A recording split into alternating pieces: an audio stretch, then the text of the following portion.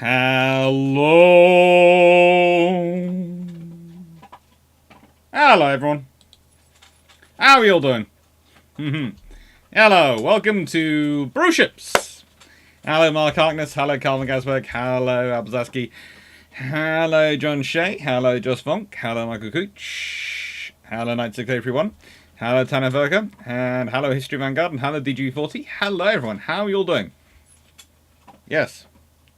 I've come up with a way to run to time. I have the poodle with me.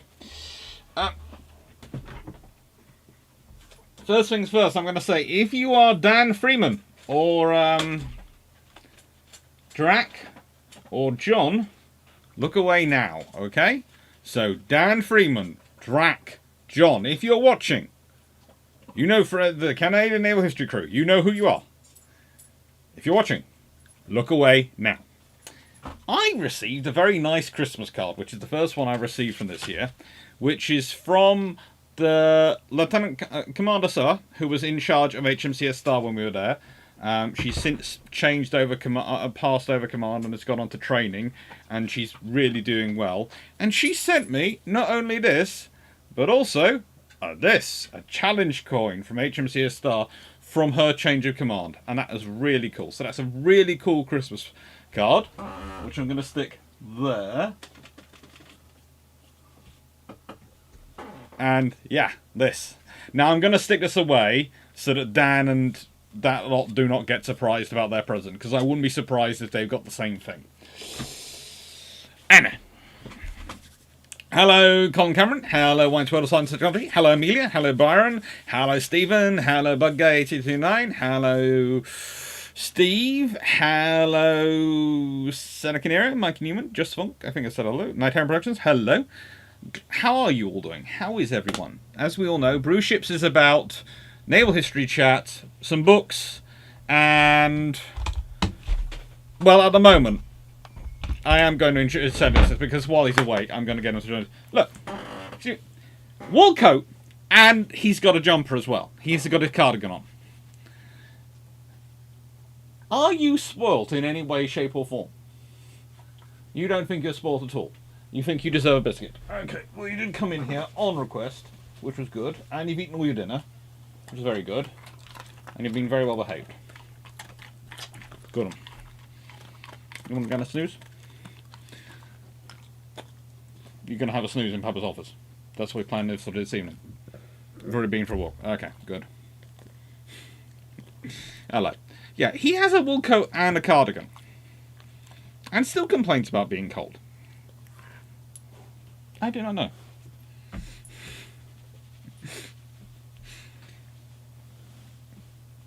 How many brigs would the Royal Navy have in the Napoleonic War in the Mediterranean? How effective were they? Basically, how long is a piece of string? And if we take a sample time, let's...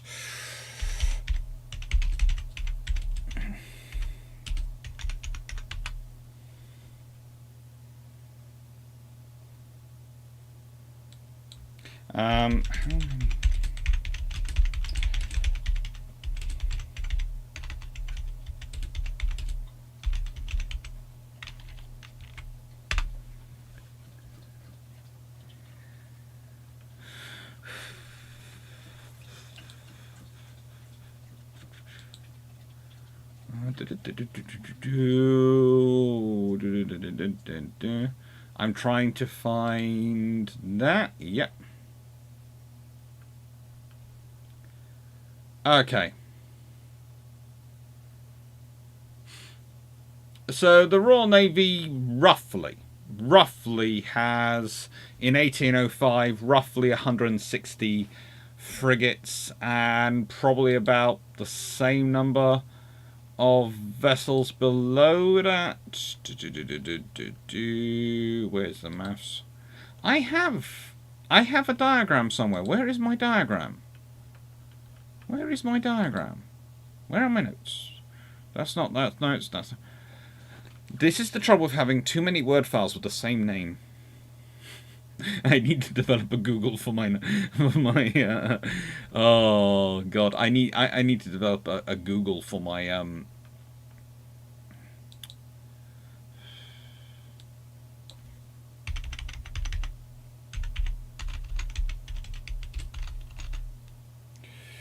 Royal Navy ships. It was 1804, wasn't it? I had the figures for. Sure, it was 1804. Let's be more specific. Let's be more specific.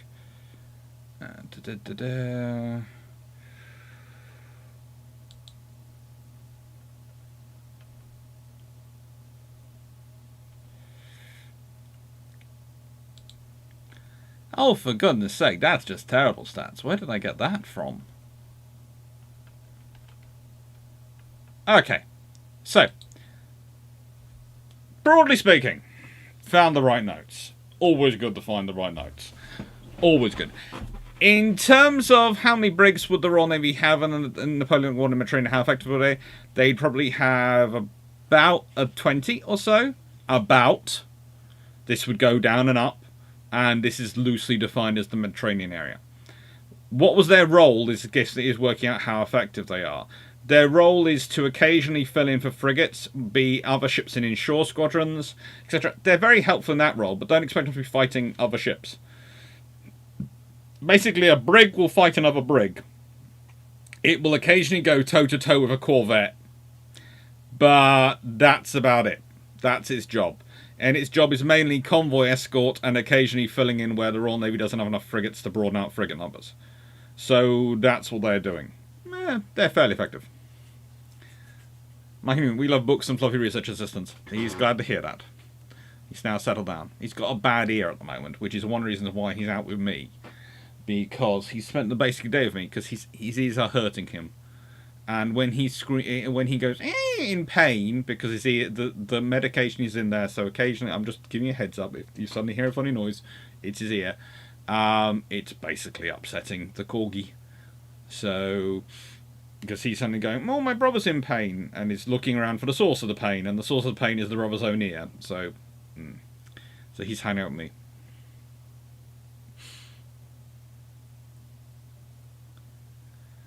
Okay, on Doc, do you see the new OpenAI chatbot? I had a go of it and was able to get it to write scripts for YouTube shorts on various subjects.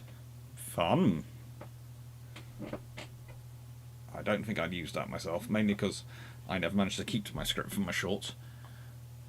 Nice hearing. How annoyed would the Japanese be if they found out the USA had lost a nuke in the Philippine Sea in the 1860s, not the 1980s?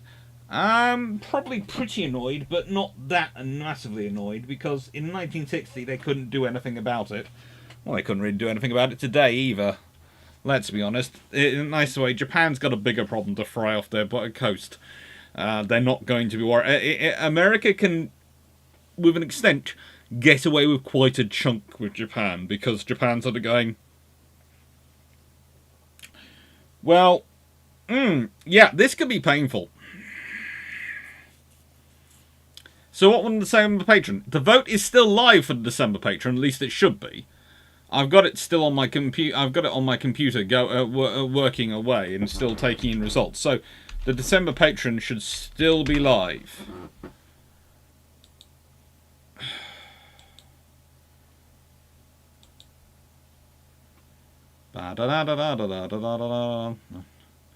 Getting to the right screen.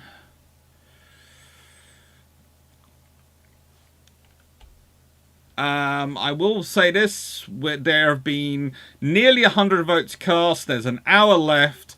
Currently, Wayne Borean's the Royal Navy and dual-purpose 4.7-inch gun mount, what changes have been ready in 1936, is on 13 votes, so that's looking likely to win.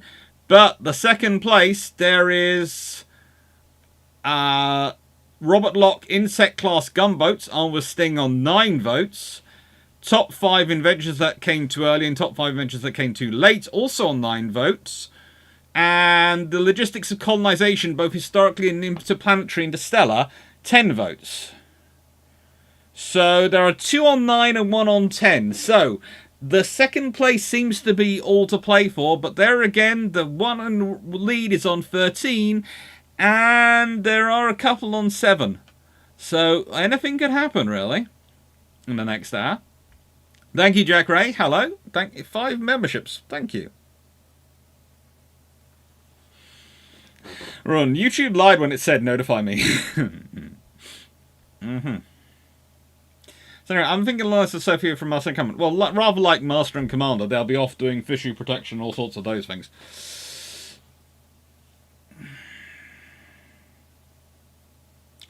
Language. For each of the time periods, Age of Sail, Ironclad, World War One-ish, what do you think is the most underrated warship type and why? Usually it's the smaller ships, okay? In World War One, it's probably to me going to be the sloops and sloops and destroyers because they get forgotten all the time. If you consider most of the discussions, they ignore them. There's a response today on the German ships, which is basically, well, if the German cruisers, which was along the lines of, if the Deutschland class had just been all that was built, and then they built 300 submarines, they'd have won the Battle Atlantic. And I was going, well, actually, no, they wouldn't have, because if the Germans were building 300 submarines, and if you consider the Type 7 A's and B's are what these would be, if you're talking about that timeline, I haven't responded because I'm sort of thinking there's going to be a comment response at some point, so I'll do this properly. But it was a case of, right, and so they built 10 submarines on this period, and they built 24 in between this period of years. So let's say the Germans start building 30 submarines a year. Well, under the London Treaty, the Washington Treaty, and both London treaties, there is these things called sloops, which the Royal Navy can build as many as they like, and they could get the same corvettes as the Slayer class or something like that. So it's a case of, what would have happened? The Royal Navy would just started churning out escorts, cheap escorts again at a low rate, and trawlers. And trawlers are definitely forgotten, overlooked. I know. You think trawlers are overlooked. Your eye is covered in stuff. It's clearing out. You're not just this medication. It's not just clearing out your ears. It seems to be clearing out your eyes as well, doesn't it? Hello, Michael Patton. But Age of Sail. Yeah, it's going to be. It's the little ships again. Although, honestly, the other thing in Age of Sail I find gets so overlooked is the fricketing third rates. Everyone's always talking. The amount of times you would get people honestly seem to assume that every single Age of Sail big warship is a first or second rate, and really it wasn't. People have this idea of wars that they are fought entirely with these pinnacle weapon systems, and the honesty is you can never afford enough of them to do that. Hello. You want attention. Okay. Alright.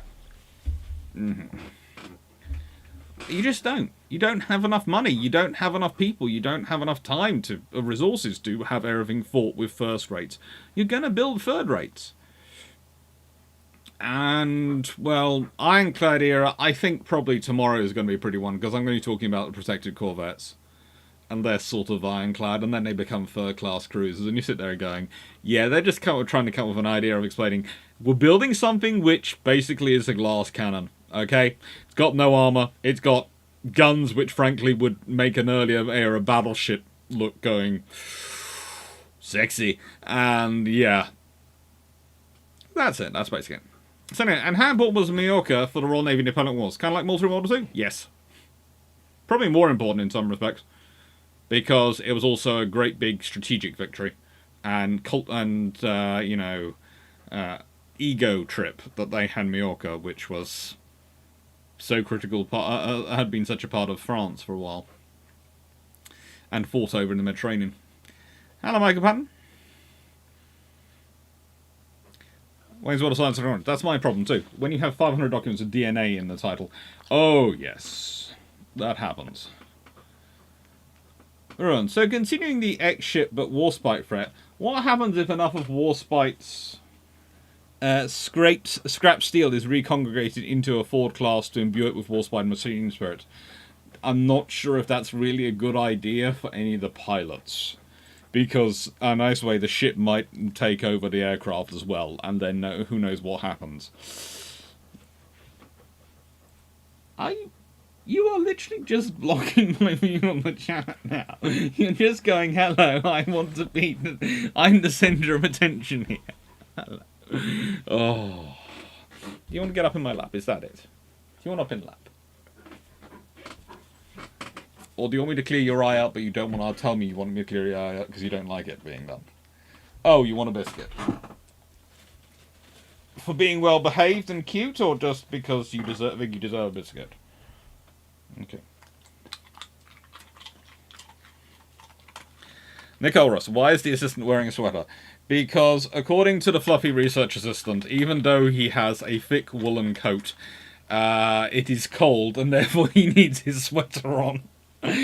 I kid you not, we have to keep the sweaters in the attic because the poodle will literally find them and bring them up to you and go, hello, I want my sweater on. And this is in the middle of the summer.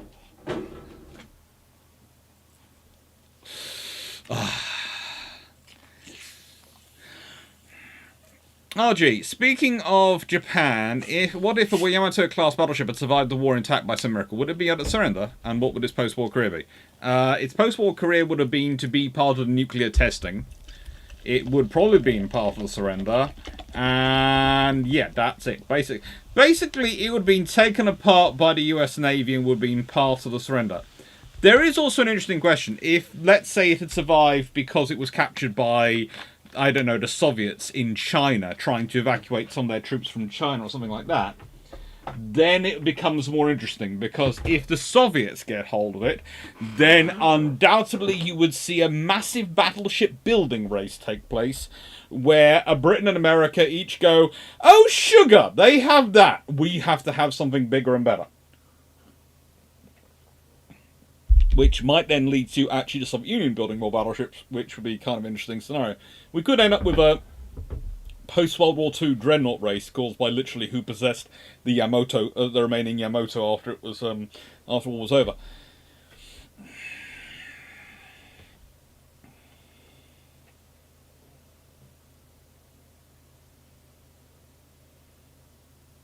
Does World War II happen at least in Europe if what US doesn't get World War I? World War II in many ways happens because World War I ends in an open sore. I would say there is a period of treaty writing from about in sort of Treaty of Versailles onwards, which are treaties which are people want to win the treaty, not succeed, not make a treaty that succeeds. They want to win at it. And when you've got someone going into a peace treaty with the idea of squeezing the German orange till the pips squeak, that's not going to create a good treaty for anyone.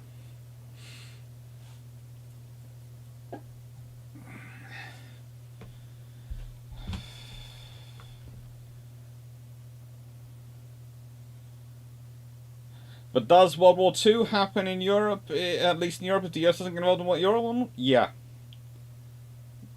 But nicest way, US gets involved in World War II, whatever happens, because of Japan.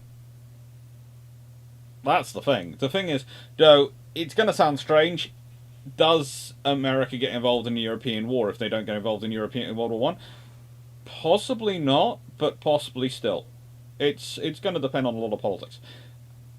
And if America is that isolationist, the odds are that there's been no Washington treaties, in which case Britain is going to be in a very different military position, America's going to be in a very different military position, and Japan's going to be in a very different military position. And you might have had a war break out between America and Japan before then, that could have brought the British involved into it, in which case if there is an Anglo-American alliance which is formed already for fighting a war in the Pacific, because both of them would have ended up involved in it, because I've said before, neither could afford the other to take the lead, because then the unsupported lead, because that would surrender their own position of preeminence and power in the region.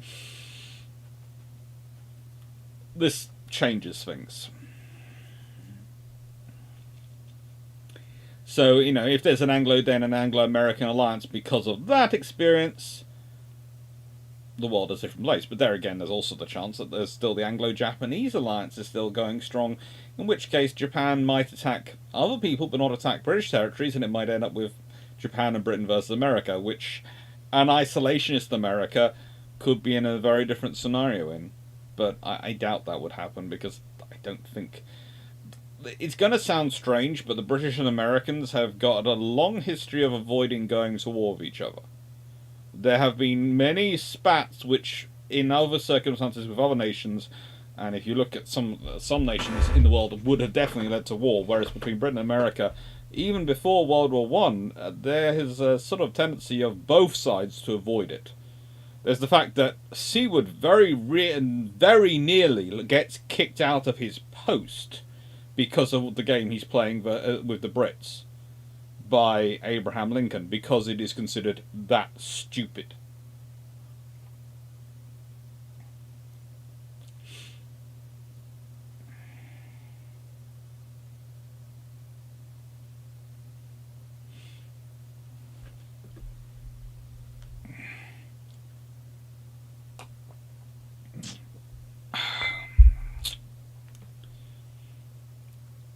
What was the practical limit of British rearmament in terms of money and manpower? Manpower, there's a real limit. In terms of money, there's a limiting to the amount that can be spent. One of the key things is that whilst British orders don't really start until you got to 1936-37,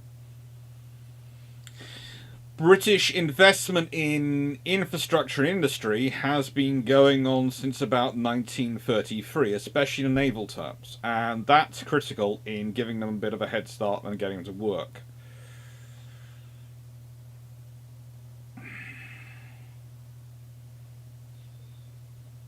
So manpower, again, manpower is actually something human. It's, again, in terms of a war scenario, then things become a lot more constricted. As long as there's not actually fighting a war, rearmament could be quite massive, and especially as once you've finished rearming the British forces, you would then rearm the British Empire forces. And whilst some of the Dominions would probably be rearming themselves at the same time, it could take a while to work through the Union Army and all those things. So that is the thing. The longer you leave, the longer you have before World War II breaks out, the worse the scenario gets for the Germans, etc., because the better and better equipped the various forces become.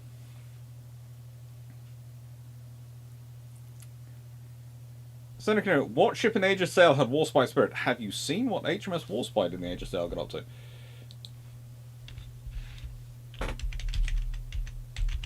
As I think I've said before, with ships named Warspite, they are an interesting creature. They start off in 1596, which originally spelt Warspite with a GHT at the end instead of TE. Then there is the 70-gun Ship of the Line, which is launched in 1666. 74-gun third-rate Ship of the Line, which is launched in 1758. 76-gun third-rate, launched in 1807. Razaid in 1840, and paid off in 1846. The Imperieuse class armoured cruiser in 1884, and of course the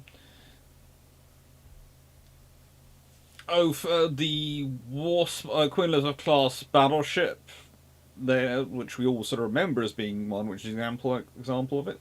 But then there was HMS Warspite, the S-103, which was a Valiant class SSN, only decommissioned in 1991, still currently waiting disposal. And of course there's going to be a Dreadnought class ballistic missile submarine. And pretty much every one of those ships has had a character. Hello, thanks. How useful would the B-65 class have been had they managed to build 4 of them? Well, I think you're talking about a large cruisers, aren't you? Yeah. They would have been pretty darn useful, let's be honest. If you've got them in time for World War II, and you've got something sailing around with 9 12.2 inches, that's 310mm caliber, 50 cal guns, they are going to do pretty darn well. I think they had a fairly decent... Yeah, they could do 8,000 miles at 18 knots, I think that was. So that's a pretty decent... Hello, you okay? Or is your ear hurting you again? Oh, you need to be patted. You need to be patted. They could do pretty fast. They could do pretty long range. They are pretty capable. They would have been very interesting to have. They would have certainly caused... Let's put it this way, if they've been in service, I wouldn't be surprised if the Alaskas get a certain emphasis, and I wouldn't be surprised if the British actually built something similar, which could be interesting post-World War II. Because it would mean that, in nicest way, you had an existing framework for something to deal with Sveldov class, and they might just keep those around.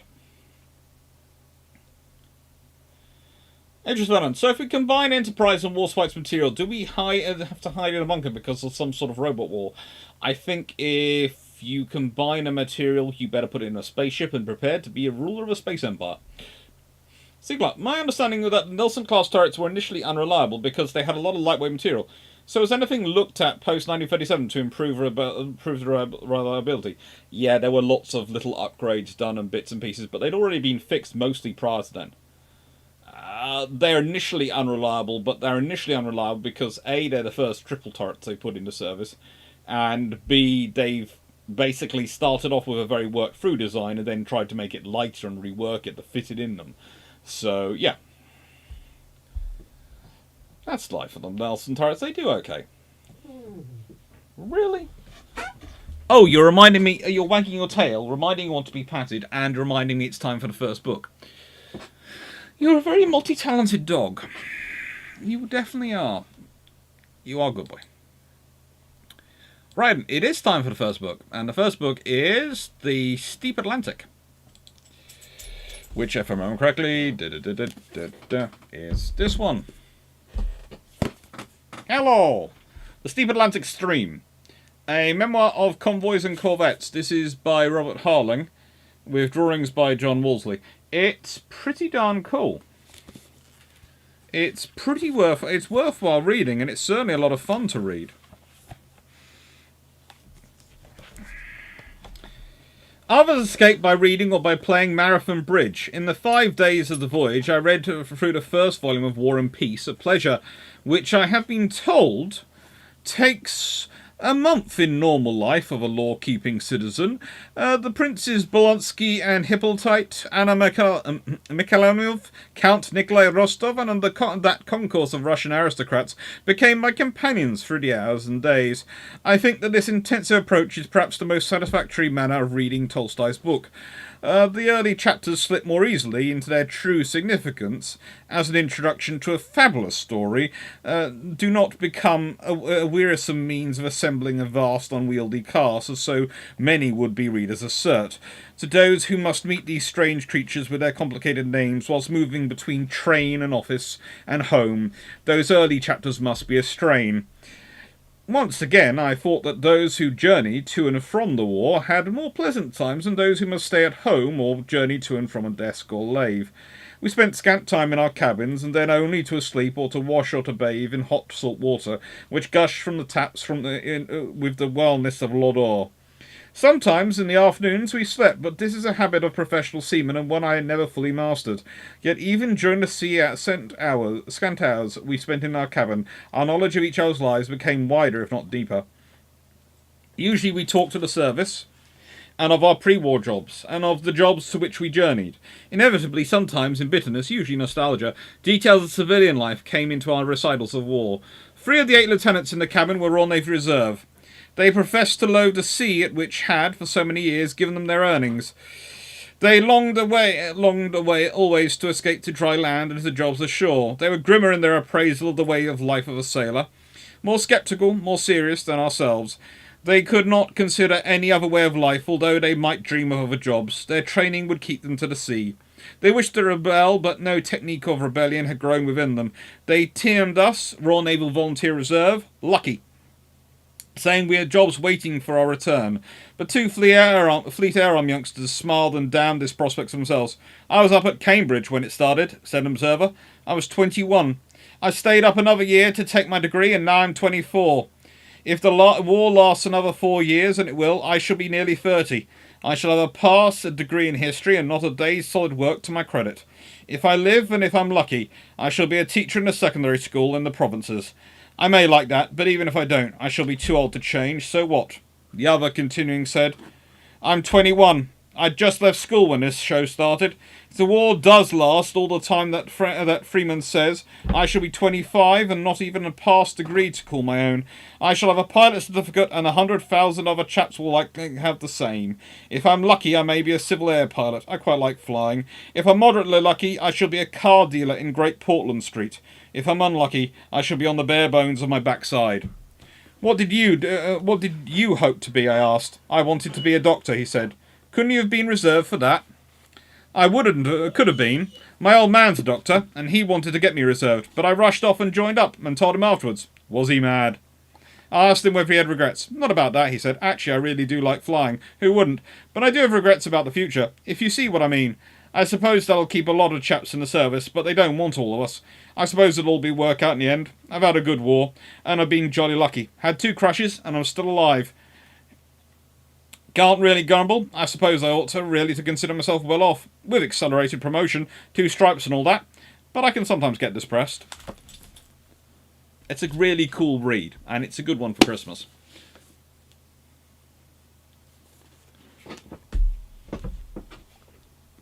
Hello.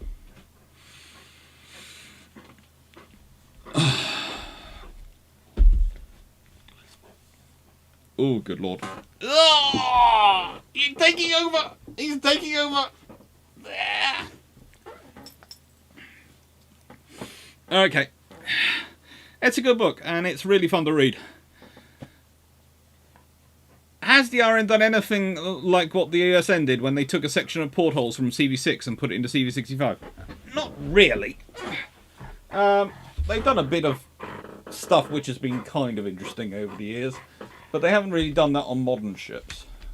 Not to my knowledge. If someone does know stuff, then please tell me, because I'll be very interested in it, but I never really heard about that sort of thing.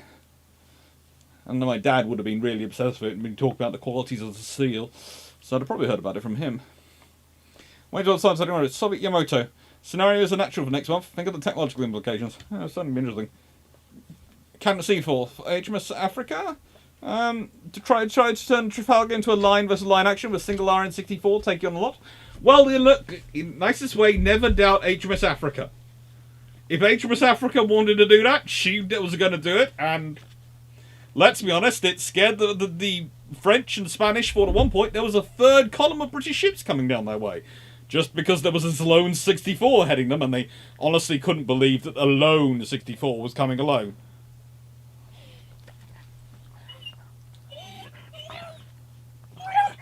There you go. Cleaned your eye out. Sorry. I have to do it sometimes when he's not thinking I'm going to do it. Jack Ray, Soviet Yamato, half-built hull to get scrapped? No. Stalin would want to complete that. Honestly, the Prestige, that would get completed before he'd finished. If it was a half-built hull. If it's a completed hull, and if anything of it is completed, if it's got guns and the engines, etc., and it's just not worked up, it would get completed and done, and everything Soviet that could be put on it will be put on it. I mean, that thing would be... that would be the great, joyous statement of Soviet power. That would be their proof of victory over the Japanese.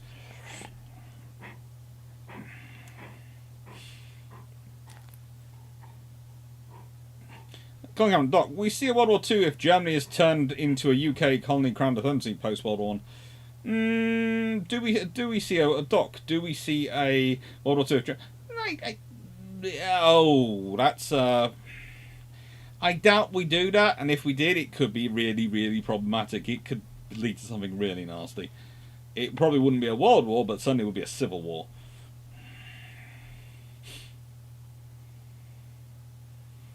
Daniel McCool. Personally, I would have liked to see how the US would have used the Yamato. It would have been a nuke. It would have been a nuke test, because that's what the Americans were doing with everything. Everything to see, how's it respond to a nuke? They're like the very small child with a new toy that's sort of something like a sort of a base, one of those foamy bats or something, and they whack everything with it. That's what they're like when they first have nuclear weapons. Uncertainty. What is the infrastructure requirement of the difference between building a dreadnought battleship and refitting the same battleship? Let's be honest. If you're refitting it, it requires a slipway and all sorts of things. If you're building it, it requires a slipway and you're building everything from the ground up. Refitting it, that's going to be done in a dry dock. And depends on the level of refit as well. Jack Ray, Britain US cause war. The US would like the White House to remain white and not become not a charred black colour. It was brick. It was a very boring brick before we got there. We were helping you. We were giving America some design ideas and some impetus to actually do it. Yeah. It was beneficial. It wasn't an invasion or a war. It was creative design encouragement. Mark Harling, best chance for Japan to win Model 2? Convince the Germans that the Chinese are stronger power and Germany keeps supplying the nationalists. Japan then claims to be protecting Asia from fascism. Don't think that really works for them.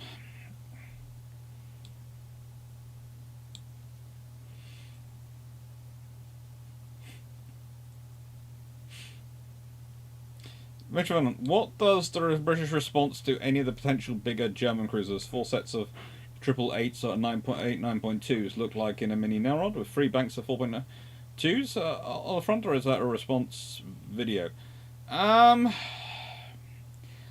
Honestly, the thing is, it depends what the Germans built, and I don't think you would have something with 4 888 inches. I've said it could be 3 triple 11-inch guns.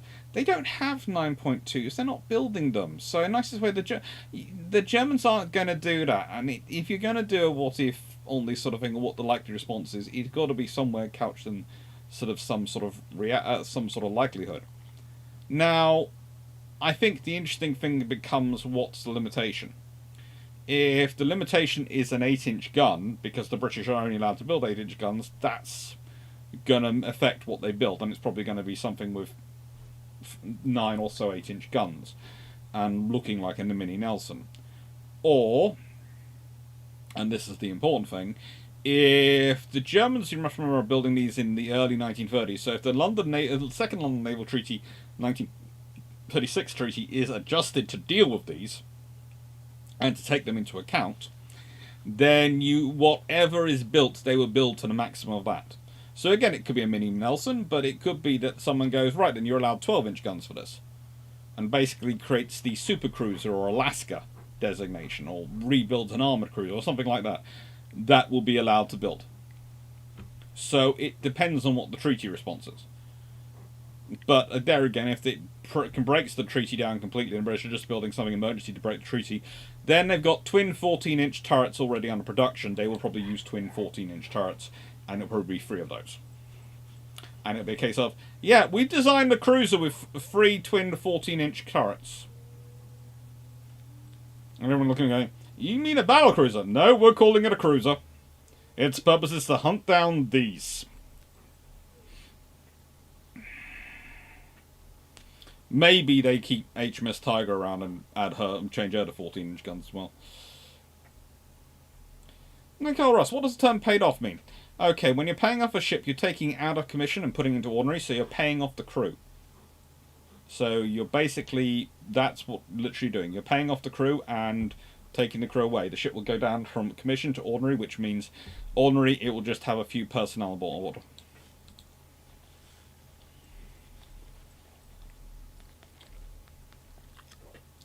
BJ guy, Stalingrad class would also probably exist at least a Kronstadt. Probably more likely to Kronstadt, but perhaps Stalingrad. It's probably a mixture of the two actually get completed. Extra yeah, I think in the Age of Sail it could also be put in reserve into order as it was that day.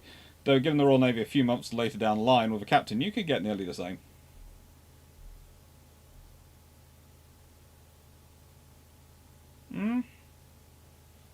Nearly the same crew. Yeah, it would depend a lot of things on what was going on. A book review within a book review.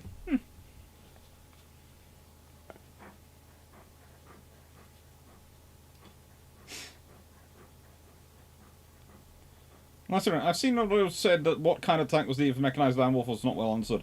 They were developing it. Basically, what ends up becoming useful is something which is a combination between an infantry tank and a cruiser tank. Hello.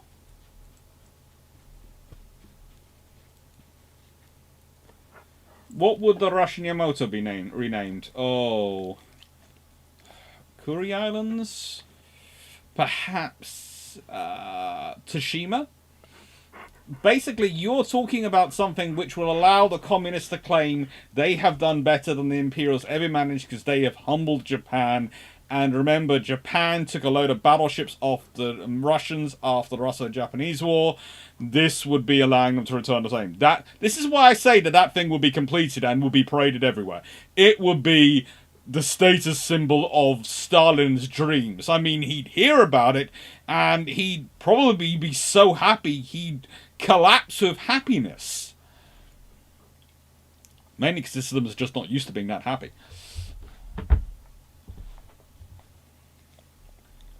Nice, Aaron. You go back to 1954 and you have to improve the Royal Navy's air defences. You have your future knowledge.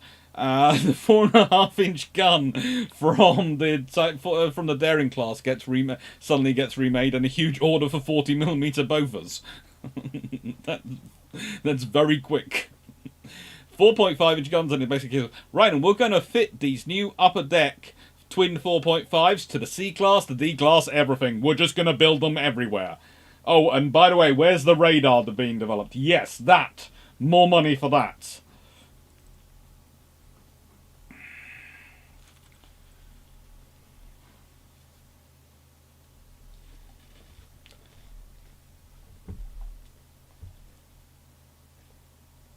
Oh, a ship with 12 to 11-inch guns at 21,000 tons. From what build year does it go from battleship to heavy cruiser? Well, think about it. When battleships and battle cruisers, capital ships, are supposed to be 40,000 tons plus, i.e., the end of the First World War, that would make a heavy cruiser. And when you're talking about battleships and battle cruisers having 16.5-inch, 18-inch guns, having 11-inch guns would seem kind of small. So, honestly, it starts to make sense as a heavy cruiser, probably about the end of World War One.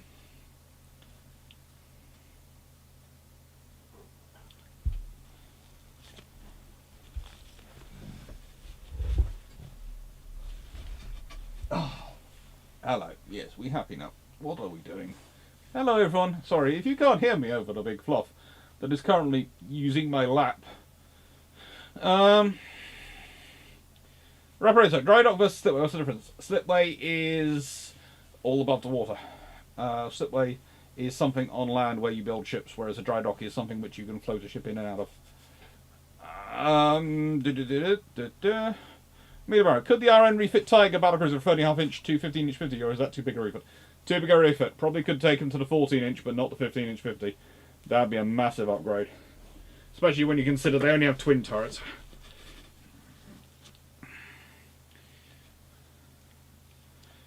Geoguy, so if Soviets participate in Japan invasion, could claim battleships as war prizes. I think they'd be given Fuzos or less, if any were left, because US and UK would keep any motors to keep away from Stalin. It depends whose troops capture it.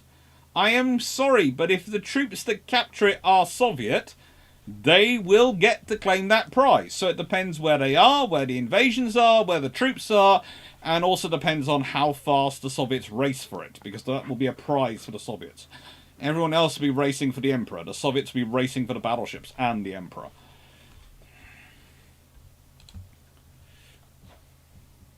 Mainly because of Tsushima and the Russo-Japanese War. Imagine, I could only get 6 11-inch guns on an 18,000-ton displacer of a Panzer Chief. I had good armour. That's your fault, you had good armour. Nicole Ross, I can see the TV series creative design improvements since 1800. You can include lots of cities.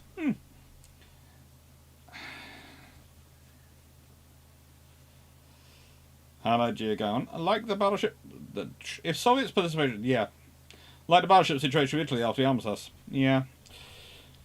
Ron, when does ordinary become reserve, or is it a clear distinction between two states? Okay, when something's still an ordinary, it's in reserve. Ordinary is a form of reserve. But there is, once a ship is in deep refit, it's taken out the water or etc. and it's handed over to a dockyard. So ordinary, it's basically is a version of reserve in the Age of Sail. It has the minimal crew on it just to keep it afloat and keep it okay, and basically it's run by a carpenter, and that's who's looking after and maintaining the ship, because it's not going anywhere. And it will have that sort of level of crew aboard. But once if a ship is then taken into refit in the yard, then it's sort of that's the equivalent of age of sail, equivalent of reserve, well, deeper reserve. Steve Clarke, actually, you just mentioned HMS Tiger and 14-inch. Would this be a version of twins on a King George V? Probably, because probably they could fit, and that's probably that's a twin turret, smallest twin turret in production in Britain. Basically, I'm going with the British would go with what they could grab that's already in production and could easily produce more of, and so twin 14-inch probably is it, if they can get it allowed. But also, that could cause a problem, because if the 14-inch is allowed, a cruiser allowed up to 14-inch, then suddenly King George V's will not be able to be 14-inch battleships. They will need to be the 16-inch mini Lions, or Lions sort of thing. So that would be good. That'd be fun. Nice hearing. I bet you cancelled the unrotated projectiles. No, I have a plan for the unrotated projectiles. I will use them to attach the people who thought they were a good idea onto them, and then fire them.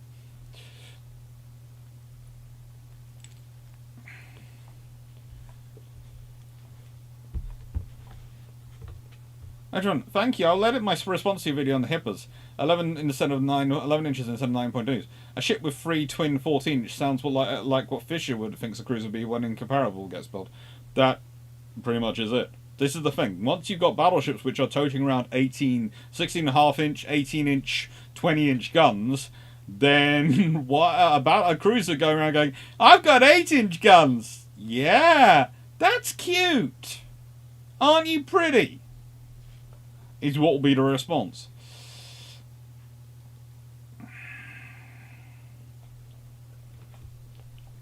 But go to know, what World War II battleship has the best torpedo defense system? Probably the Navies, in my mind. There are others which are fairly good up there and fairly decent, but I would say Navies pretty much, in my mind, are some of the best. Let's be honest, if I was going to be hit by a torpedo, I wouldn't prefer not to be in any ship that's hit by a torpedo, but if I've got to be in one, I'd probably pick a Naval.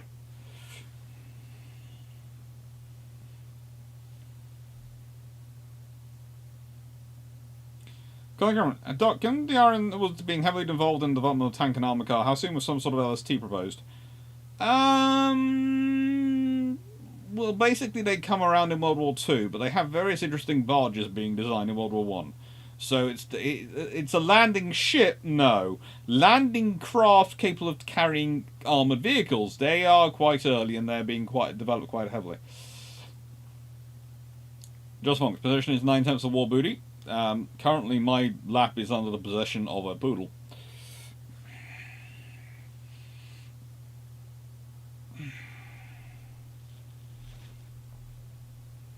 You just like to be the centre of attention.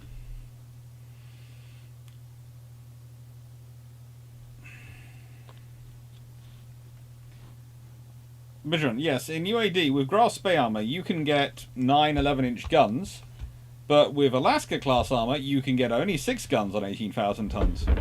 22,000. You see, here is the thing, Vision. You are basically trying to give them decent armour, and I very rarely do I say the Panzer Chiefs need more armour, mainly because here is the small problem for them. You are making something which is a great big status surface raider. And if you build them in enough numbers, and let's be honest, if you do start building them in the 1931, 32, 33, etc., when they are building them, and carry on building them, you could possibly get as many as 15 launched by World War II. You could, if you really sort of sped it up and got 2 being built at a time, and didn't try and build Scharnhorst, Gneisenau, or Bismarck, Tirpitz, or anything else. You could get quite a lot of them built, but they are going to be big enough that they are going to demand a capital ship level response from the British whenever they go out sailing. Which means you'd need to arm them against a 16-inch shell to be able to help them out, and that's never going to happen. So there's no point. You just need to armour them, broadly speaking, against an 8-inch. And when I say broadly speaking, they're vital areas against an 8-inch, not a lot of areas. Hello, what's up? What do you want? You want to be back on my lap again? You got down, you wanted a biscuit, and then you want to be back up on my lap again? Or do you want to go out in the garden? I've got another book to do.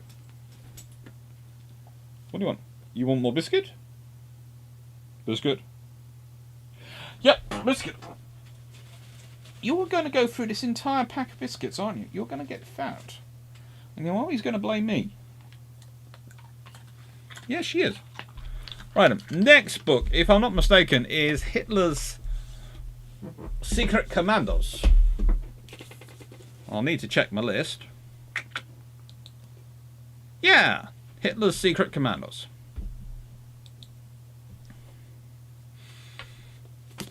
That's one. It's a good read. It is a good read. Operations of the K-Verband. It's a good read, but it's a very...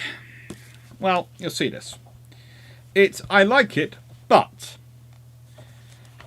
I don't see it as something which is going to have necessary universal appeal, because it is very, very fact-heavy. Which is good if you want that. So basically, if you already like this sort of thing, you are going to really enjoy it. If you want something which is just a general reading history, to enjoy to read history, it's possibly not your book, if that makes sense. It's not really a critique, it's a specialization.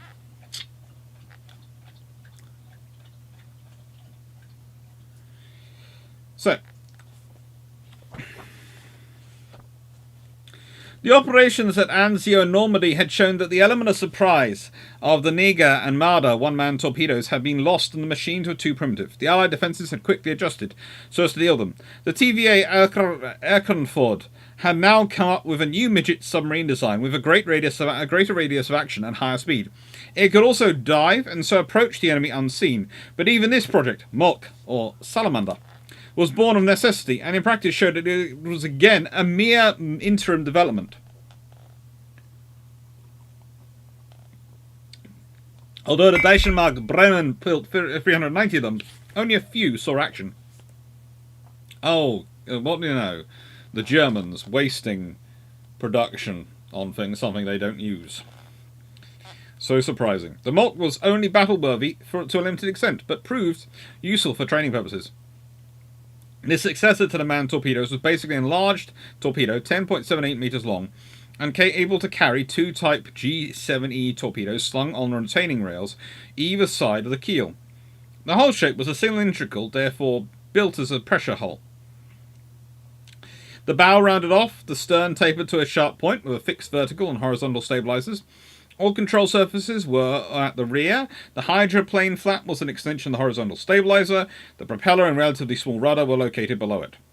The small tower, placed just forward of where the hull began to taper, was fitted with small viewing ports. A plastic dome for all-round vision was fitted to the hatch cover. A fixed periscope projected 1.5 meters upwards and sat immediately before the dome. The metal mantle also accommodated the magnetic compass. Its gradations were projected by mirrors. I know I sneezed. There's no need to worry about me. Humans sneeze occasionally, especially when reading books.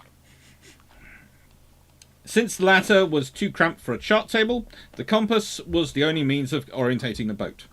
Before each operation, a refined yet primitive procedure of navigation came into effect once the timings were known. Feverish calculations would be made, taking into account current, tide and wind, and the various courses to be followed will be noted on a small wooden board. For example, from 0100 hours to 0120 hours, course 250. From 0120 to 0315 hours, course 330, and so on. The pilot wore a watertight watch and compass on his wrist, and to avoid the danger of falling asleep, he also carried... there you go, good boy. He also carried an ordinary converted alarm clock. The fixed, non-retractable periscope could be turned 30 degrees either side, so that it had a field of view of 6 degrees left and right was possible. The boat was easily manoeuvred if a wider angle of vision was required. A night torpedo aiming device was installed in the dome. The control room with a tower and dome offered 1 cubic meter of space. The instruments, apart from the motor controls and the rudder, hand wheel to steer, control stick for the hydroplanes, consisted of the trim and regulating tank, flooding valves, the compressed air pump, and 2 foot pedals. One to adjust the speed, the other to fire torpedoes. The pilot sat in his narrow space in the aft section, located above the batteries and between the twin tanks, which equalised the battery weight. Their location and modest side ensured that they served no useful purpose. In the cabin, the pilot stowed his life jacket, fighter pilot mask with potash cartridges to purify the air of CO2 exhalations, and a box for his rations. An inflatable boat with 2 paddles served as his backrest. This sounds wonderful. The ballast tanks were a mixture of dive, regulatory, and trim tanks. Therefore, the ballast and trim had to be just right before sailing. Any change in weight or trim during the voyage had to be compensated for dynamically or by partially flooding of the tanks. This just sounds endlessly complicated and like it's not going to work that well, and unsurprisingly it didn't. But this does have some very good pictures in here. And you do feel quite sorry for the people who are motivated by love for the nation or something to actually volunteer for this.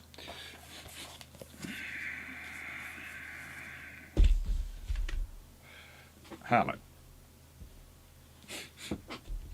I'm not reviewing banned books. I don't think I have any banned... well, I have banned some banned books, but they're not. There's not ones I'm going to review on YouTube. None of them are things I like that much. Yes.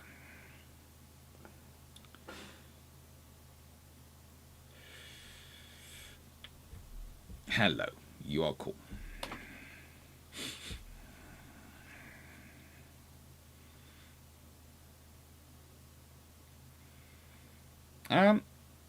Jigger, I know the complete Yamanonis was sunk. A 4th was cannibalized in its construction yard. The yards were in southern Japan at Kuryoshega. The Americans would probably reach them first. Probably would reach them first, but where are the floating ones? Especially in this scenario, the ones which are it's a case of, again, if you're taking the time to mount an invasion, it wasn't going to happen that soon. It was going to take a few months to prepare for it. The British were going to have to get their forces around there, so were the Americans.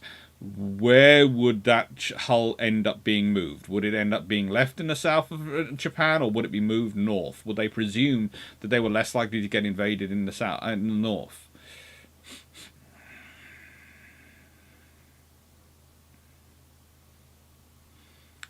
Nice. Was it unfortunate that it took Hood singing to show the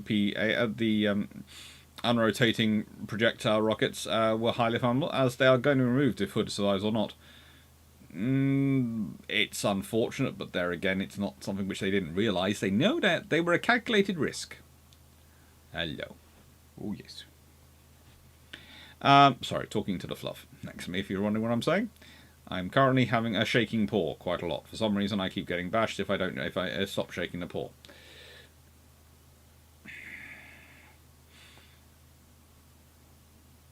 So, Clarke, at what main gun power do you think that armour deck can protect you from your own guns as a pointless exercise? Probably really once you get to 18-inch, but definitely once you get to 20-inch. 16-inch, it's yeah. How much weight are you actually spending on this, and where are you protecting from your own guns? 14-inch, yeah. 15-inch, yeah, sort of makes sense. But again, it's what areas you actually protecting and at what ranges, again, because you're never going to protect at short range. Hello, you found your toy. Does that make you happy? Yes, I've got toys out here for you. I've got lots of toys out here for you. You found your sheep. Okay.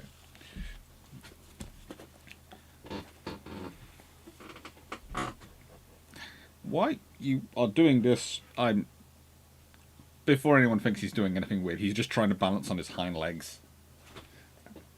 Trust me, I can see everything, it's just the hind leg. He's trying to balance on the hind leg and get the sheep. Where's the sheepy gone? Sheep's gone rolling all over the place. Hello, yes. Why are we doing this up on my back? Can I ask at all?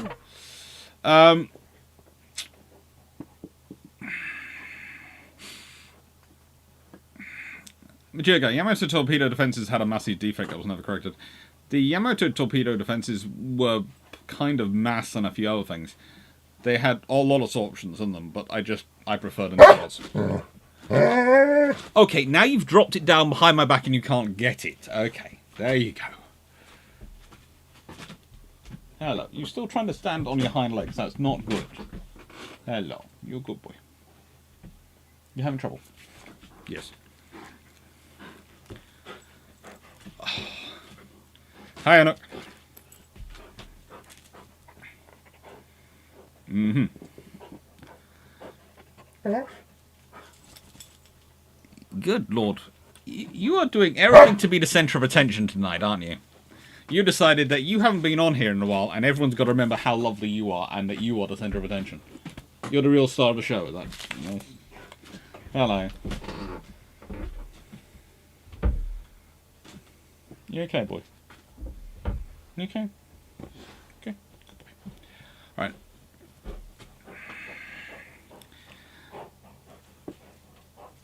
Bijan, in the UAV. Oh.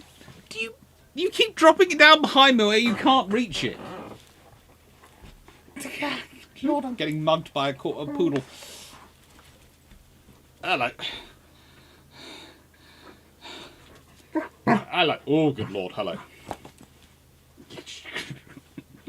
Right. Take care, Amelia.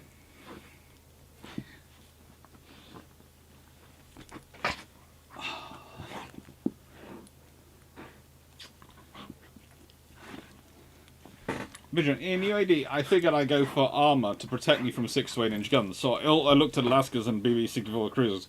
I think the Evil Twins would have had 4 triple for 11 inch guns. Hello. I think the Evil Twins should have had 4. It would have been interesting if they had 4 triple 11 inch guns, because that would have certainly made them more capable. Hello. But there again, that would have been a whole level above what Germany really had. Hello, what are you up to? What are you up to? Ain't that much trouble balancing up here. Oi, caramba.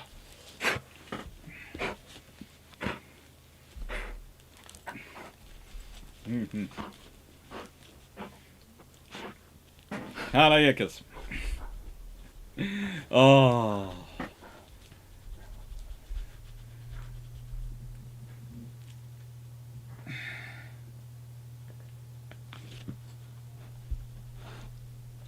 How good do you think a 12-inch 70 caliber gun will be in World War II?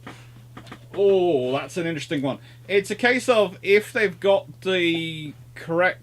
all the technology right to actually make use of a 12-inch 70. And remember, once you're going for a 12-inch 70 caliber, you're going for a very, very long, and I'm talking about this, a very long barrel. It's a 70-foot barrel. That's going to have an impact on things. Especially the amount of explosive you need to use to get the shell out of the barrel. It might work in World War II technology if you put a lot of effort in developing it, but whether it necessarily would be useful, I don't know. 12-inch 50 probably would work for me. 12-inch... 15-inch 50 would probably work. 12-inch 70 caliber is starting to get to the level of it could be very, very complicated.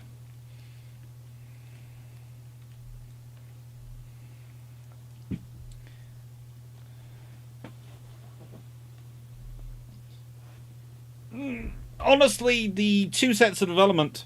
There you go. Oh, good Lord. What are you trying to do? Right, so, Doc, how much of the German mini-sub design was informed by aircraft used on turbines? Not much, really, because the Germans are kind of developing their own way, and they did get some information, but say it's kind of like how much the information the British get from the German mini-sub programs. Don't worry, Stafford. The Fluffy Research Assistant does want all the attention.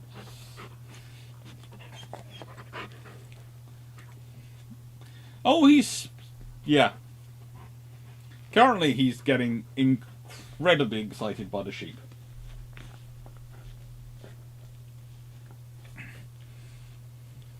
Just one, with all the bureaucratic feudalism, the commanders that wanted and needed them only found out after the war those man torpedoes existed. Yeah, honestly, there were all sorts of things like that in Germany. It was absurdly inefficient.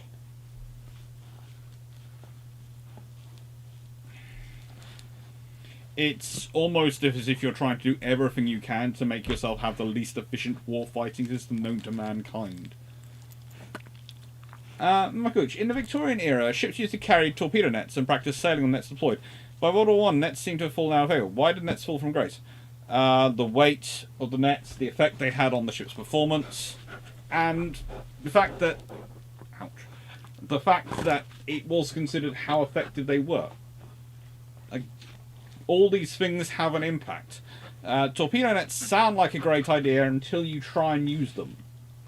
And when you're trying to use them at 12 knots, that's fine. When you're trying to use them at 24 knots, that's not so good. And then if anything happens to those nets, especially in seas, etc., if they break or anything like that, then you can very quickly find yourself with the nets catching around your propellers and causing a lot more trouble. Are we happy now? Have we killed the evil sheep? It was a close run thing for a little while there.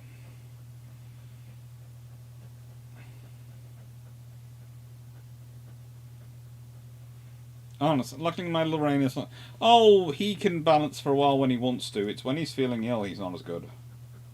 I can always tell when he's not well because he starts shaking more when he's standing up.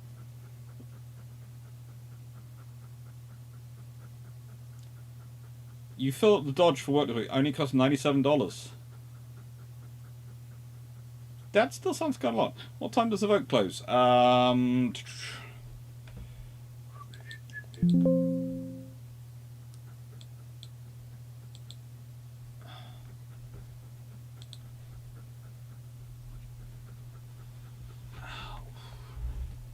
Let's see. The vote should close.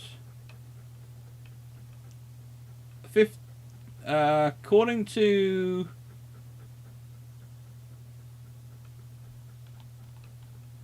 my system, there is 52 minutes left. So, by my count, that means it closes at roughly 9 o'clock. Anyone think normally I run these videos till about 10 o'clock?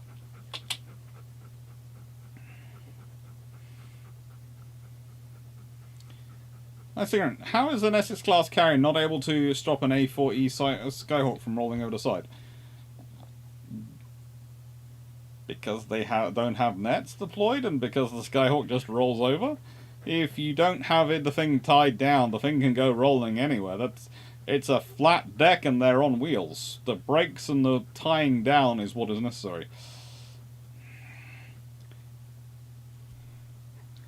Dagon, hello, 12. Hey, Dr. Clarke, thank you for the book recommendations for the question I asked last week. I'm getting them all for Christmas from my grandma. She only gives out books and I wanted to cut some to read. Good choices. I'm glad to hear it. Okay, let's see. Torpedo net could have saved the coal back in the 90s. Potentially. RG, Dr. Clarke, what would happen in the late 1930s if the US or UK managed to have agents infiltrate Japan and get the MO2 specifications designed while the analysis position leaked it? If a politician leaked it, the odds of the Japanese not completing the building would be very, very low. So the odds are Britain and America are forced to build their responses, which means Britain would probably be... Let's put it this way. The design for the Lions would probably be modified to a 12-16 gun ship and would have to be rapidly built. And the Americans would probably be doing the same. So you probably if depends when it happens in the 1930s, but if we're talking 1937, 38, then yeah. The British and Americans would be forced to build a response, and that could be interesting for World War II. Because, let's be honest, if the British had a Lion with 12 16-inch guns in service, then Bismarck and Tirpitz would kind of look like bits chipped off. Especially as that would remove all requirements for an escalator clause limitations.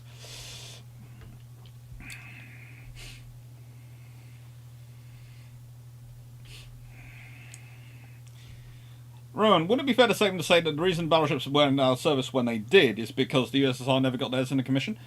Probably. Because there's no one to build them against. So no one builds them, so no one builds them, basically.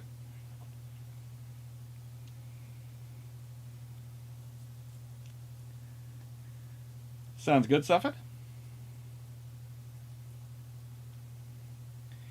Matron, I hope it's okay if I don't vote for people I like many of the ideas, but I am mostly on Patreon because I want to help fund the Doctor's research.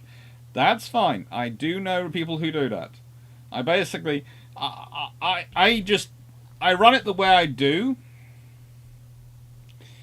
because I like to do a long video on a question and a topic. So that's why I've had it structured the way I've always structured the way I have. That's my sort of methodology. I like to do sort of a big... it's basically university style. It's a what can I do a lecture and a seminar on. Give me a question I can do a lecture and a seminar on. And that's how I work it. Lions, my guess is if Riley heard you talking about the hood and decided he wanted to do it for you. Pigeon, one of the first mistakes I made in UAD when building an accurate graph speed was choosing a turtleback armor deck. They didn't have one. Armor was not that complex or much.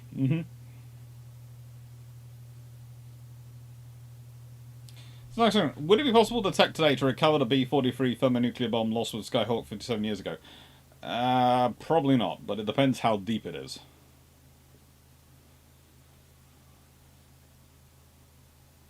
We are still trading Greek fire over 15s or 18-inch guns, and honestly, to find out more, we probably need to A, spend some more time in the National Archives, but also B, have to conversely possibly go as far as Glasgow, etc., to find out some details of what's going on. I certainly want to go spend some time looking in the Ellswick Ordnance Company records. I want to find out how advanced their 18-inch gun research was. Yeah, it's nice when people subscribe to Patreon to support me. It's nice when people subscribe to the channel to support me. It's very nice. Again, this week I ended up having the same fun question I have with some of my academic colleagues on a semi-regular basis, which is, you get your research funding from doing what? How does that work? But yes. And the great thing is, I don't have to justify every little receipt, which makes my life a lot less stressful, as you do with grants. Dagnum. US just builds fast Montanas and turns them out instead of ours, or finds a way to fit a fourth turret onto ours, in my humble opinion. Potentially, but as I said, with the Lions, that's basically what the British would do. It'd be go from a 9 16-inch gunship to a 12 16-inch gunship. Pray for yourself. And again, if the British do churn them out in enough numbers, they go, we're going to build 4 of these. Imagine what one of those does to Bismarck or Tirpitz. Let's be honest, if it's got 12 16-inch guns and it's at Denmark Straits and goes, hello, yes, this is Hood, I am HMS Tiger, the new one, or whatever that they picked for the various Lions. How would you like to say hello to me? Oh, you've got 8 15-inch guns. Oh, you're cute. I have 12 16. And I go as fast as you do. It's, triple turrets would work far better than the quads ones, because they'd already have a triple turret design that works, and they would just modify that. So that would have been fine and in service. So yeah, it would have changed quite a lot of World War II, that scenario.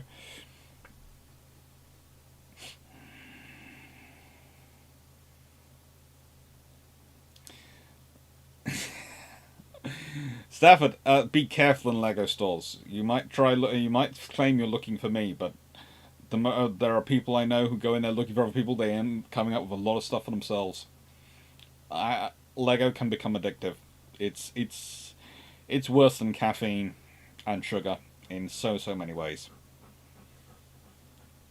The money will help find walls out. So basically, this is why I say we've got to go visit Glasgow. We're hoping to visit Australia. We're going to be making more announcements of that in some point after we've managed to have a meeting and discuss it all. And then yeah, we're going to do. We're trying to do our best for it.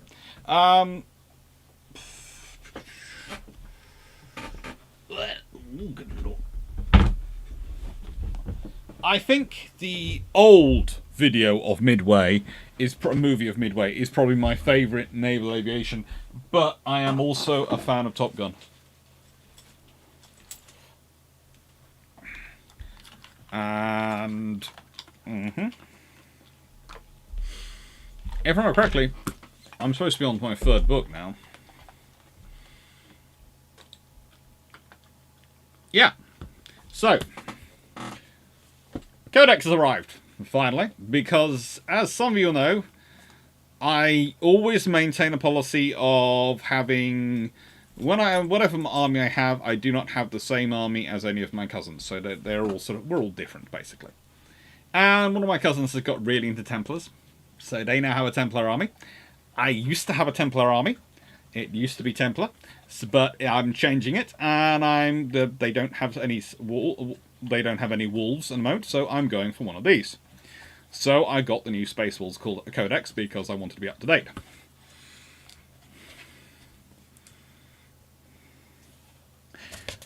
So I want to discuss these books because they are pretty darn cool, and I know a fair number of people who are interested. I always suggest getting a Codex as a good way to start off with understanding Warhammer, especially even if you're not interested in building your own army. If you just have enough friends who spend their time talking about it, actually having the Codex does tend to help you understand what they're talking about, and allow you to make erudite questions which can either keep the conversation going, if it's useful for them to keep talking, or can shut them up if you need to do that. I have used both. But I'm currently deciding what faction I'm going to be. Now, I tend to be, and I have to put this, fairly armor heavy in my formations. In fact, I have a lot of tanks. A lot of tanks. A lot of armor. So I'm currently looking at the Iron Wolves, which is Vorak Nalfist. Has cemented his relatively recent position amongst the Wolf Lords, having learned his craft under Lord Egger, whose Iron Wolf signal he kept as a mark of respect. His great company's armor's assaults are greatly feared. Squadrons of repulsor executioners hunt monstrous enemies, with Vortex packs of wolf scouts outflank the foe in impulsor transports before closing them like inescapable iron jaws. Now, that sounds pretty cool to me, and I will probably be working somewhere along those lines, but I have to admit I am considering one small minor change and evolution. And that will be if, instead of having wolves as my big thing, instead of, you know, the packs of the packs of Marines who've gone full wolf, or the giant wolves, I'm considering trying to get appropriately sized corgis and poodles that are giant and big, but appropriately sized for that sort of thing in war form. But I think that might involve me borrowing the 3D printer at work. Which, of course, I would never do. Kingston, if you're watching this, I would never borrow the 3D printer and use it to print things for myself. Never.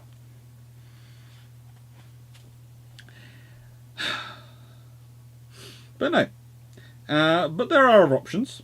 And so one of the things I thought I would say is in the comments, not the comments on the chat, but the comments below the video, if you want to make suggestions for which you think I should, which a armor-heavy, an armor-centric wolf formation would be, and which one I should go for of the great companies or the newer chapters, because it's going to be a Primaris force, then please do.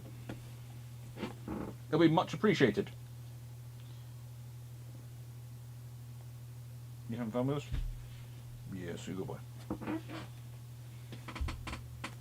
But no, it's actually, they're cool books. I have the full Codex as well somewhere, but this is the supplement. I have the supplement for the Templars as well.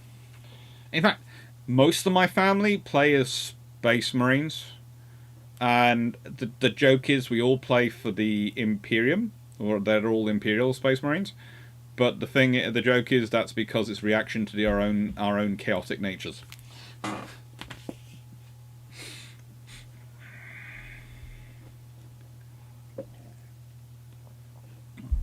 Run Lego can be addictive. Cries in 40k. I have both, and I have model railways, and I have history and a history YouTube channel, and all the books I'm writing. And then people go, "Why do you not have a social life?" I don't have time for one, and I like it.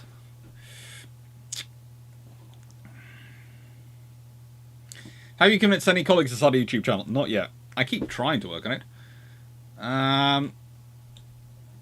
Thank you, Stafford. Giga, if Yamato leaked Yamato would be built, then US would have started off their 18-inch research. Potentially. Same with the British, but basically this 12, 16-inch gun lines would be the first thing. Michael Gooch, which naval movie has you screaming no at historical accuracy?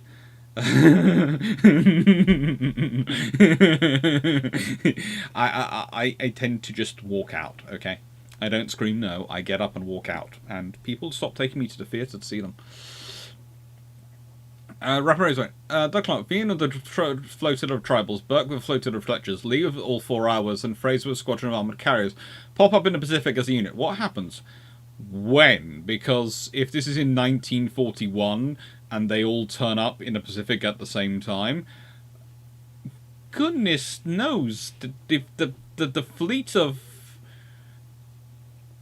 There's all sorts of problems going on, especially if you have someone like either Cunningham or Nimitz in direct command of that force. That's going to be a force which is going to take out everyone. My favourite is Cruel Sea. That is one of the videos I watch a lot of. No, it's on Lion. Hello, Bismarck. You are nodding good while I'm here. You have 8 15-inch guns. I have 12 16-inch guns. You feeling lucky? I think at that point the Germans would probably actually potentially also have had to skip. They'd already cut two Deutschland class successors because of the desire to build Scharnhorst and Gneisenau. Whilst Bismarck and Tirpitz were the largest they could build, if the British are building a 12 16-inch line in response to Yamato being news coming out, then the Germans potentially have to cut Tirpitz and Bismarck, in which case they pause the construction and start building something bigger, which means they probably never get anything built. Yeah, especially if war starts on the same timeline.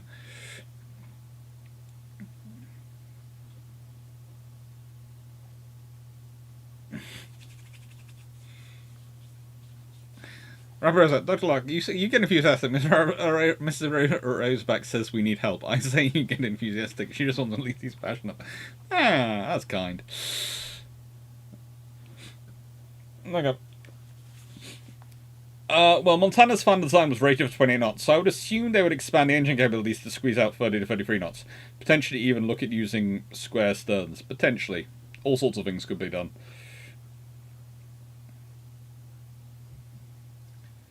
I'm painting my HQs between drawers. Ooh, repulsors. It's so expensive. So disappointing. Yeah. I have to admit, that's the one thing I'm not looking forward to doing is repainting. I am not the best at painting, okay? This is one of the reasons why I tend to stick to sort of groups which are decals available, or at least I can find them, because my... Let's put it this way. I have... Ugh. Stay. I have my base paint, which is good because my base paint is always black. Mainly because it looks good. It's black. It works. It's very hard to muck up a Space Marine once it's painted black. But yeah, I'll get this down as well because this is one book from tonight. But it's a case of it's the decals, the fine details are always my issue. I make them look neat. I don't go for perfect. I go for neat because I will never get that. I'm just not that good at the fine brushwork. I try, but I enjoy playing with them when I get the chance. Dragon, a fun fact, the work was already done on the 18-inch guns in the US, and they even built one in consideration for Montana Noir. The design specifications also exist for the twin turrets they would use. Yeah, they might have done that way. See that? You can get 20mm poodles because of figures of Prince Rupert. Mm-hmm. Nah, but I want them to look like they are Space Marine poodles. So that would require some work, wouldn't it? Okay, let's check this. You've taken off one paw's already gone. Already lost his paw. How are you doing? You okay? Already lost his paw. Where's his paw gone? Have you chewed it up completely? It's down here. Oh no. I found the paw. You took off his paw. You've taken off his foot. That's mildly evil. He now can't run away because you've taken off his foot.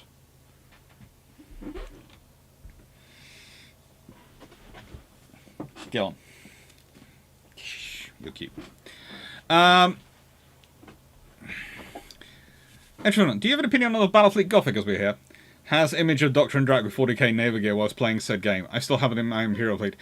I haven't ever really built more than a couple of models from my Battlefleet Gothic.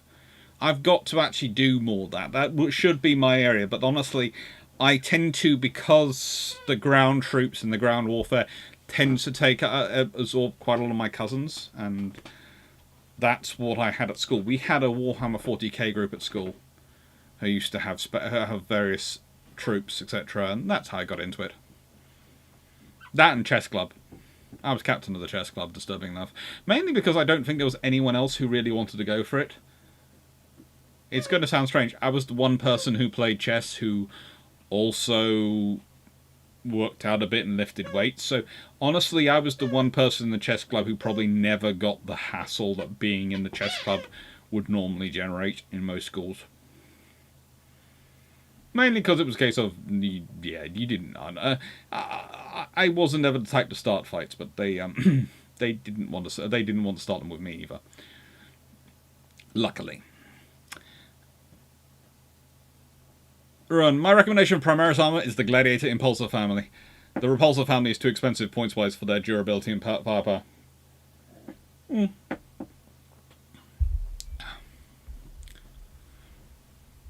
GM, when are archives going to be stop being so frigging retentive and digitalize everything and put online? It costs a huge amount of money to digitalize stuff. It costs a huge amount of money, and there are actually rules about digitalizing stuff and access. Because some documents are not open access. They are restricted access still, in that you go to the archives, you have to make sure you use your card, etc. to get access to them. And they can verify it is you who's accessing them. So, that's the thing.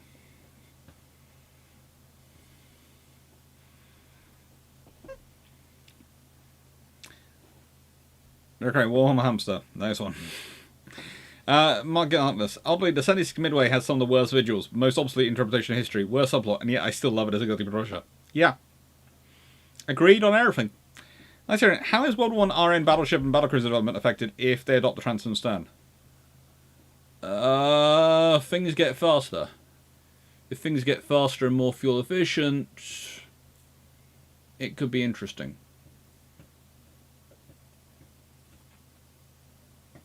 It could, well, make the British more and more focused on speed. It could also change some of the outcomes of some of the battles. Because it would make error. Let's put it this way. If you have the British having a higher cruising speed, especially, then Jutland might start earlier in the day. If Jutland starts earlier in the day, then the likelihood of the Germans getting away is going to be far less. And the odds of Jellicoe pulling off something he's already pulled twice and crossing their T for a third time could be pretty darn high.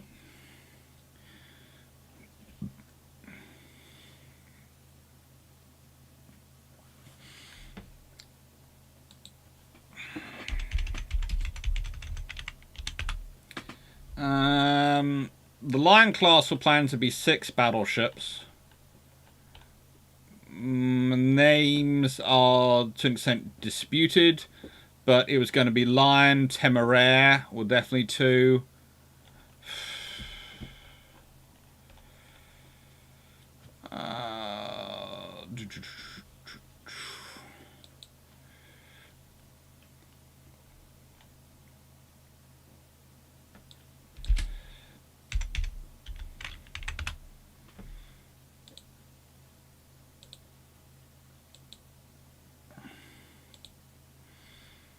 You would probably find... Oh, interesting. That could be quite right. Princess Royal might well turn up again with Lion, because that wouldn't be unusual for that. What are you eating? Are you now taking that thing to completely pieces? And... honestly... Other names often associated with Lion are Mars, Colossus, Centurion. Strange enough, Vanguard and Collingwood and Goliath and Superb are also associated with Lion. So all sorts of names could turn up. Probably Tiger.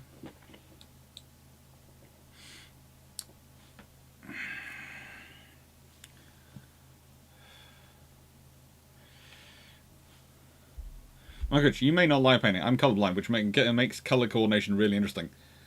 Yeah. That would definitely be fun.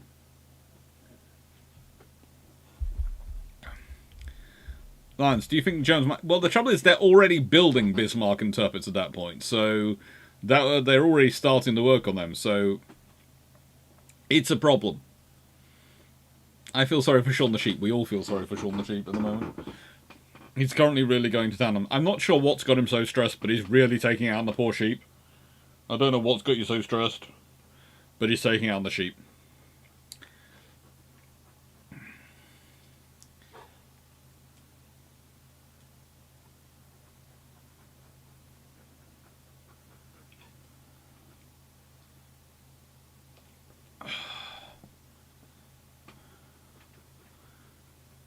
Dear guy, Pearl Harbor film with Knox and Spruance class ships in the background.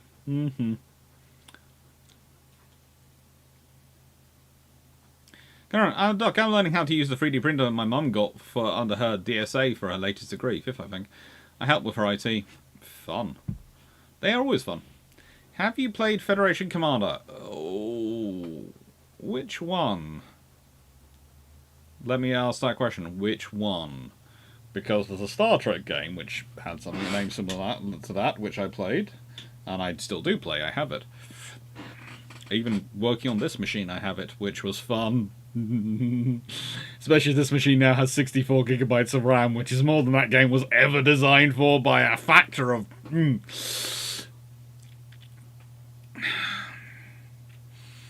The graphics have gone, wow! It's got graphics!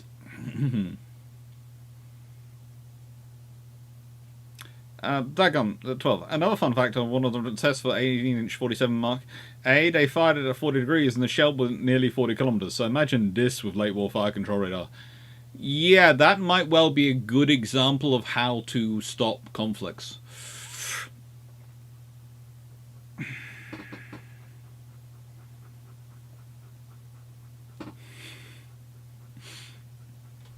$43,453 yards, which is somewhere but around 39,700 meters, if I remember correctly.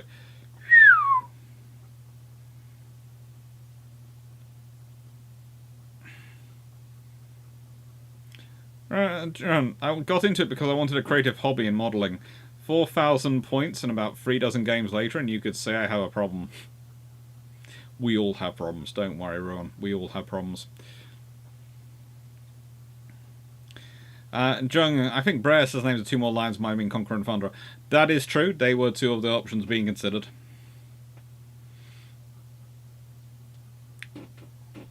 If the British Grand Fleet has a higher cruising speed, might that prevent Jutland entirely as they'd reached their turning point before first sounding route and missed the simultaneous intercept of NJ Fjord? If the Battlcruiser fleet has a higher cruise... no, unlikely, because the Battlcruiser fleet was out there hunting for them. And remember, that's room 40 information, so probably. Yeah, I think I have Star Trek Federation tabletop. Yes, a friend of mine has a huge set for that. Nice. 64 GB RAM. My computer parts are slowly going things with me. I got my RTX 4080. Oh, that was nice being able to order a decent video card on the day I wanted to. Curses to virtual currency mining.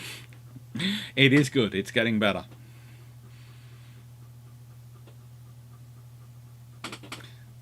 Sigma, RM built lines. Adolf Hitler tries to squeeze in the 800mm on the squeeze in the 800mm on the Bismarck class. Oh, good lord! Don't get me started on that one. I don't think me and Steve are related, but I never counted out because the Clarkes are a numerous clan. There are a lot of us going around. So honestly, when someone turns up with my surname, I sit there and go. The odds are, if anyone knows, it's the aunts. They always know.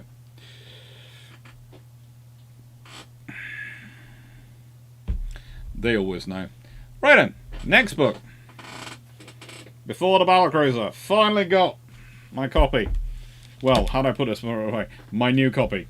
My old copy is still with a student, and if you're watching, you know who you are. But it has caused some interesting redesigns of work being done. It has caused some interesting discussion, thought points to remember to go through this. Luckily I had lots of notes, which is they'd make it quite doable to do the things without it. But it does have some absolutely... Now, this is just one of several like this.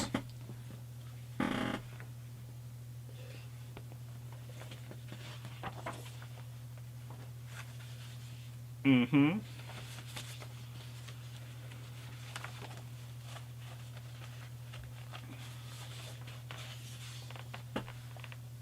Mm-hmm.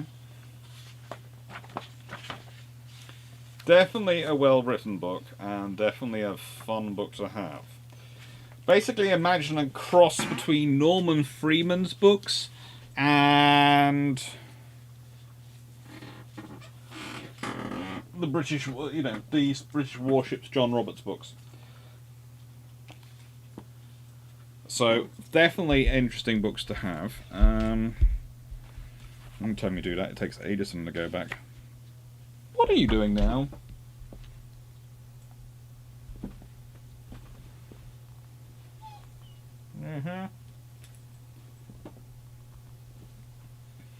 Oh, now you've taken off his other foot. That's just cruel. Okay, look. He's taken off the front right paw and the back left paw. So the poor thing is now... How's he going to get anywhere? You've taken off the diagonal feet. That's mildly evil. He can't run away now. You know, at least when he had free, he could run away on those two. He could balance. He took off the front one, he could run on that. You've taken off diagonally. And you're starting on this one. He's taking off. That's just... Have you been watching Hannibal Lecter? You're slowly taking him out foot by foot. Is there going to be nothing more than a furball soon, isn't he?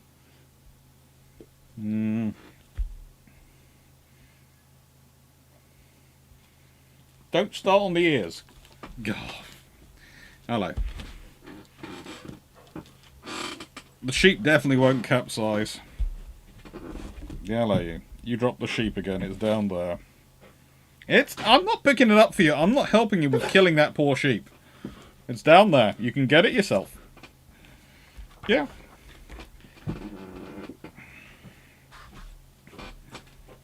I don't know. Hello.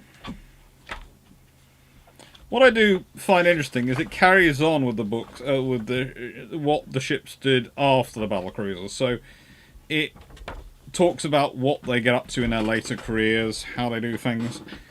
Do you mind stop putting a paw and the sheep down my t-shirt?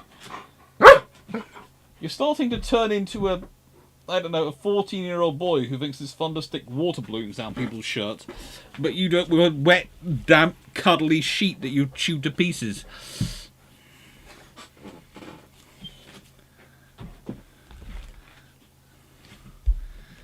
Nicholas, I want the book on PDF so I can zoom in. I'm not sure. I think there might be a version going around that you can do that.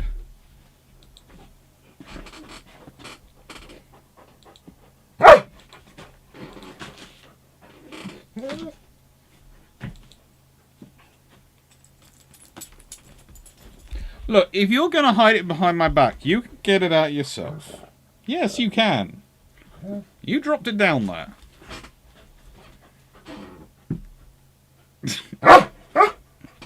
You entertaining yourself? Good. You dropped it down here yourself, you stupid fluffball. Yes, you're lovely. The sheep is a disarmament component. No. Goodness gracious me. Right, Southern Pacific, 1914 to 1918. At the outbreak of war, the British ships on the China Station, Minotaur and Hampshire, plus the light cruisers Newcastle and Yarmouth. These ships sound kind of strong to be out here. I wonder why they're out in the out in the Pacific Station. Oh, it's to deal with a certain squadron, is it? Were reinforced by the battleship Triumph, recommissioned from reserve at Hong Kong on the 6th of August, and by the French Dupleix. The East Indies Station had Swiftsure, the light cruiser Dartmouth, and the protected cruiser Fox. The Australian fleet had the battlecruiser Australia, the light cruisers Melbourne and Sydney, and protected cruisers Encounter and Pioneer. The latter was joined by the other French armoured cruiser in the region, Montcalm. On the Central Powers side, let's just think about that, okay? So you have Minotaur and Hampshire, Newcastle, Yarmouth, Triumph, a battleship, Dupleix, Swiftsure, Dartmouth, Fox, Australia, of course, a battlecruiser, Melbourne and Sydney, and Encounter, Pioneer, and Montcalm. Think about that size of force, and then think about what the Germans had, and how running away to the other side of the Pacific was probably the most sensible and smartest thing that Lee von Spee could do. Which makes it even more a case of, you put all that force there to deal with him, and then he's not there. Why did you not reinforce the only place he could go? On the Central Powers side, the news of the assassination of Archduke Franz Ferdinand came while Scharnhorst and Eisenhower were in the central German Caroline Islands, arriving at Penape on the 17th of July, where they were still at the beginning of August. A small cruiser squadron, which had been in various parts of the Pacific, were recalled. The big cruisers plus the light cruisers, Nuremberg, 1906, Emden 1908, and the liner Prince Eitel Friedrich, now adapted as an auxiliary cruiser, and colliers concentrated at Pagan in the Marianas on the 11th of August. A further light cruiser, Gia, 1894, on passage from Germany at the outbreak of war, was unable to join and was eventually interned at Honolulu on the 7th of November. At Tsingtao remained just the light cruiser Cormoran, the torpedo boat S-90, and the gunboat Hitis, Jaguar, Tiger, and Lush. Plus the Austro-Hungarian cruiser, the Katerina Elizabeth. The port came soon under blockade from Triumph and the destroyer Usk. Japan declared war on Germany on the 23rd of August and on Austria-Hungary on the 25th. Latter's refusal to withdraw Katerina Elizabeth being a key element in of the Japanese ultimatum. On the 27th, Suwa led a squadron to join Triumph, which had already captured a German collier, on blockade duty. The blockade squadron, with Iwate as flagship, would grow to also contain Dupleix, the British light cruiser Yarmouth, and further destroyers. Defenders had some naval successes, in particular when S-90 sank the cruiser mine layer Takachio on the 17th of October, although they had to scuttle herself when she ran out of coal, while on the 4th of September, Jaguar destroyed the stranded Japanese destroyer Shirotei. And on the 11th of November, the torpedo boat 33, 1899, was sunk by a mine. However, By then, the German position was becoming increasingly untenable, with Cormoran, Ittis and Lush scuttled on 28th September, Tiger on 29th of October, Kaiser and Elizabeth on the 2nd of November, and Jaguar on the 7th of November, the day the garrison surrendered. Emden and Prince Itel Friedrich were detached from the East Asiatic Squadron to act as commerce raiders on the 13th of August, the remaining ships heading for Inwak Atoll in the Marshall Islands, arriving Colling on 20th of August. On the 8th of September, Nuremberg was sent to Honolulu with dispatches and to gather news, the squadron then sailing to the recently captured German Samoa in the hope of catching an isolated British warship. However, nothing was found there on the 14th, although better luck was had on the French harbour on Babette on Tahiti on 22nd September, where the gunboat Zelle 1900 was sunk, and the town bombarded by Scharnhorst and Gneisenau. On 12th October, the German ships reached Easter Island, where they were joined from the American waters by Dresden and Leipzig, to go with 3 more colliers. A week later, the squadron pushed on to Massafura and then northward towards and down the Chilean coast, seeking the British light cruiser Glasgow, which was known to be in the area. Asama and Ismo, later joined by the battleship Hizen, ex-Retivazan, a Russian ship, had formed into the American Expeditionary Squadron and deployed during October into the Central Pacific in search of the Germans, seizing the German protectorate of Jalut Atoll, Marshall Islands, in the process. It was the presence of Asuma and Hizen off Hawaii that forced the interment of Gia in November, while also operating against the Germans. Nishan struck an uncharted rock off Sandaskan on 12th October and was forced to put into Singapore for repairs. In addition, Ibuki went to New Zealand, where she was joined by Minotaur to convoy troop transports from there and Australia towards Europe, remaining with their escort while the Sydney was detached to destroy Emden at the Cocos Island on 9th November. Other troop convoys from the region included ones from India, Swifter shepherding ships from Bombay to Aidan during September-November, and then being based at Suez in defence of the Suez Canal. The aforementioned Glasgow was part of a force also comprising Good Hope, Monmouth, together with the battleship Canopus, and the armed merchant cruiser Otranto. And we all know about the Battle of Clonmel, so I've discussed that a few times. It's a very good book. It's full of pictures and facts, and it's really worth looking at.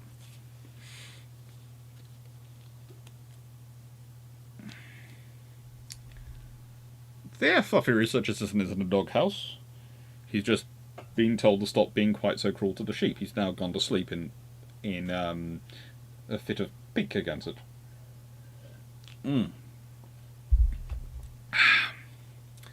Wow. The amount of people who keep trying to send me their banking details on Twitter these days, it's amazing. I never knew I was such a trustworthy person that people wanted to send me their entire banking details for me to look after and manage for them.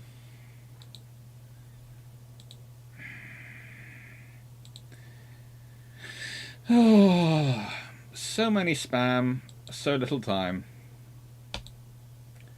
It's spam? Yes. And mute. Bye-bye. You can waste your time sending me messages if you want, but you're muted.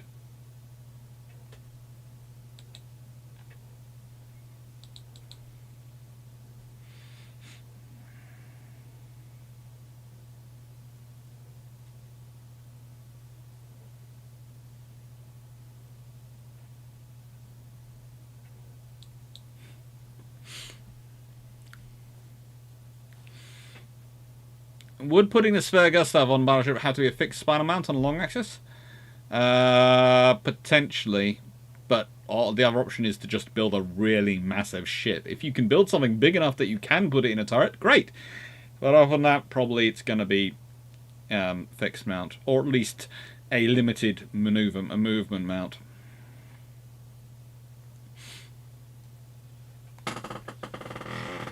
Clearly the fluffy research assistant can't land near any sheep. No. Hello, Shungung. Looks like the fluffy ray has taken to tactically disabling his enemy. How old is the fluffy research assistant? He is... Good lord, he must be getting nearish to 5? He's not quite 5, but he's nearish to 5. I think. That was great. Toss it up behind Dad and Bark. Yeah. You know. He's been I always take them before alive. I don't. They go afterwards as well, but they go for the long one before. Although I'm still not going to say that word. I don't know, what's... This is what you get for going on trips. Your poodle becomes a people leader. Nice hearing. Would 2 Candy class heavy cruisers really be really suitable to replacement for a Battlecruiser? Not really. But there have been all sorts of things they've tried to claim.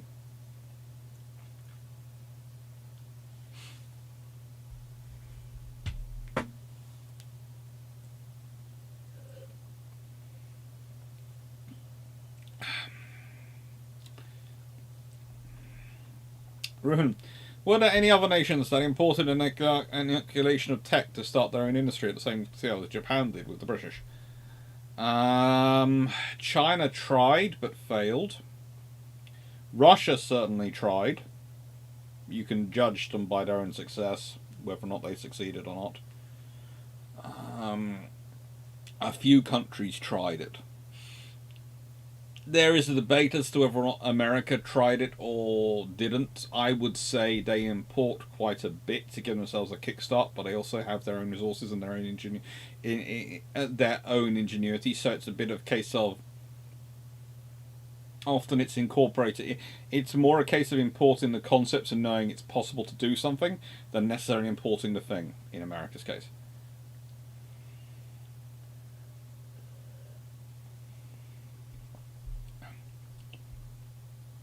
Dodson's books are always good. I'm looking forward to his next naval one about battleships the Iron acquired in 1914. Should be interesting.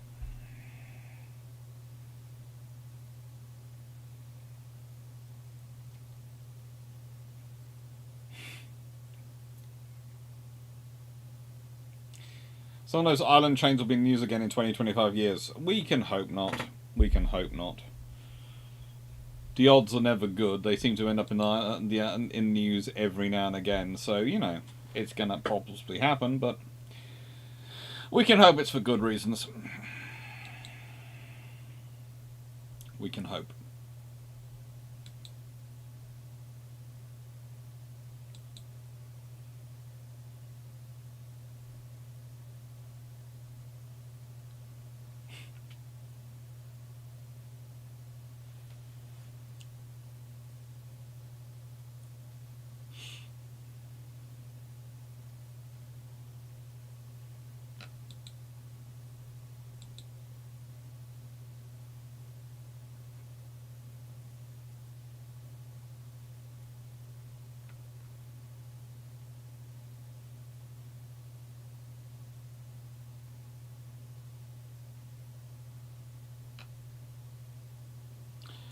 Hey, caramba, sorry. This is the trouble. The moment I have to turn on Twitter for some reason, in this case it was to stop the spam bot, I see all the weirdness going on and want to go, why do people have too much time on their hands? Honestly, if you can spend the amount of time protesting such silly things, and there are some things which are really silly that people are protesting. Some things people are protesting which definitely have value, but others there are things I'm going, you have the time, you have too much time on your hands.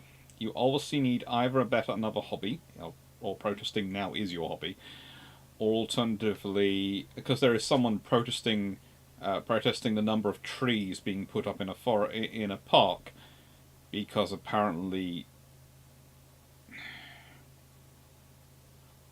they're protesting it's too many trees in an extension of the park. So it's not even affecting the existing park. It's protesting that... Oh, go away. Sorry, go away. Apologies. I'm just reading it going, this has gotta be a joke. This has gotta be a joke. There are... If you, I can see if you're doing something like ripping up children's play areas, etc., to plant more trees, I could see how you could protest that because, frankly, yeah, parks, community space, and there does have to be there should be some allocation for that sort of thing. But if you're addending and expanding a park and you're putting in a nature walk area, and you're protesting the number of trees they're putting in because you think it should be more open space, it's a nature walk area being added onto a park. It's going to be a tree forest area. It's going to be. And by the way, those trees are probably not going to be fully mature for about 20 years, so you're going to get plenty of sunlight in the meantime.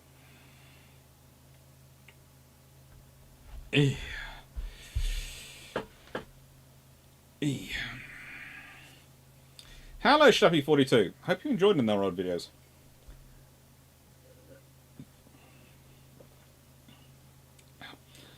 Why was Japan successfully importing tech and it failed in China and Russia? It didn't necessarily succeed in Japan. It looks successful, but that's largely because Japan, the technology is imported, but it doesn't really change much of Japan in terms of the internal. It's very much external. The technology is all on the edges of Japan. And they don't really try and change society. They just import the technology and basically add stuff on, which is one of the reasons why you have the issues you do have between the Navy and the Army, because in many ways the Navy and the Army are... Well, I used to not really put much faith in this fact that they were two competing samurai clans that sort of went... One went into the Navy, one went into the Army, but it does seem to be two competing samurai alliances of families. One goes Navy, the other one goes Army, and this does seem to have an impact. The Navy seems to be very dominated. They're not entirely dominated by one sort of group of families who were known to be allies, and the Army is dominated by another one. And so Japan gets the technology. Russia, Japan gets the technology and tries no modernization. Russia gets the technology and uplifts its middle class and pushes down on its peasantry lower class, which causes the obvious results and occurrences, and doesn't really manage to get it all successfully. In China, just, well, they spend so much time fighting each other that they never really get to invest internally, and then they have Japan invade, and everyone else try to cut them up. Basically, China needed stability. They needed stability for about 2-3 decades to actually have the chance, and they didn't get it. Whereas Japan managed to get it. Mainly because Japan, instead of getting invaded by European powers and other powers, managed to play those powers off against each other for long enough to buy it. That's 30 years.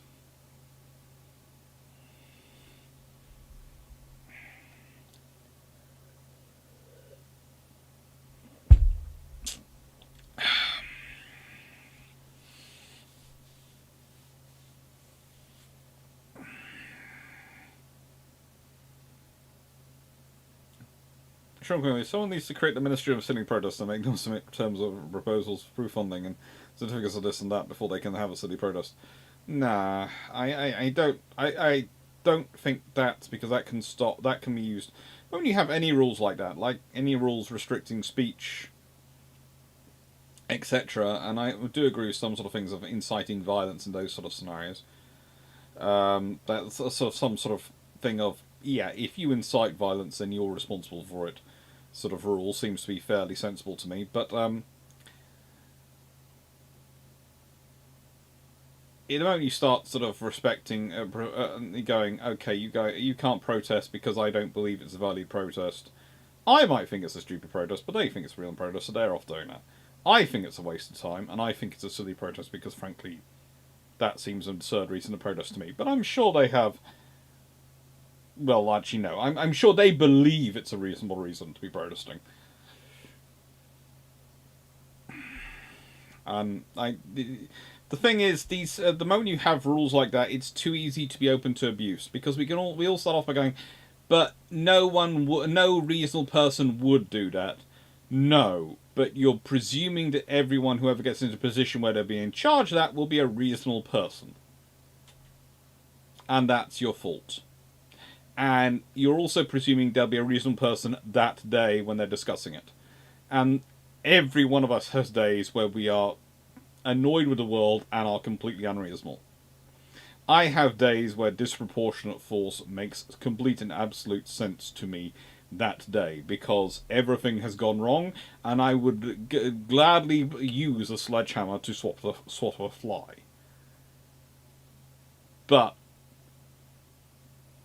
therefore, it is good that I do not have that. Those days, I am not in that kind of position with that kind of power, and that's what you have to.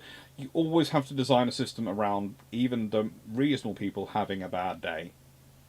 Because the moment a reasonable person has a bad day and sets the precedent, then it will be done again, and it will be done again. Because other reasonable people who follow on them will believe, well, that person was a reasonable person, they used the power for that, so it must be reasonable to do so.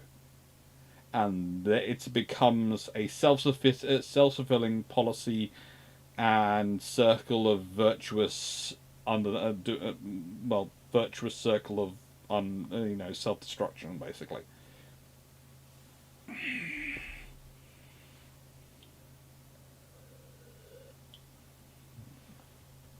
Sibria 42. I did enjoy them. I found myself wondering how those 933s would have got involved with the chase for the Bismarck if they were around.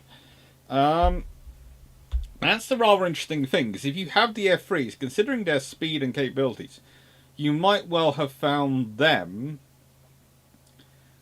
involved from the beginning. So they might have been there instead of... Well, it might have been one of them with the Prince of Wales instead of Hood. Or it might have been one of them and Hood instead of Prince of Wales, because the problem for the Royal Navy at that time was a lack of fast ships, which A, causes them to send Prince of Wales, and B, causes Hood to be being used. Again, it's the case of if you have two more fast ships, what do you do? Well, it might be that Nelson and Rodney, if they're the F3s, are working together. And it could be that Bismarck ends up running against the pair of F3s to go, hello, we hear you have 8 15-inch guns. We have 9 each. Let's see how we can party. Or, it might be one of them and King and Hood. It might be one of them and Prince of Wales. It would be how it would work out. Michael, the Japanese Army and Navy have lots of assassinated German officers. To be fair, I think actually I would like to point out the fact that the Japanese Army actually sometimes try and carry out those plots to assassinate each other's officers. Actually having plots to assassinate another service's officers usually just involves having an officer's mess and having some mildly frustrating staff work. Having heard some of the conversations I have travelling around the world in my time, the idea of occasionally taking out officers of another service because they seem to be being particularly annoying at that moment may come up occasionally in most messes. The difference is there is the conversation in life when one is lubricated and venting, and there is the conversation of when one actually turns that into a serious planning session. That is the difference. Planning to do so can therefore be, well, we've worked it all out while lubricated, and we have decided that in the morning, no, oh god, no, what do we do? I think we plotted to assassinate that particular... Oh, great. No. Yeah, breakfast, get on with work. It can just be a dream. Whereas in Japan it was a case of, we shall carry it out today.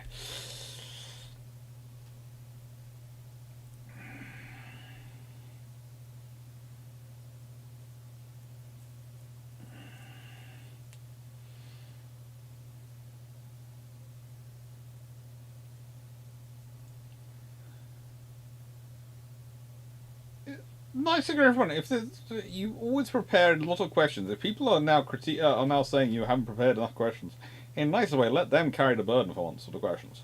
You do well. You have to start Christmas shopping though once you recover.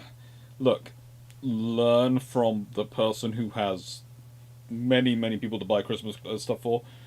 Always start a long time in advance.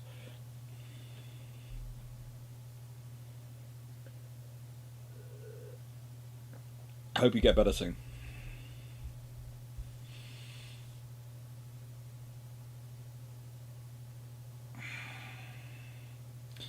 Shopping. At least according to Japanese destroyer captain, the IJN was every bit capable of being conservative to the point of being useless in the army. Though, to be fair, he didn't have much good to say about anything the High Command had going on. Yeah, that is a very interesting book in that way. Either way, I find it hard to believe that that in that part of World War II, the RN would have had 28-knot ships floating around on convoy escort. Might have meant less for the QEs, though. Probably not, because the QEs were quite useful. The Rs would have been more used for the convoy escort, but also the thing is, if they're 28-knot ships, then you have less pressure. So probably you find maybe some of the unrefitted Queens are being used for some of those jobs instead. Something, which is the better gun layout? Our Queen Elizabeth or Narod? Narod. What do you want to do with it? If you're building for a maximum efficiency of armor and everything out of the treaty displacement limitation, you're talking Narod. If you're building combat survivability in World War I, you're probably going for Queen Elizabeth. If you're building for a combination of speed and combat survivability in World War II, you're probably going for Our. See, life is interesting. It's rarely a simple answer.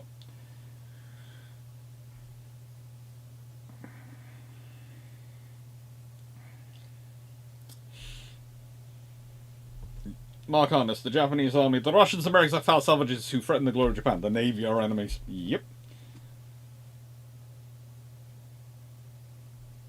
Yeah, there are some serious issues with some people. It's like,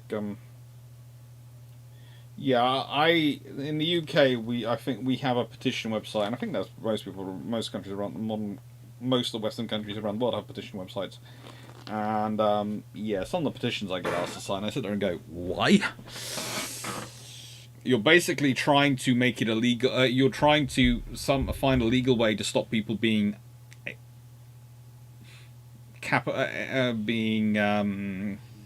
ships. It ain't gonna happen. So, The Battle of Midway by Thomas C. Horn. This is the Naval Institute Guide to the US Navy's Greatest Victory. This is a cool book. I got sent this to review a few years ago.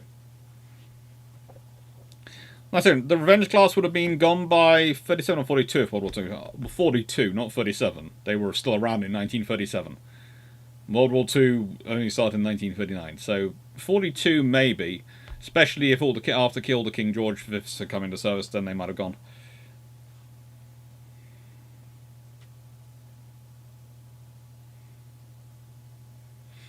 If they kept a cruiser leader designation on the treaty with guns no larger than 12 inches at 8,500 tons, how would the carrier escorts have developed differently? A cruiser leader? Cruiser leaders. This is going to sound terrible, but yeah, I suppose destroyer leader, cruiser leader. If they created a cruiser leader designation, so to fit with the destroyer leader designation of the super destroyers, yeah, those have been built quickly. Seriously, the British would have turned around and built those like anything. So would the Japanese and the Americans. A cruiser they can put big guns in. They'd have been happy as anything.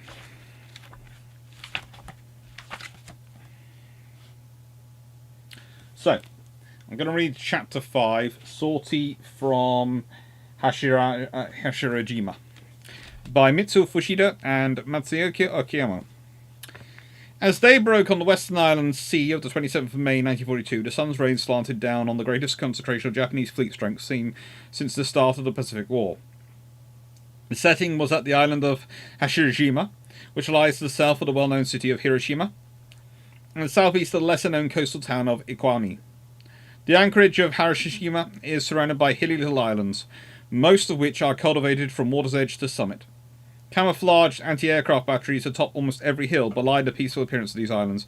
The anchorage was large enough to accommodate the entire Japanese Navy, and was well off the ordinary routes of merchant ships. It was a wartime standby anchorage for the combined fleet, whose headquarters had been functioning in a safety from a battle group stationed there since the start of the war. It remained there so long, in fact, that naval officers had come to speak of a combined fleet headquarters simply as Hashirishima.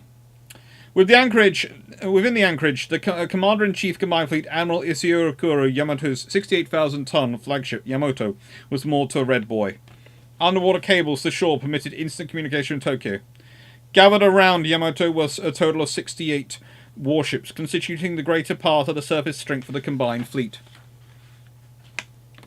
Admiral Yamato's Battleship Division No. 1 consisted of Yamato, Nagato, and Mutsu.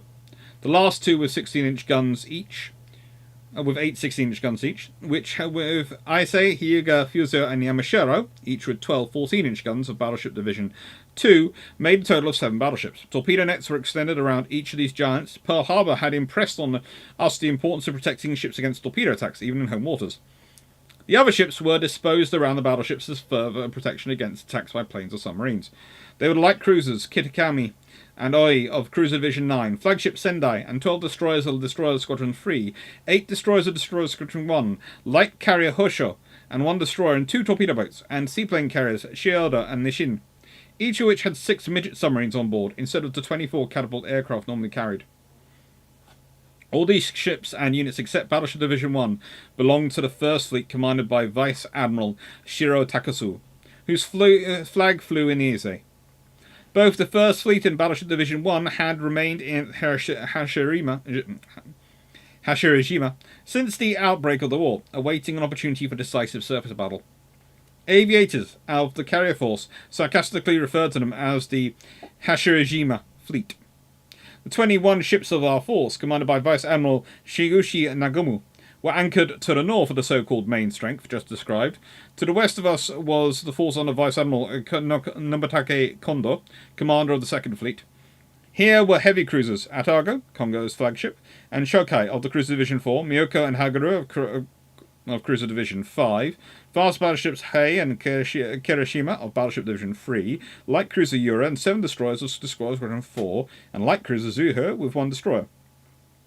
The massive grey armada swung silently at anchor, each ship riding low in the water under a full load of fuel and supplies taken on board at Kure in preparation for the sortie. The only traffic in the whole area consisted of chugging yellow Navy tugboats, which emitted heavy black smoke from their tall stacks. On board the warships there was little evidence of activity other than the occasional fluttering of signal flags as messages were exchanged. Despite the general quiet of the anchorage, one felt the excitement permeating the entire fleet. It was Navy Day, the anniversary of Admiral Togo's great victory over the Russian fleet at the Battle of Tsushima. Japan's achievements during the first 6 months of the war in the Pacific seemed to rival that triumph 37 years ago earlier. Spirits were high, and why not? Now we were embarking on another mission, which we confidently thought would add glory to the annals of the Imperial Navy. At 0800 hours, Akagi's ensign was raised. Then on a signal mast went up a signal flag which gave the tensely awarded sortie as scheduled. Tensely awaited order, sortie as scheduled. Standing at the flight deck control post, I turned to watch the ships of Destroyer Squadron 10. White water splashed from the anchor cables of each destroyer, washing mud from heavy links as they dragged through the hawse holes. The destroyers soon began to move, and they were followed by the Cruiser Division 8, second section of Battleship Division 3, and Carrier Divisions 1 and 2, in that order. Nagumo Force was on its way to the scene of one of the most significant naval actions in history.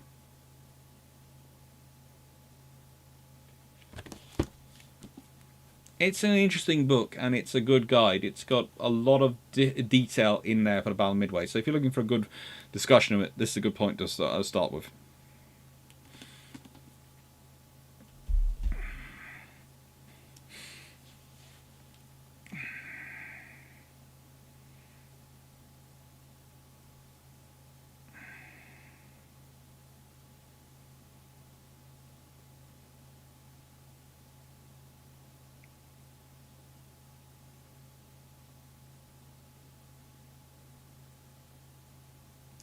Jack Ray, I wonder, a random idea, I wonder if anyone has never named one son Henry and another Thomas Becket. That sounds like a good way to end up with some random acts of violence. Hello, Dan Freeman. Trying to join in from mobile en route home. Going to whiz back to beginning through. Skip the first 5 minutes. Dan. Skip the first 5 minutes.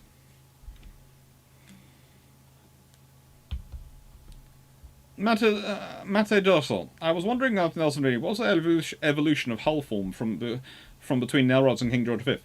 There was actually quite a bit of development going on, but also it's because to an extent, they're looking for a different thing from the hulls.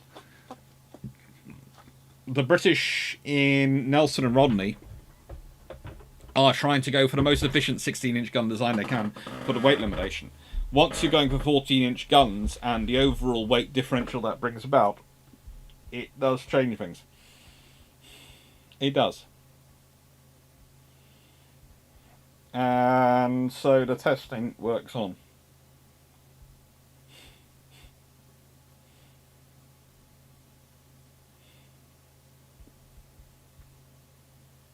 Yeah, sorry. Yeah. Sorry,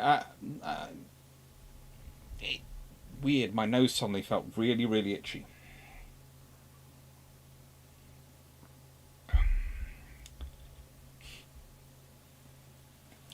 My coach, you have a time machine that will take you to official office in 1912 and you can give him 3 pieces of advice with documents. What would you say?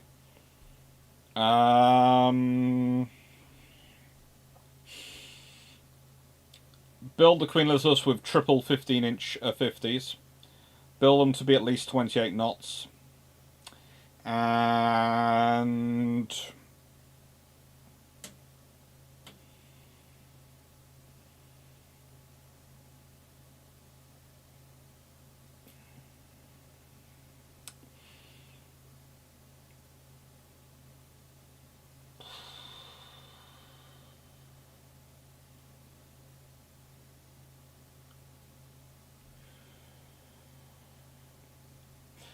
third one's more difficult.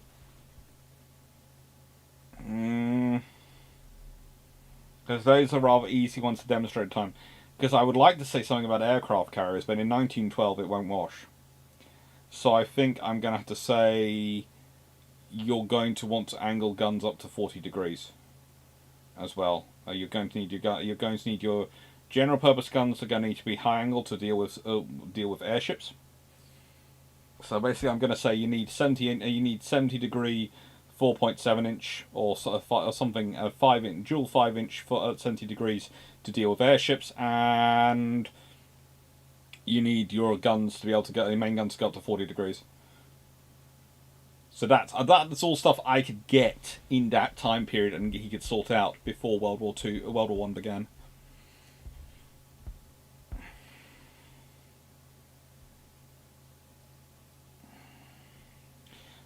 Actually, how good is Japanese Destroyer Captain? I recently finished it in an audiobook form, and he had some odd text or something. Found what he got up to with Shingo kind of cool.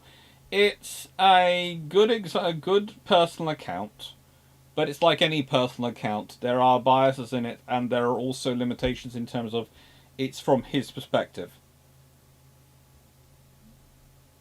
And you have to remember all the information is filtered through that perspective when he's recording it, when he's writing it down. I don't. If the King George V were laid down in 1951, when did it finish? That probably takes longer, because if we consider the amount of money spent by Admiral Henderson in 1933 to work up the armour production facilities in the UK, if they start building the King George V in 1931, they're going to have to spend that money then.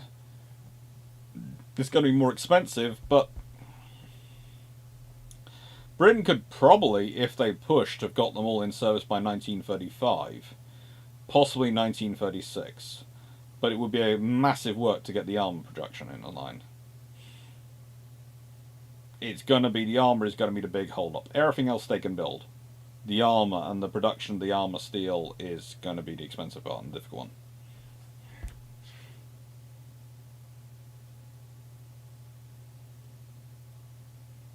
If you start off with if you're going back to 1912, you're doing the Queen Elizabeths more than the R's. So the Queen Elizabeths are the ones you're talking about, not the R's. And so if you push the Queen Elizabeths up to 28 knots and all those things, yeah.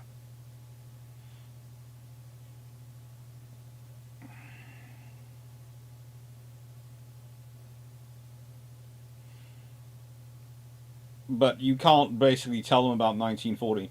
Because the thing is, once you make those changes into Queen Elizabeth's, and they turn up with triple 15-inch guns, and all these things are announced at 28 knot speed, and they get them, then that's going to have an impact on World War One and how it turns out.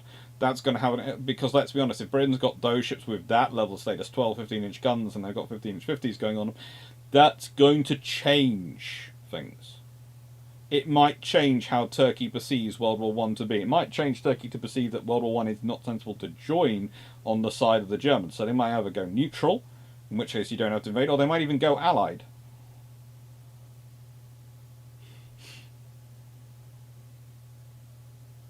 Is it cold where you are? 96831, you have seen that my dog is wearing his fleece.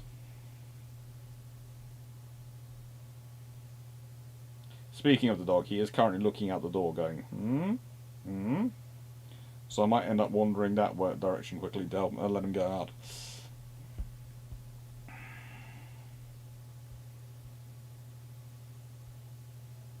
So Thompson, glad my cruiser leader question caused a bit of stirring in my brain. It caused me to think it through. Mainly because I was trying to think through cruiser leader. Destroyer leader became that, and that used to be a cruiser, but then it became a super destroyer. So cruiser leader does make sense as a terminology. So what won the December vote? Fire Beatty. Yes, that would be tempting, but politically that's not really sensible in 1912. Right then, in terms of votes, we have...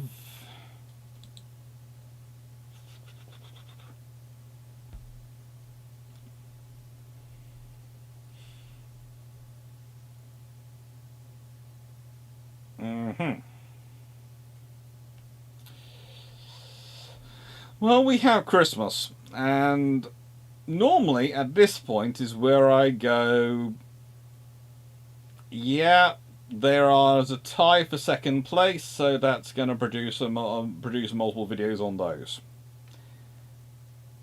But I'm going to use the Dr. Clarke veto on this one for Christmas, in that I will try and do those ones. I'm tempted to buy the Insect class gunboats, armed with a Sting, but I think there's something fun which I'm... Actually, no, I know what I do.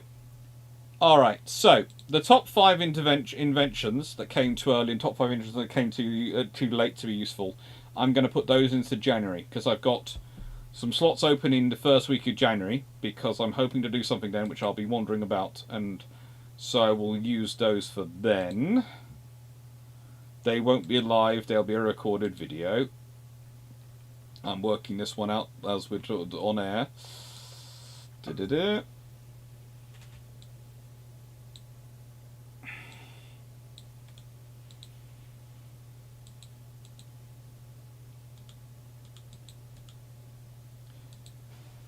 And that one. Too early.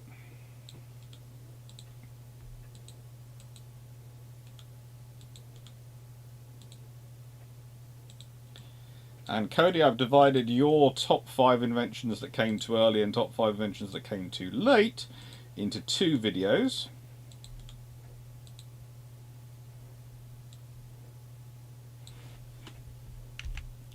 So they are in the first week of January now.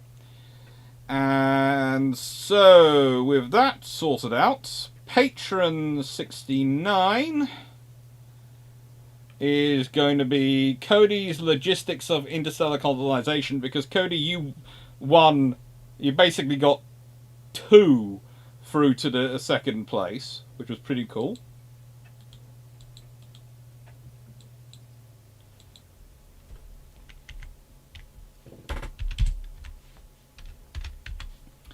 And Patron 68 with 13 votes is going to be Wayne Borean's The Royal Navy and the Dual Purpose 4.7 inch.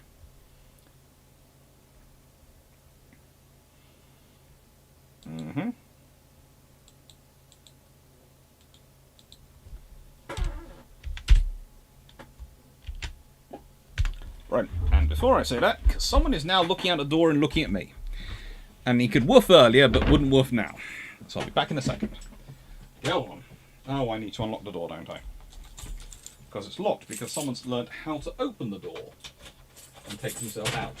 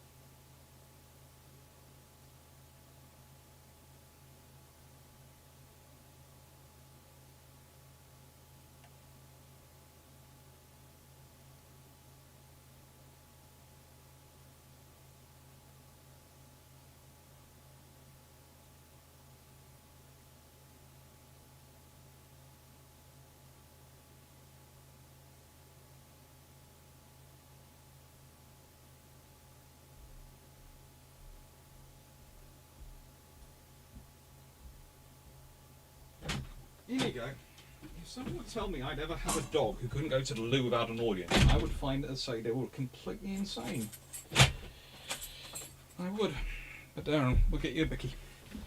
Good boy. Oh. As always, beautifully well behaved, very friendly executed, and fluffy as ever. Right.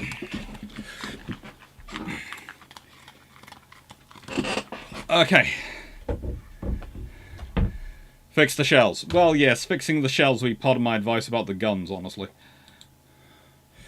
It would be. It would be part of my advice about the guns.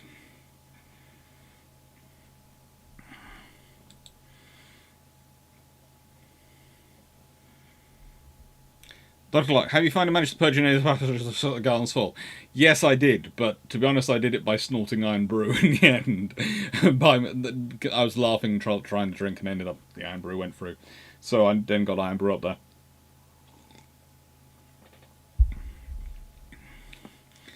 My coach, three choices. Interesting choice. Personally, I'd have gone with your AP shells don't. Here's plans for Greenboy, and for the love of God, don't give BT to Battlecruisers. So tempting. But no. Nice turn. 1 Queen Elizabeth for 4 triple 15 inches. 2 build last 3 Avengers Battlecruisers. And 3 suggested DNC that the ships after the Renown be larger than they are. So 30,000 ton Courageous and 40,000 ton Admirals.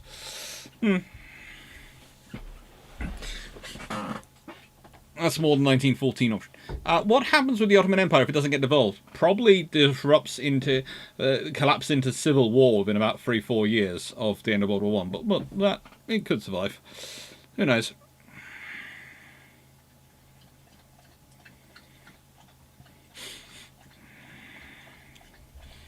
Very true, Stafford.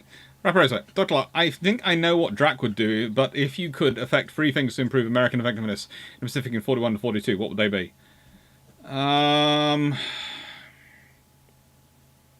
Oilers, they need more of them.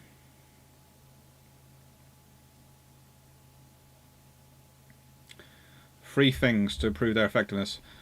Mark 14 torpedo has got to be fixed. It's got to be fixed.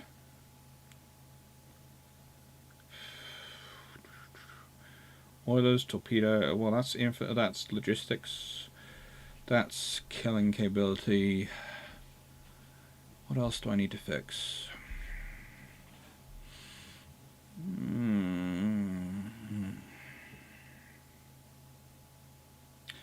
Honestly, I'd go back further in time and I'd have built a Lexington class battlecruiser instead of one of the battleships. In fact, I'd built a pair of them. I would have preferred to finish off a pair of Lexington-class battlecruisers than the battleships they finished off.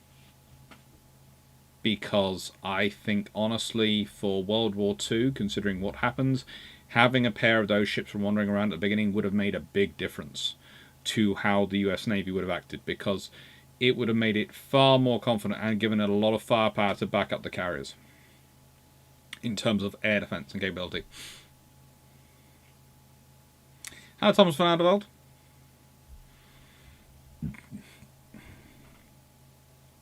Later, if you go a fourth one, fixing frigging ammo handling practices by showing pictures of Invincible and Impeccable and the Queen Mary blowing up. Oh yes, that. Definitely would add that as a fourth one. Matcha Dostal. Also, it's really fun of how you butcher my name every time, which is one of the perks being Czech. I'm trying to remember how to pronounce it properly in Czech, but I'm failing every single time because my brain isn't connecting it, and then afterwards going, "Ah, wrong." The Hallam 6040, the shells at the beginning of the Royal Navy had prior to the Green Boys were really not that good. They didn't really go off when they hit the target. If you'd had shells which went off when they hit the target, they'd have had a lot of fun. They'd have created probably a through deck battleship by the time they finished it. People keep asking about the through deck cruiser. I've heard the term through deck, as in through deck cruiser, thrown around. And can you define and explain? Through deck basically means you're making it a flight. You're putting a flight deck on a ship. So you're still calling a cruiser a through deck cruiser because it was another phrase for helicopter cruiser at one point, which is what for the Invincibles. So basically, when you turn them from a hangar cruiser like a Tiger, who had been adapted to, and Blake, etc., into a through deck cruiser because they had a single flight deck for the helicopters to operate from, so they could operate far more helicopters and operate them far more successfully. And then, of course, it evolves into a baby carrier.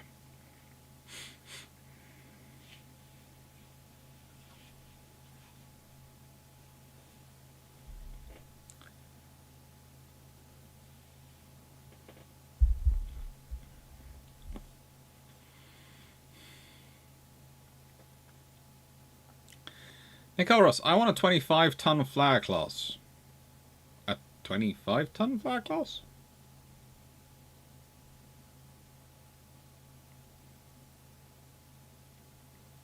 Okay.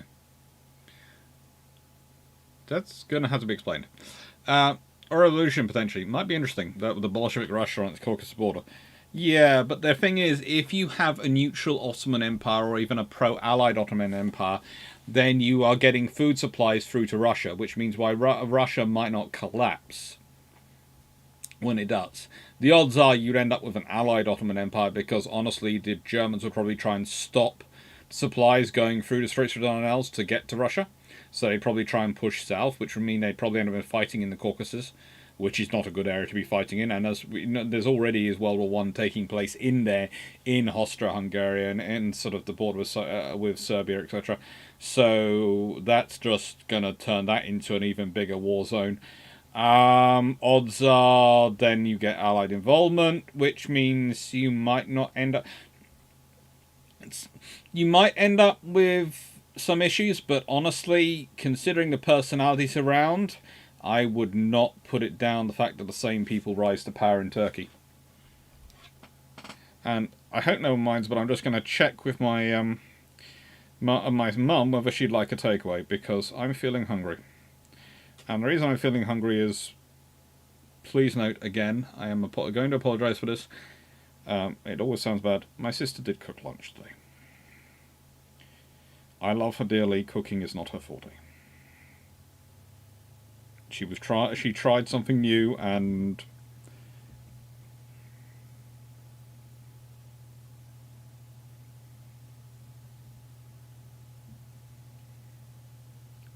well, it wasn't the best. I think if I just clarify, as even both dogs decided that they would rather not eat it, that might give you a point of why I'm now hungry and now thinking food.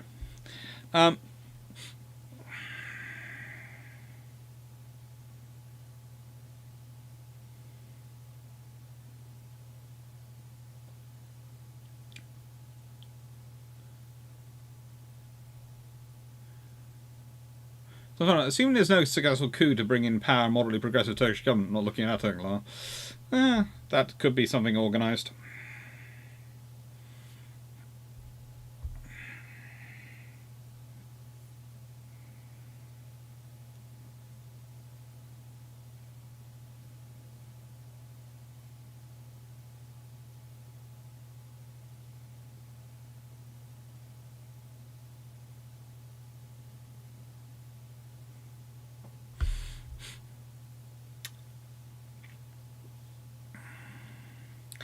Chapter 42. As much as I'm not a fan of Lexington Battlecruiser design, it probably would have been a lot more use in World War II than the Colorados.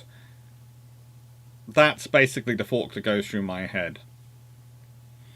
It's not as much. I can understand why they make the choice they do in the 1920s, but Lions, how much would change would be? How much change would be in World War II if the 3-inch 50s were introduced in early 42 rather than the end of the war? Oh, that would have fun in the Mediterranean. 3-inch 50s. If you replace the 4-inch guns, the twin 4s, with 3-inch 50s, which is basically what you would be doing. There are a few cruisers which will probably make it home from air attacks, which don't. And the Mediterranean would turn into a far nastier area for aircraft because those guns were fast. But you need the radar systems to back them up. So the 3-inch 50 on its own is not really the thing which saves it. It's the 3-inch 50 combined with those radar systems. That makes the difference. And you need both. Oh, sorry. The Admirals were showing pictures of Invincible and Naval and Queen Mary blowing up and how that happened in 1912. How did they act and what do they do to prevent it? Probably build more Tigers. Probably build the Queen Elizabeth class will be built faster and bigger, as said, and probably they would also do some changes to Tigers, etc. And Invincible, Indefatigable, and Queen Mary would probably not find themselves anywhere near Jutland, or anything of that generation would find themselves anywhere near Jutland. They would basically be a reminder of these ships are battle cruisers, not battleships. You don't send them into that scenario. And also probably have some really stern words for ammunition handling going on.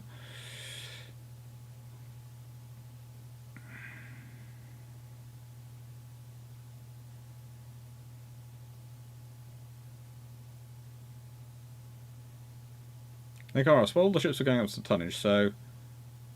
Yeah, but you listed it... Nicole, you listed it as 25 tons. Sorry. Just being silly, but we now have 8,000-ton frigates. Oh, yeah. We have more heavier frigates than that going around the world, if you look at some of them.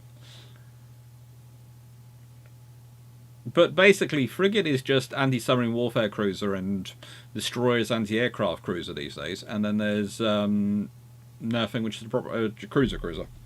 If we consider their tonnages by treaty era.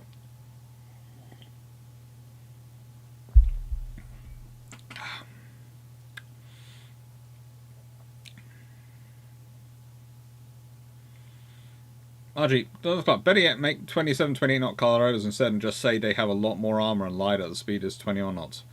You can't really do that with the Colorados. They are not designed to go that fast. You would need a lot of work on that ship to make it 27, 28 knots. It would basically be a completely different ship. You'd basically, to make the Colorados 27, 28 knots in 1920s technology, you would have to... Basically, you'd be talking about the difference between the Renowns and the Royal Sovereigns. It's no.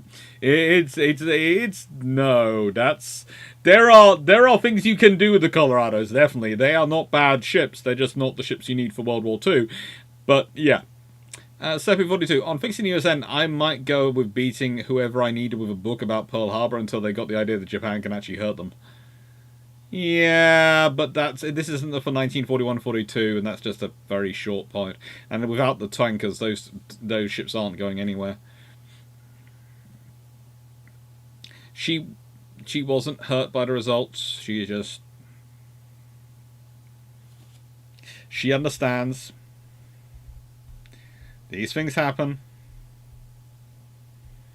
She was trying something new. It came out interesting.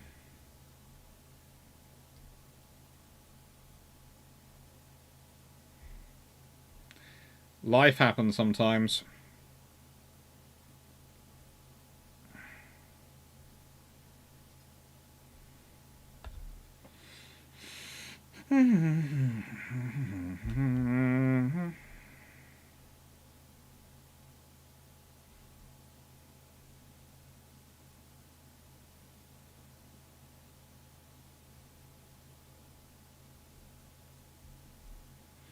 Sometimes. Another thing is a 26-ton Corvette. My 26-pound Candy class destroyer is coming along. 26. A 2,600-ton Corvette, maybe. A 26-ton Corvette is going to be very, very small.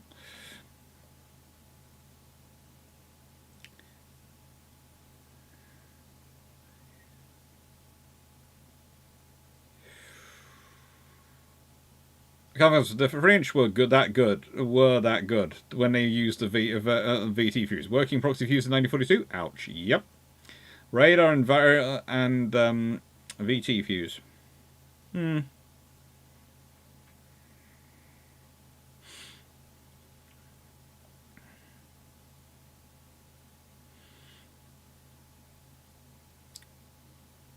Coach, Drac did a video on diet, soda's diet in the age of cell. How does your sister's cooking compare? It's getting better. It's got a lot better. My sister is... Look, as I said myself, we all have skills we don't. Mine is if you want to get... if you want strange things to happen to the Hoover, you give me the hoovering. I will do it, but I will be... my brain will automatically wander. My sister's is... cooking. Her brain wanders when she's doing it. And, yeah. Interesting things can happen. Listen, how reasonable is it that one of the two remaining Agano names will be announced sometimes this month as the 6th Mogami frigate? Might as well.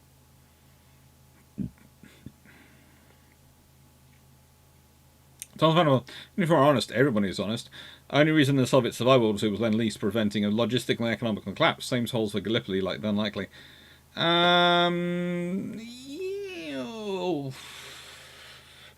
Okay, so you have a certain point. I don't think it necessarily is that the case. I think, let's put it this way. I think the Soviet Union would be forced back a lot further if it hadn't been for Lend-Lease. I think Hitler might have achieved the same as Napoleon. I think he might have got to Moscow and actually taken Moscow. I think, though, with the fact they moved all the factories, even prior to the beginning of the war, back across the side of the Urals, and were really starting to pump stuff up and bring it out, I think, honestly, you have the same problem for the Germans once winter sets in as had before. You'd have the logistics line set out, so I think the Germans still crumple. So, in the nicest way, you're saying which is the worst military machine. I think, honestly, the German military machine is going to crumple in that winter, whatever happens. So... yeah, no. I don't think. I think the Soviet Union still probably wins that fight. I don't think without Lend-Lease they don't get as far or do as well. But they're interesting. Why is Discord just started up? Who's messaging me on Discord? That was a Discord ping.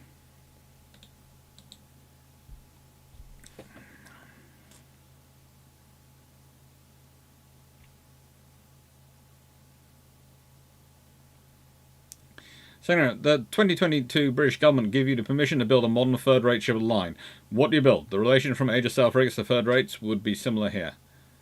If I build a third-rate ship of the line, a modern equivalent of a third-rate ship of the line. If 8,000 tons is the equivalent of, let's say, 5th rate, destroyers come in at 4th rate, and they're about 12. I'm probably aiming for something of around 16,000 ton mark. That's probably what I'm arranging for, and that ends up being my Type 83, roughly. Not quite as big as some of the things we've looked at in designs, but yeah. 16,000 tons and a lot of missiles. A lot of helicopters, and probably, knowing me, multiple 4.5-inch guns, or 5-inch guns. Probably 5-inch ones, because that's the new one we're moving for. And 40mm and 57mm. It would end up with at least 2 5-inch guns forward.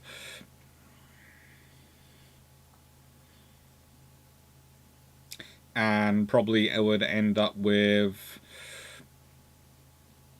a pair of 57mm, one on each, one on the way, a pair of 57mm at the waist, and probably 3 40mm and 3 phalanx. In place in the scenario, so you had the 2 40mm forward and 1 centre aft, and 1 phalanx forward in the middle between the 2 40mm. This is forward of the bridge, and 2 40mm and the 2 phalanx aft, one either side after the hangar.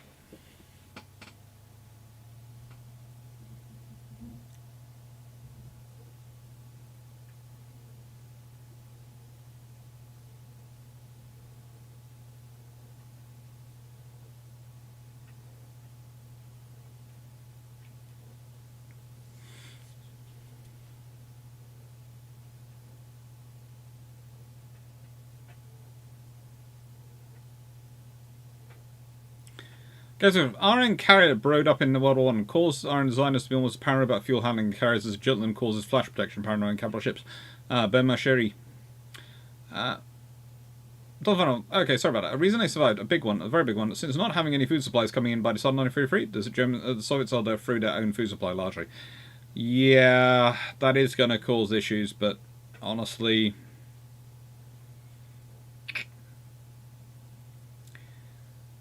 there also the food supply issues are mostly caused by logistics, and the thing is, most of the population centres which they worry about feeding will be on the other side of the line, so the Germans will be responsible for feeding them anyway. So I doubt the Soviets will care.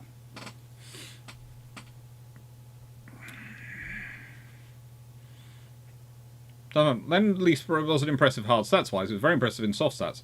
Imagine the Russian winter offensive without those millions of boots. Nobody sees a war-winning weapon in boots. True. But they're darn important, as are locomotives. I think they sent spare parts for those as well. Trucks, quality gasoline, lubricants, radar sets, and last one at least canned foodstuffs. Yeah, lots of those things will get sent. Mark Arnold, so the Colorados are too close to done 1922. You finish them or Congress lets you have nothing. Now after that, 2 Lexingtons instead of 2 Dakotas. And he said, like, Dakotas. To make a Steppy 42, to make a Colorado go 26, 28 knots, wouldn't you basically just get a Nagato out of it? Look, yes, that's the reason why you'd build the Colorados, as said. That's why their history is that, but I'd still, if I had to be able to make the change, which was the question, I'd change them for Lexingtons. So if I could persuade Congress to fund those instead of build Lexingtons instead of Colorados, well, I'd probably be world dictator by the end of that conversation, because if I could manage that, then I'm capable of doing anything. I'm sure I'm supposed to be onto the next topic. Yes, I am onto the next book, and I'm actually almost at the where it's at the end. So, next book today is Admirals by Andrew Lambert. Yeah, so I got to this right at the end, and I'm going to talk about Captain Hood quickly in this one. Using his Grenville connections, Hood ensured that he was actively employed at sea. In 1759, he commanded the frigate Vestal, capturing a frigate of the same force, Bellona, in a 3-hour running battle. Such successes made an officer's name, which is why, despite the fact you got paid less as a frigate captain than you did as a ship line captain, it was often considered very prestigious to be a frigate captain. Also, you could earn a lot more money because of prize money. And let's be honest, prize money compared to wages was basically the difference between and, well, made wages look like small fry. Such success made an officer's name, and Anson presented him to King George II. His next service was at the bombardment of the French invasion shipping at Le Havre under Commodore George Rodney. In 1760, he was sent at his own request to the Mediterranean, where he spent the rest of the war on convoy service. After commanding the American station, his Portsmouth connections, his father-in-law was the city's mayor 4 times between 1771 and 1780, kept his career tied to the local area. This enabled him to avoid becoming too closely identified with any one party, a particular advantage since the Grenville Pitt clan were out of office for the entire decade. From 1771 to 1776, he commanded the Portsmouth Guard ship, although he lived ashore at Catherington House in Horn Dean, riding to work every morning. While this comfortable existence sufficed for peacetime, Hood was consumed by a desire for active service. When the American War broke out in 1776, Hood was offered the post of Commissioner in the Dockyard and Governor of the Naval Academy. At 53, it seemed his active career was over and he would spend the rest of his life in administration, running a dockyard and managing the Navy's local political interests. He accepted the post, but only after persuading Lord Sandwich, once again First Lord of the Admiralty, to retain him on the active list, eligible for an Admiral's command. Hood began work in February 1778. When King George III visited Dockyard later that year, he was so impressed that he sent his third son, Prince William Henry, later William IV, into the Navy under Hood's tutelage, and made Hood a baronet. At the 1779 Hampshire county election, Hood loyally served the ministry, and then pressed for a command afloat, making sure that the Prime Minister, Lord North, knew that he was not a Grenville partisan. Hood got his chance in September 1780, when Sandwich needed a second-in-command for the abrasive Lord George Rodney on the West India Station. The choice smacked of desperation. Half the officers of the Navy refused to serve on political grounds, while the rest hated Rodney. Oh, good Lord. We had so long without them.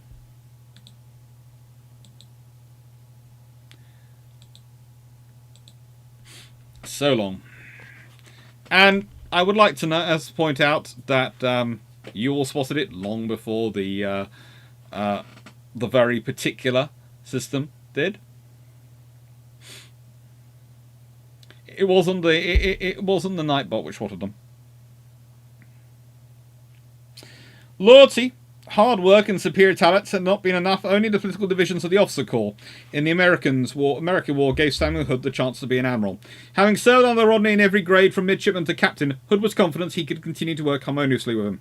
Even so, the belated opportunity for sea service came as something of a shock, and he initially refused the officer, citing poor health. 2 days later, he changed his mind, his bodily ailments having fled. Given that he would live for another 36 years, one has to question quite how severe his ailments were.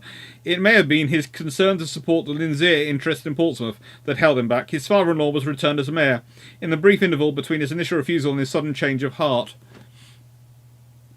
Hello. It's a good book. It's Andrew Lambert's Admirals. If you haven't read it, you will enjoy it. And I do say this even though he is my old prof, so there is bias involved. He was literally my supervisor during my PhD. There is a lot of bias going on here, but it's a great book.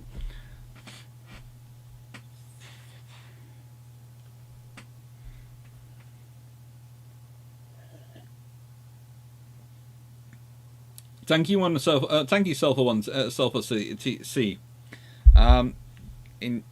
Hope you enjoyed live, and hope the quote helps in your history essay.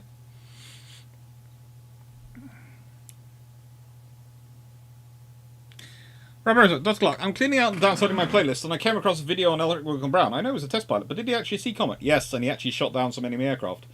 He flew from the escort carrier, which was one of the first ones which was sunk in World War II, and he shot down Condors. He was going through the Bay of Biscay.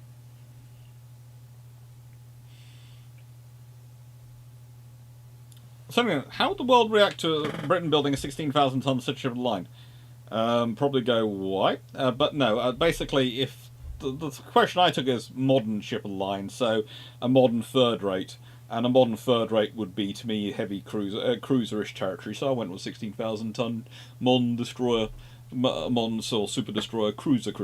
So instead of the destroyer cruisers, which are their air defense cruisers, and the frigate cruisers, which are the anti-submarine warfare cruisers, I went with a cruiser, which is about 16,000 tons.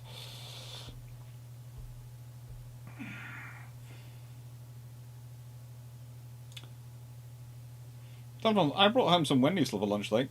Getting almost downstairs before we're finished now. Cool, you're doing well. Doctor, is there actually differentiation between tactical radar and strategic or operational radar? Since I tend to see designs falling into those two groups at times.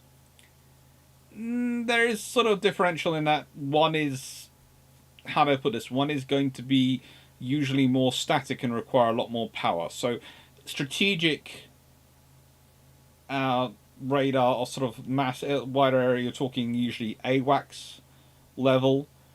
Some land-based level, you're talking some ships will carry very long-range radars. And then there's your radars, which you might use for actually fire control and actually providing the information for actually engaging targets. And those are sort of more tactical systems, and they tend to have slightly different frequencies and slightly different modes of operation. Not getting into too much detail here, because I would want to, before I answer that question in sort of detail, I'd want to check the exact details of. I've been around the block enough that I've probably got bits of knowledge which I don't think any of them is secret, but I'm also not quite sure if they're public. Does that make sense? So I'd want to check before I answer that question too much.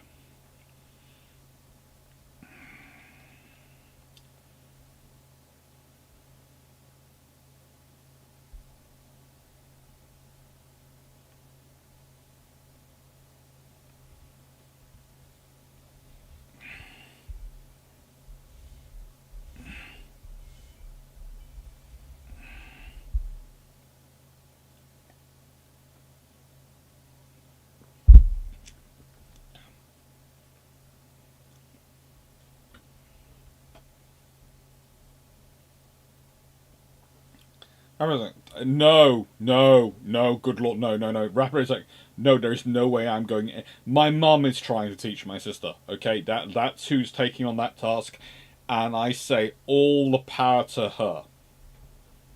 I do not have that level of patience in the kitchen to teach someone. I know that I am not at that level yet. I am perfectly fine at cooking, and I cook for the entire family on a fairly regular basis. Well, usually about 3 times a week.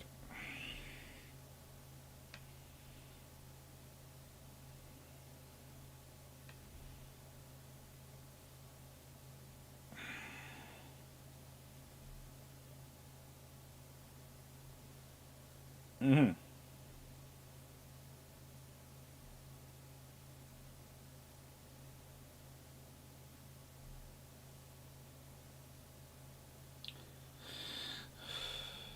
So I was trying to illustrate that a similar scenario in World War One, Gallipoli says, could have boosted the Russian society enough to survive World War One attack. The thesis was put forward by the doc. Just funk. Just funk.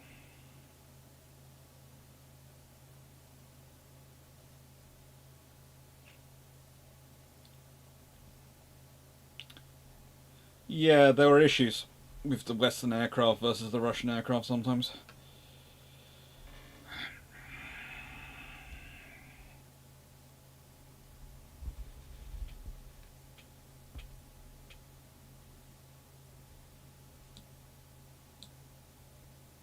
So before the thing is, the Soviet Union for a while was struggling to feed itself, was also struggling for manpower in 42. So I'm now not sure how certain I am they wouldn't collapse. So with how the SR was, will we actually know how bad things got? That is part of the problems, but it got bad, but there are differences between the USSR and the Tsarist state that do have an impact on these things.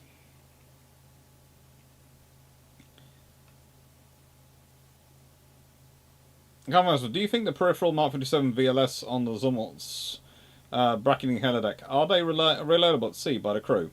Not as they currently are, but well, if you had a crane unit, I suppose. If you carried a mobile crane, you could potentially do it in the hangar. If you had a crane unit, that could do it. But no. Barring them having a carrier level crane. Mm-hmm. No, Ross, respectively, I think the Soviet Union has to go back beyond the Urals well, at least. I think basically they end up at the Urals and probably not far short of them, because let's be honest, you're not talking about the Soviet Union's collapse, and you're sort of thinking about them going there. You also have to talk about the capacity of the German army logistically. And the German army's logistics could probably get them to Moscow. But whether they could get them beyond Moscow is a completely different matter, because they are breaking down. The further away they get from decent railways, the more and more the German army breaks down. Basically, the biggest problem for Germany in World War II was that decent railways started to disappear very quickly once you got the other side of Poland. Very, very quickly once you got the other side of Poland. And that was their problem. The Germans were entirely dependent upon railways for movement of their logistics. Nothing else really makes up the difference. And that's their problem, and that's where they collapse. So, yes, the Soviet Union has the same issue, but the thing is, just because the Soviet Union really can't support the troops to defend it, doesn't mean the Germans can support it to attack it. So basically, you end up with a stalemate caused by both sides not having logistics to do anything else.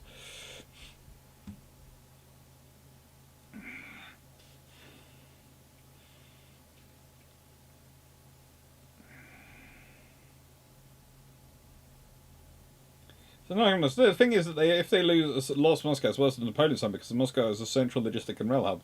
Without that, coordination even harder. True, but the Germans then can get supplies there, but getting from there is going to be interesting.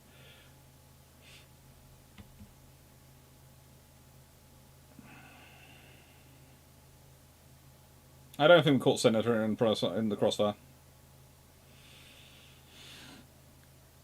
Self-see. It's mainly planning Germany for lack of industrial capacity for Salamis versus Britain with what would become Erin, Canada, and Agincourt. That's definitely true. That's the advantage the British have. They have enough capacity to be building more dreadnoughts than the Germans anyway, by a factor almost 2 to 1, and also building from other people.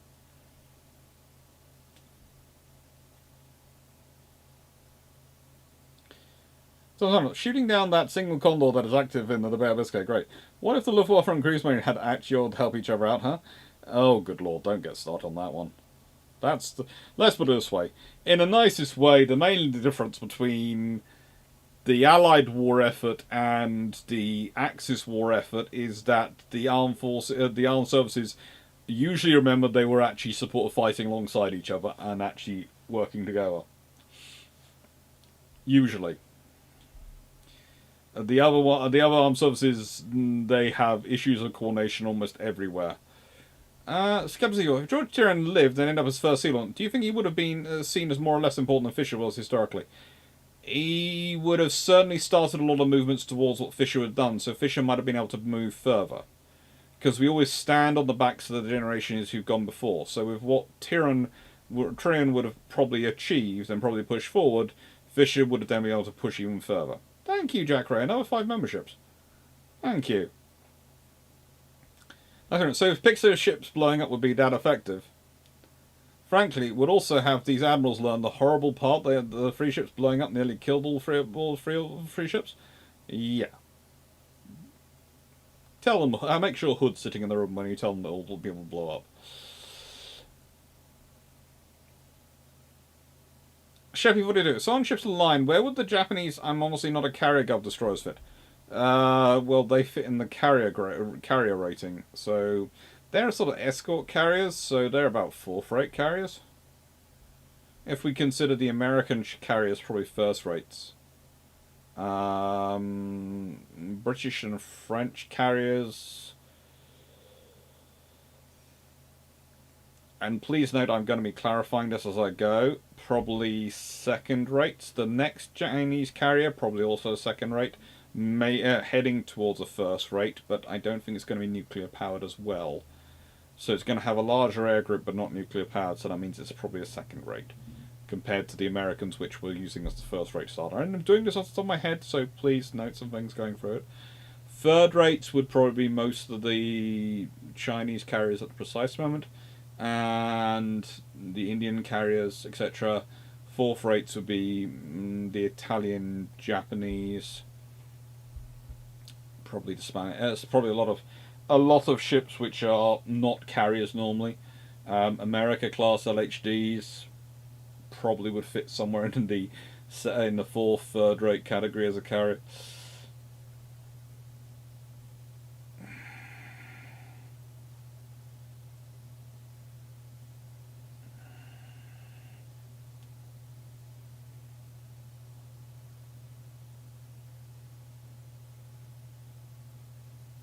Ron, what's the Irons equivalent to the Show and Firefly? Oh, dog boats. Fair Maldives. They're the equivalents.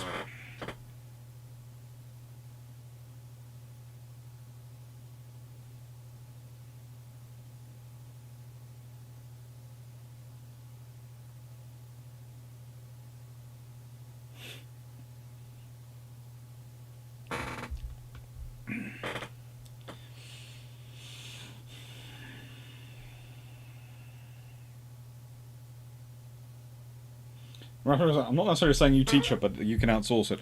No. My sister is wonderful. She's not a great student to have in a room. Trust me.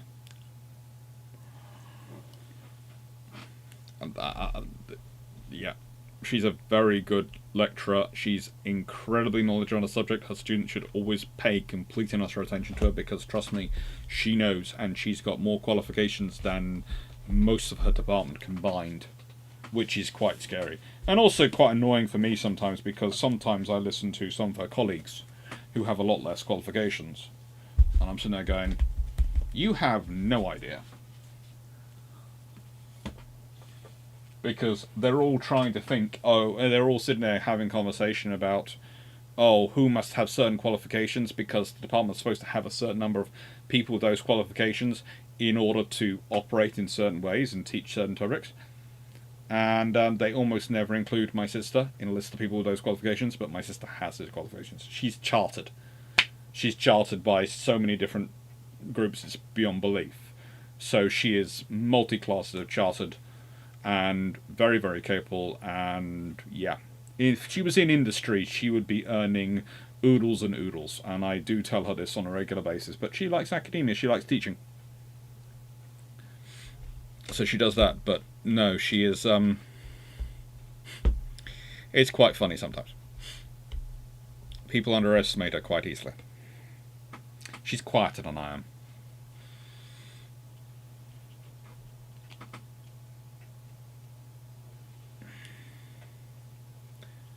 Marcus, if Tyrion lives, I expect the statement, I'm following the exact letter of my orders, becomes a less viable excuse when things go wrong. Definitely. Because he expected people to think for themselves. Unfortunately, that expecting to think for themselves didn't work out for him. Right, I'm thinking more along the lines of retrofitting a massive Mahuzu gun into an existing frame. Again, the dog boats. But yes, quite a lot of there are some very interesting patrol boat additions. Let's put it this way.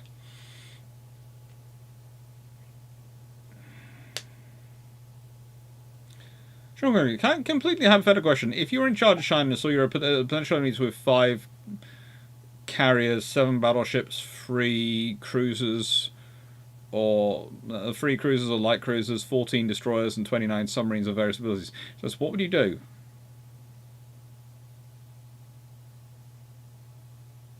Well, when am I? If I'm today and they have that combination, I'm probably going to sit there and go, cute.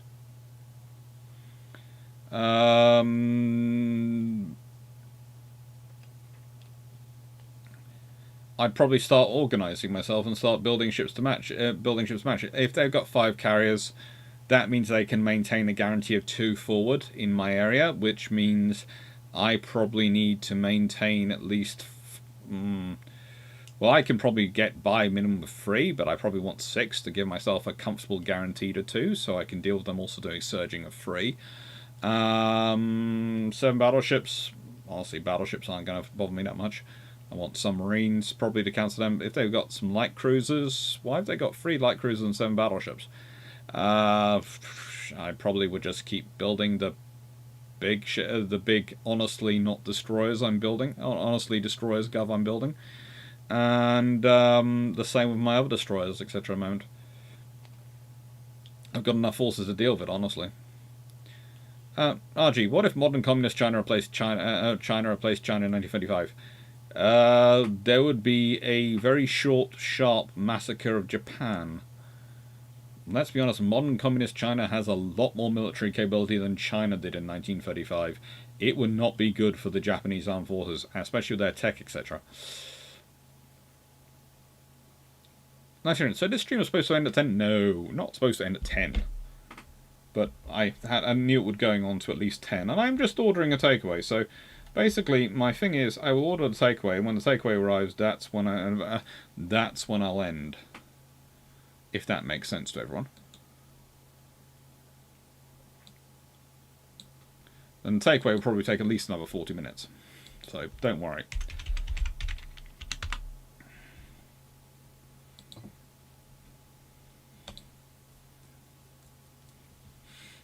And considering the person who's currently asking for the takeaway and really pushing for it is my sister herself. She didn't even drag. Oh, she was trying. And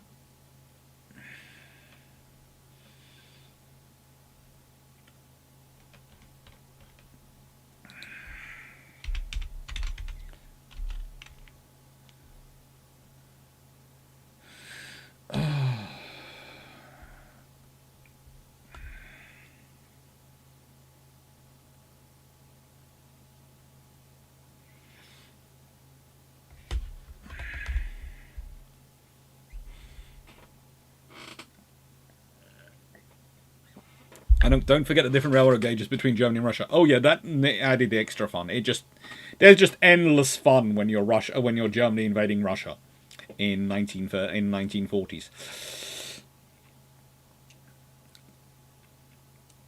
Oh, Step 42. On the Luftwaffe and Kriegsmarine helping each other out, at least they weren't as bad as the IJ and the IJ. No, they just they just ignored each other, whereas they instead of actively trying to kill each other. So yeah, there is that advantage.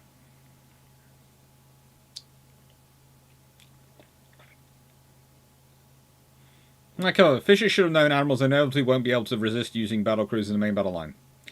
His whole purpose was trying to avoid there being a main battle line. You must remember, if no one opposed war and hated war more than Fisher, his entire building strategy was about deterring conflict, not actually fighting a war.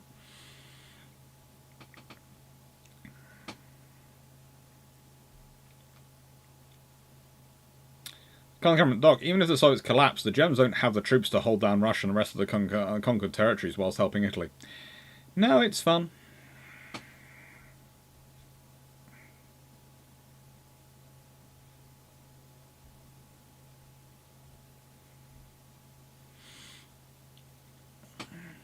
Did you know there's still a Black Swan class in Egypt? I thought that had been broken up. I did think it had been scrapped. I knew they had one, but I thought it had been broken up by now. No, Manly 640, she didn't even need her own experiment. No, she didn't. Oh.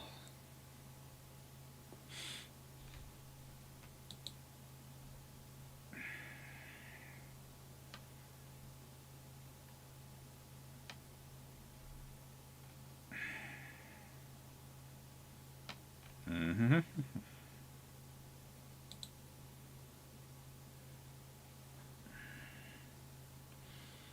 Ba-da-da-ba-da-da-da-da-da.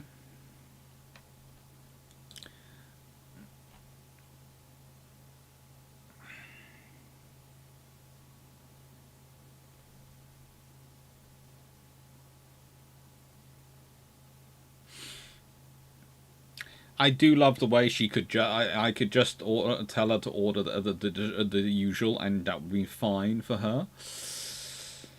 But no, she's come through a specific order. Okay, it is the usual though.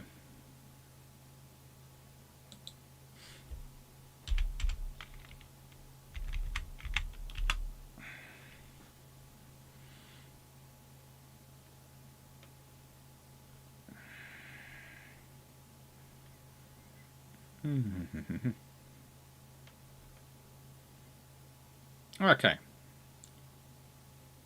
Josh, speaking of missiles, since the Mark 26 launcher can launch SM-1 to MR, RU-5, RGM-84, could it be possible if a tail of missile storage could hold and launch SM-1 to ER? Ooh, it's the weight on the arm as you're moving it around. So theoretically, yes, but you need to do some work on it. What is the combat failure of VLS launchers? So far, we don't really know, because the only things we have are from the Gulf War, when frankly nothing really failed, but therefore it was because of the fact they weren't under attack and they were all doing pre-planned things and able to work it through. It's almost kind of like a peacetime exercise.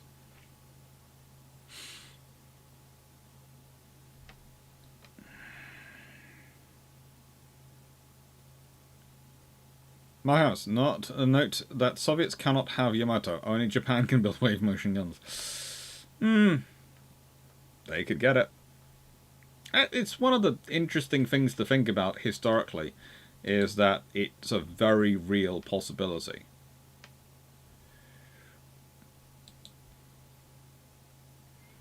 It is. It's not a good possibility for anyone in concern, but you know, it is an actual possibility.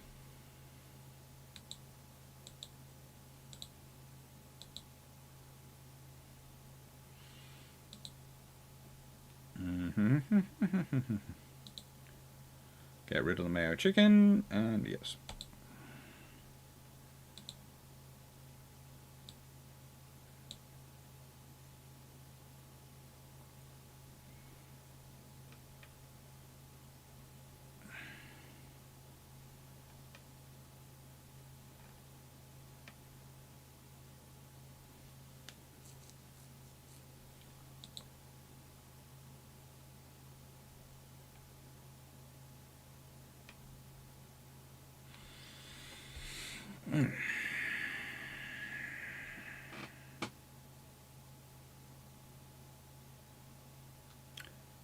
Strong, thinking 2 or 3 years from now, do you think it's possible to break the Chinese economy before sending them to crash build ships? Not at the moment, no. China has too much capacity for industrial production, so which is untapped capacity, so no, you can't do that.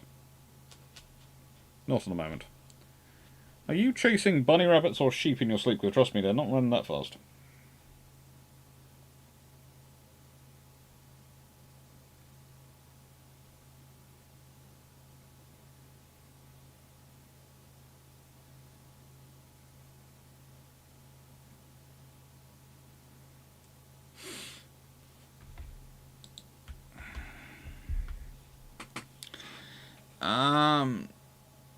Megastro. Hello, Megastro. I haven't seen you before today, I think. I've made some honestly destroyed designs in UAD that are really just 3,500 ton odd cruisers, like Smooth Down Dido. Basically, that's what a daring class is. Back pocket cruisers, as I call them. Brent Pass. I think the 57s on the MGBs would have been quite intriguing weapons against Japanese armoured barges. What would have been required to adapt the MGBs to the Pacific Theatre? Some extra fuel tanks, probably. Nicaragua, there was at least one PT boat with a 105mm on the bow. Anna, Dr. Clarke, what was she trying to make? We will never go there again. Just, let's leave it to one side. Let's never go there again.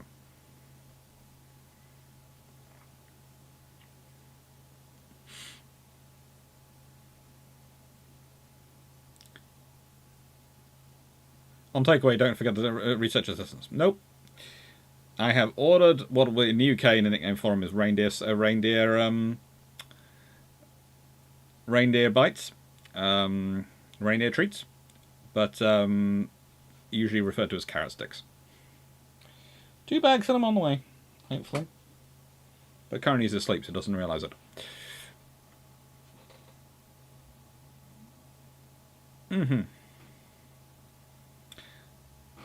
Dr. Clarke, any good books on military leaders who lead dangerous, insane, or charmed lives, preferably stories that if you made them in the movies would nobody would believe it?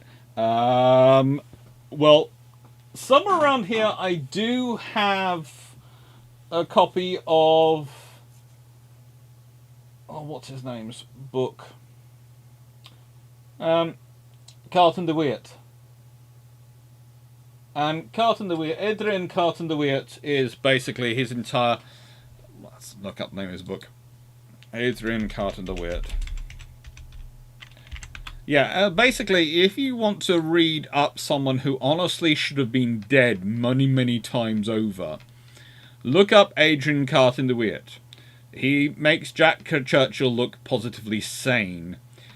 His book is called Happy Odyssey, The Memoirs of Lieutenant General Sir Adrian Carlton de Weert. The foreword is, of course, by the Right Honourable Winston S. Churchill. And, yes, read that if you want to... I have reviewed it a few times in this channel. Read that if you want to have such a story.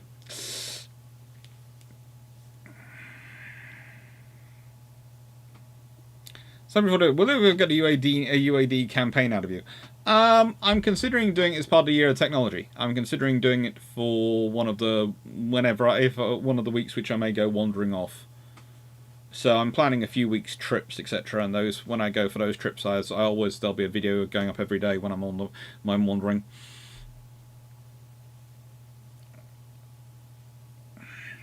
Dr. C, my sympathies to your sister's dinners. I have a friend who could burn a pot noodle. My sister's claim to fame is that she has managed to turn soup to powder and has managed to burn salad. These were a long time ago, but they are claims to fame. I love her dearly, and as I've said before, I have my own failings. Please note, I can make fun of the cooking thing because cooking is not my failing. But I have had issues with every time I get the Hoover, it seems to be A, broken down before I'm given it, so I have to fix it. So I spend ages fixing the Hoover before I get to use it. And B, when I am using it, I end up bashing into things. So, yeah. Hoover and me are not good friends. Hence, I am planning, as soon as I get my own place, that the hoovering will be taken over by a robot. But I'm told by my family that they are not wanted here because they might disturb the dogs. Honestly, having seen at least this one sleeping, I doubt it would disturb him that much. The corgi, however, the assistant, fluffy research assistant, would probably be riding around on the back of the robot, trying to direct it by sheer force of bark.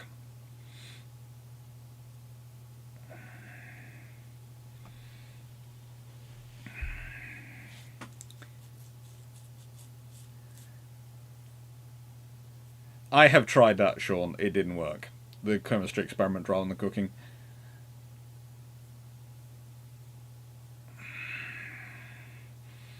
Also, I guess it depends on type of VLS, type of missile, and especially age of the individual missile. Yes, some VLS systems are pretty much single-shot usage. Let's be honest, some of the big Russian ones are not really designed to be refilmed.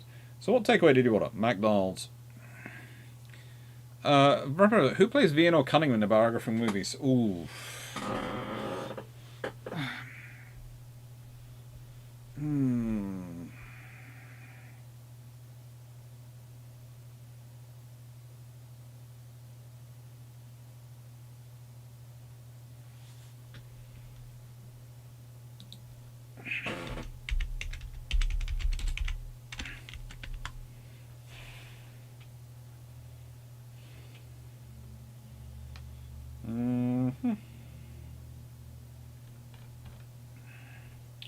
Benedict Cumberbatch should be a very good Vian in my mind.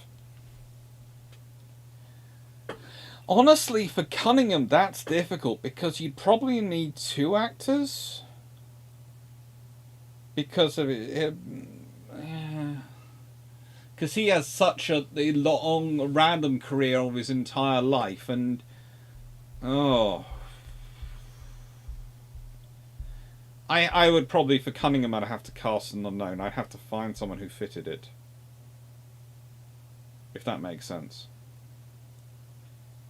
Sorry, you haven't probably seen me before in the stream. I was taking a nap that turned out to be almost 4 hours long. That's a good nap. I'm jealous. And Mark Agnes, the heavy cruiser is the protected cruiser, the light cruiser is the scout cruiser, the real successor cruiser to an armor cruiser was Alaska.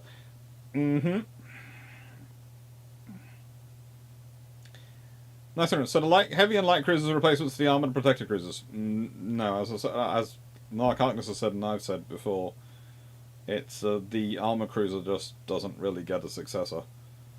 The light, and technically, actually, it's the protected cruiser goes protected cruiser, light cruiser, then it's suddenly the definition of a heavy cruiser. Yeesh. Was it supposed to be native British Isles cuisine or something important? It was something supposed to be British Isles Isles cuisine, I think. I would think. Let's put it this way. She was trying. She tried very hard. It was a nice idea. It just didn't work.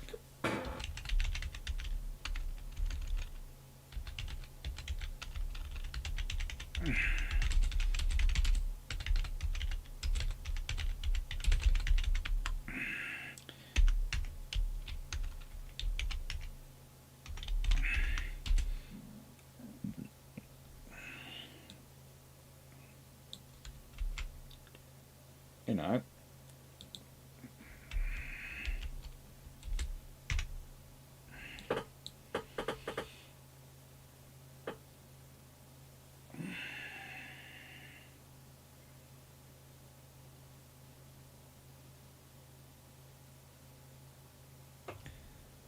Good luck, Bishop. Enjoy Burger King.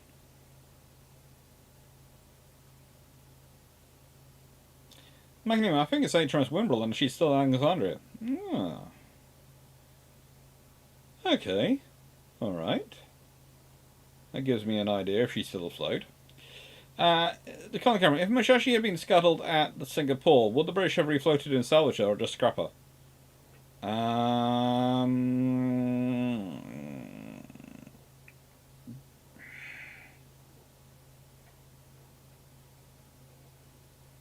Probably the latter, honestly. Mr. Serenity's End. Hello. I don't think I've seen you before. Or if I have, I don't remember that name. And that I remember that name because that's a very cool picture. You've got Mr. Serenity's End. What is the single hardest component to build for Dreadnought battleships? It's... Oof.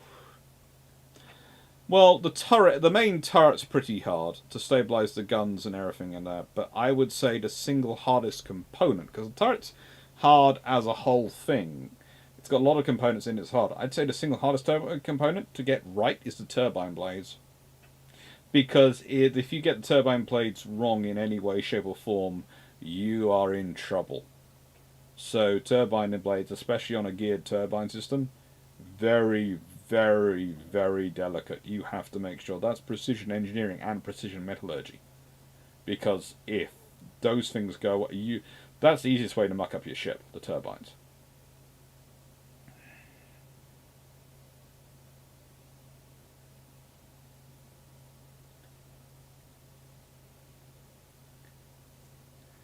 Going on, Doc, I'll answer that one.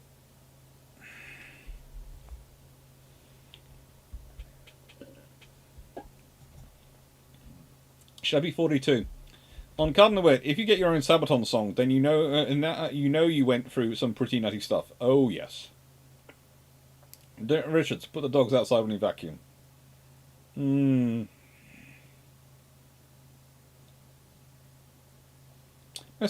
I don't quite understand. My mum's boyfriend decided to spend over $1,000 on a Hoover instead of getting a robot for a fifth of that.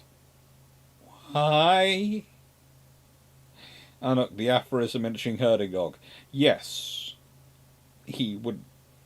Surfing on the robot is definitely what he would end up doing.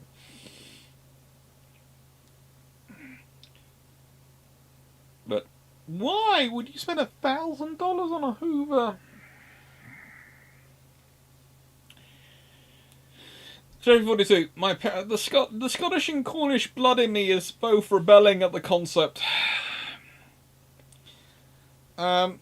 Amazing funny. A lot of Russian VLS are cold launched. Those are typically the easiest to reload, as you're not dealing with any potential damage to equipment from a hot launch.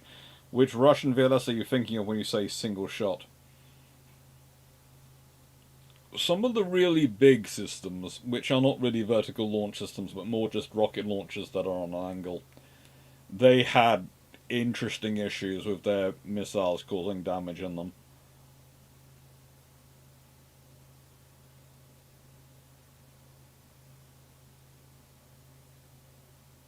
Alzowski, thank him. He prevented the creation of Skynet. No. Skynet is already in existence. I've told everyone before. Skynet already exists. It's the British satellite communication system. It's been in existence for about 40 odd years. So the odds on it actually taking over the world by now are not going to happen. Because this was the thing. The moment Skynet was a British project rather than an American project, it took one look at the amount of paperwork for running the world and decided it didn't want to do it. See, that's the thing. If you get a British project which is named Skynet, it will never take over the world because it will look at the amount of paperwork and bureaucracy necessary to do it, and it will just go, nope, that's for some other mug.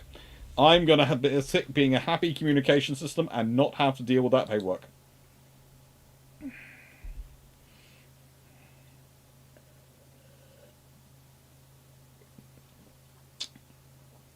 Yeah, Richards, my dog will eat the vacuum too. The old dogs and the vacuum were mortal enemies. Hmm.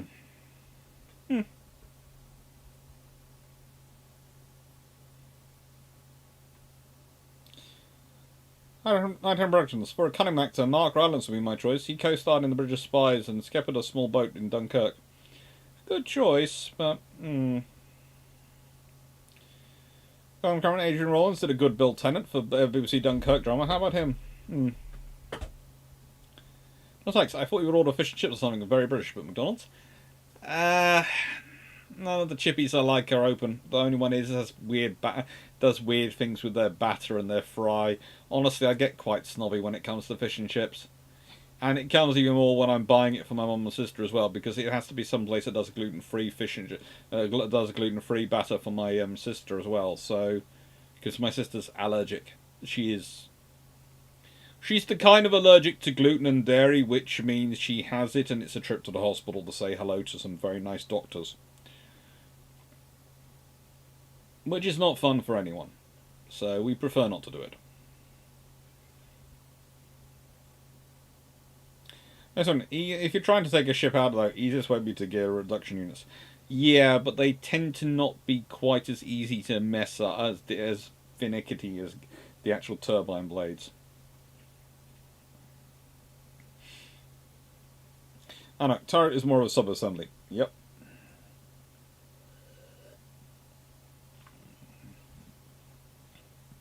Thanks, sir. An old history question I also asked Drac. I'd like to know what you think. Biggest switcheroo. A few rules. But with a few rules. Name, Navy class and materials. So no timey-wimey when launched. They are magically switched for the other as complete example. US Iowa switch with US BB4, switch with US Iowa BB61. Yeah. Of all the naval technologies or components scrapped since World War II, what you have would have saved and reused on a new ship. Example: the greatest turrets on Vanguard.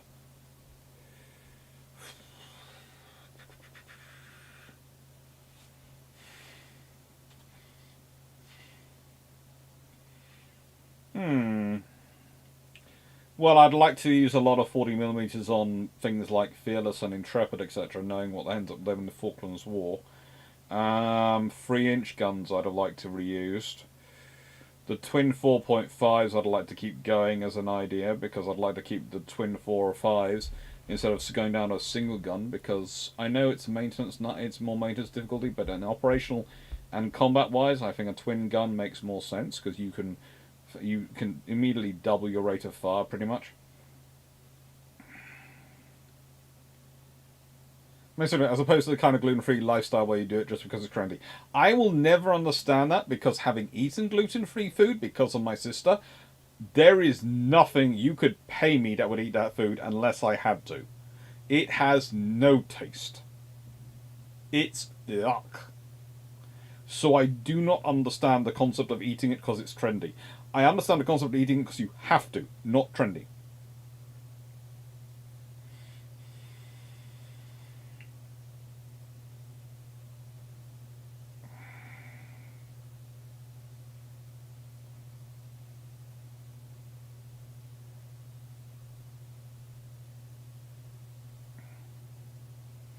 No kindness. One nice touch in the 76 Midway was both Henry Fonda and Toshiro Mifune knew the animals they were playing were missing fingers and made adjustments to include as Mifune even had special gloves made. Cool.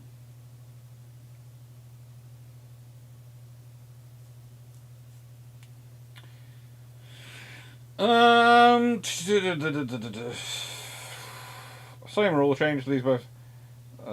Returning these to World War Navies to build one. Sailing ships, warships. What would you build? No steam power. Okay, Mega Scram. Magically switch for others. USI. What do you think would be the biggest, and what effect would it have on both ends? HMS Queen Elizabeth, the current carrier, with a full load of F-35s replacing HMS Queen Elizabeth when she's out of commission in World War One. If you want to end World War One in 5 minutes, you take back a flight group of F-35s. The entire the entire high seas fleet would be sunk within a few hours. After all, they could find them and sink them. You could then take out pretty much every artillery position along the entire Western Front, and you could do this using dumb bombs because the electronics would be smart enough to keep going, and the dumb bombs could be manufactured at the time. And frankly, there's no AA systems that are going to catch them. And by the time you finished, there would be no forces. You would finish World War One. So if you want to end World War One in a few minutes, you turn around, change the Queen Elizabeth class around. HMS Queen Elizabeth goes back. If you want to change World War II, Prince of Wales. That would make... Well, that would give you a whole... Let's be honest, the Battle of Denmark Street would be very different if Prince of Wales was the modern aircraft carrier version of it.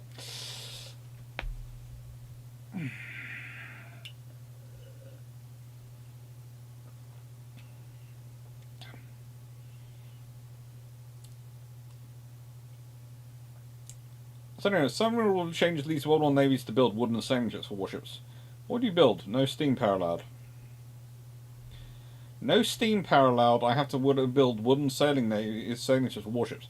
And honestly, if I'm doing that, then I'm building 112 gun ships. Basically, I'm building something which looks like a version of HMS Warrior, but bigger. Which is basically a massive ironclad sailing ship. So just think Warriors, but bigger. Run, you're given £1,000 armor-piercing bomb and time-traveling bomber. Where do you drop it for largest effect in both world wars?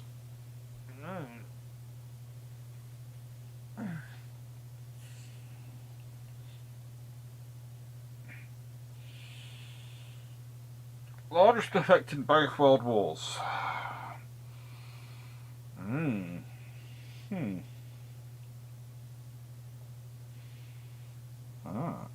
Largest effect in both world wars.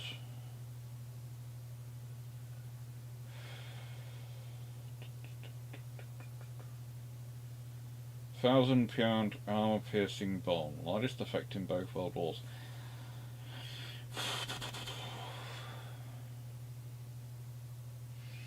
In World War One, I would take out Shear.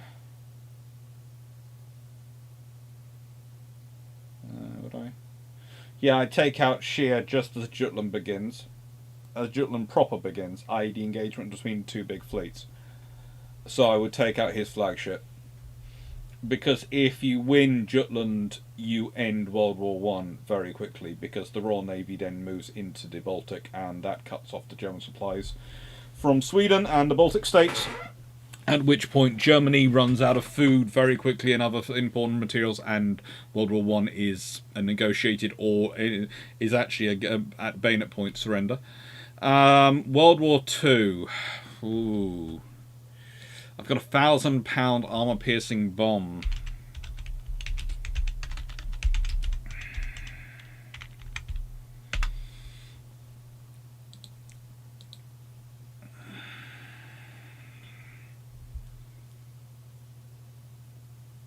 I just need to send my sister a message to confirm that the takeaway is on its way.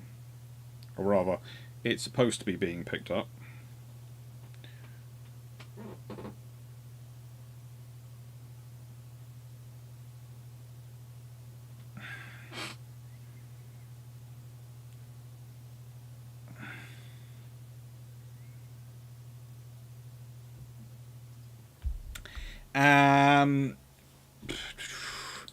Right, if I want to have a big impact on World War II, I need to be able to both impact the war from a naval perspective in the Mediterranean and so...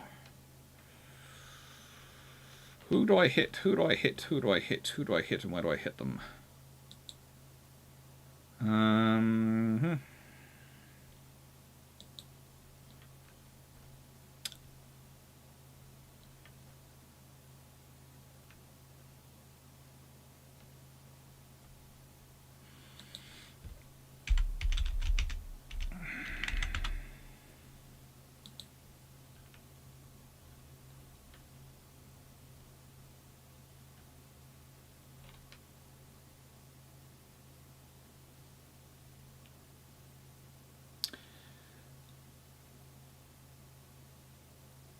I would probably hit the Vittorio Veneto.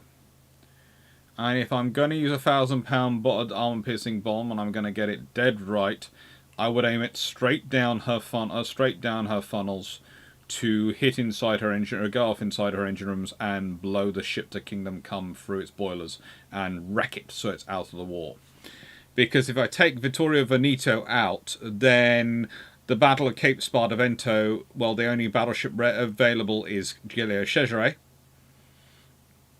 which means probably Cape Spartivento doesn't happen as it did. Because honestly, Renown would be able to fight off Giulio Cesare. This sort of that would basically stop that one taking place. It would cripple the Italian force for a lot of World War II, and would make it very, very different. So that would mean the Italians were less powerful had a less strong fleet, which would mean that the British would need less units in the Mediterranean, which means the British could actually reinforce Force C properly, which means that would have an impact on the Japanese, the forces down to Malaya. If Japan doesn't successful in Malaya, that holds the Japanese off from getting to the Philippines, etc., and getting further down into Indonesia, Papua New Guinea, that sort of area, Dutch territories, because they're still fighting for more northern areas, which allows the Allies more time to regroup, which means the Japanese don't have those startling successes, which means the Japanese probably get held off for longer, and which probably shortens the war in the Far East as well as that. So that's what I take out Vittorio Veneto at the Battle of Taranto in the second one.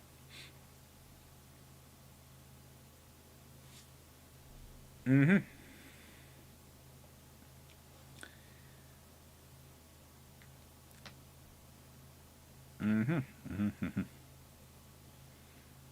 Second of all, gluten-free pasta is the worst.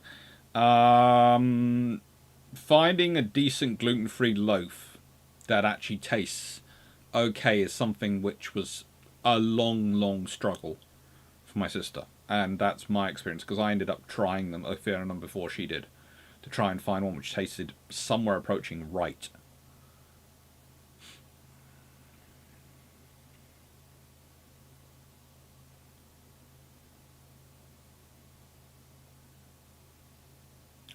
I would agree with your brother-in-law, Jos Vonk.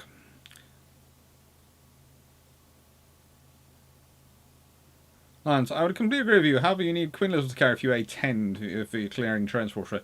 You don't really. Honestly, you just need to take out the artillery. You don't need to clear the trenches. If you take out the artillery depots, especially the ammunition depots, that's what I go for. There will be the trenches will collapse very quickly.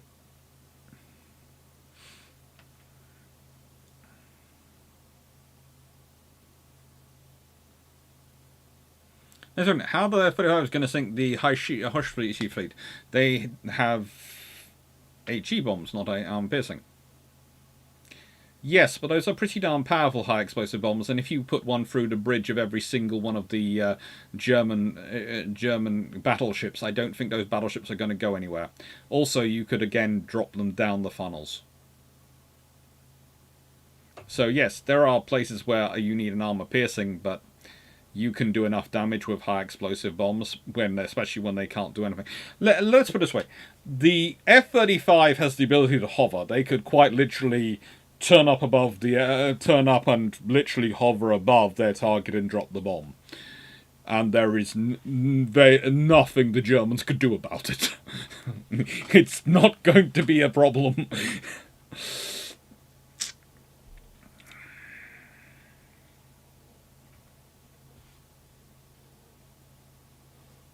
And looking at Agent Carden's wiki page, yes, that is a movie which would scare people.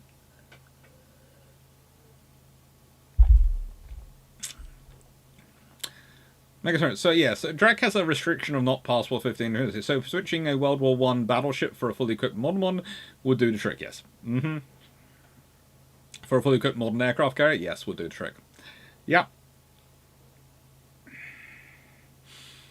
Celebrity 42. I imagine some of the Trafalgar named Dreadnought swapping places could be entertaining, like HMS Temeraire. Oh, that would be fun. Legend predictions. If one of the three Kirovs beside Peter Velicki had been maintained throughout the 90s and up to the point that Putin took office in 2000, he'd have presumably done his utmost to keep those three other ships in. If the other three other ships were service, how would the Russians have deployed the four Kirovs from 2000 up to now in such a case? You'd have had at least one wandering around the world at any one time, as basically their standard bearers and status. You'd probably have had one as the Black Sea Fleet flagship, one as the North Sea flagship, and one as the Pacific Fleet flagship. And one would be wandering around the world. That's what they'd be rolled as. If you had four Kirovs all operating. Calvin Gasberg, biggest bomb impact on Kaiser Wilhelm's yacht. A single hit having a large effect on both world wars. That would certainly be an interesting one. But it might not guarantee an end. Why do I keep having weird suggestions on Facebook? Sorry, they're just suddenly for some reason sent notifications through to my phone. I haven't had this before, of flashing pictures of a couple smiling. I was going, I don't know who they are, and it went friend suggestion from Facebook, and I was going, I have no idea who those are.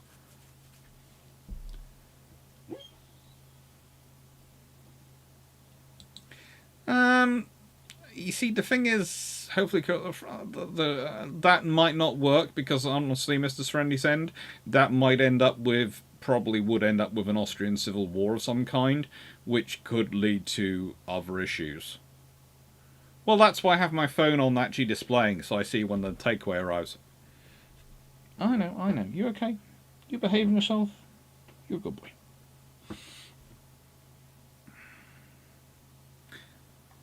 The Son of Canary and World War II Enterprise replaces 4-class Enterprise. Now, what changes? You know what Enterprise does traditionally? Well, now if it's 4-class Enterprise, then there's probably not a Japanese fleet left.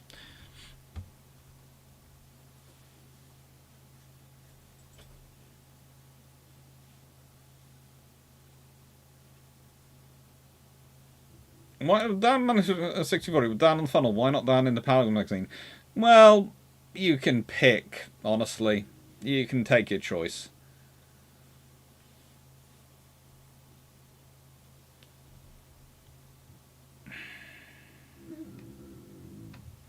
I'd like to just say down the funnel, because I just find the whole thing quite funny if you do manage to do that. But yeah.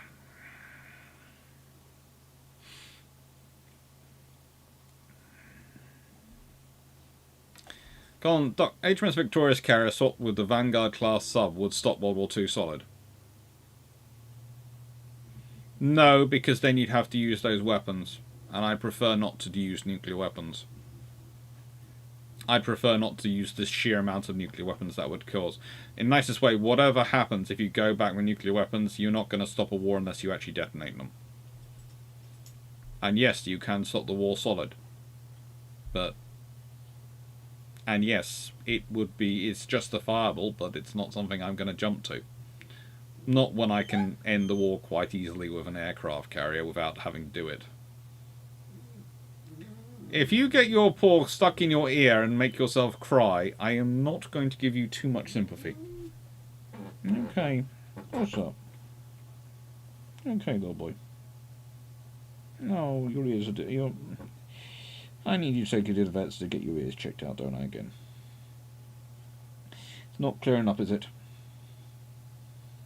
It's not good. Dogs get ear infections sometimes, and it's always an issue.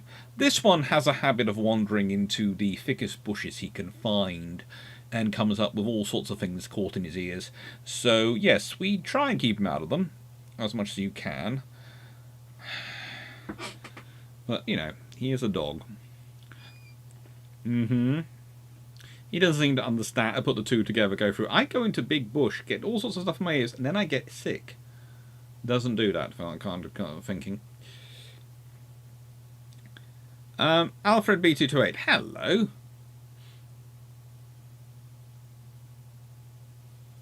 I have been wondering about the light and heavy cruiser 6 and 8 inch gun, 6-inch and 8-inch gun defiance. If the Washington Naval Treaty not limited them and heavy cruisers grew to be 12-inch armored ships, are CLs still 6-inch? 6-inch has advantages.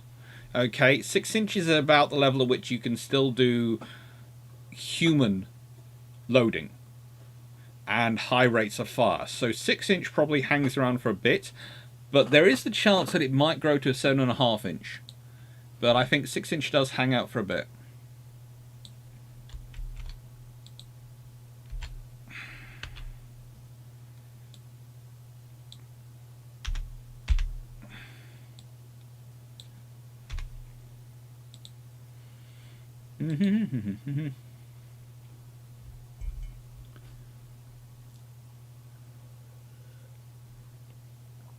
Sure. Well, you mean the Queen Elizabeth battleship for the Queen Elizabeth carrier? That's no known rules. That has to be the same class. No, so no battleship for a carrier. Oh, that's a shame.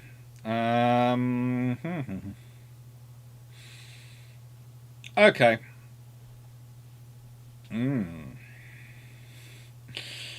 Well, if I remember correctly.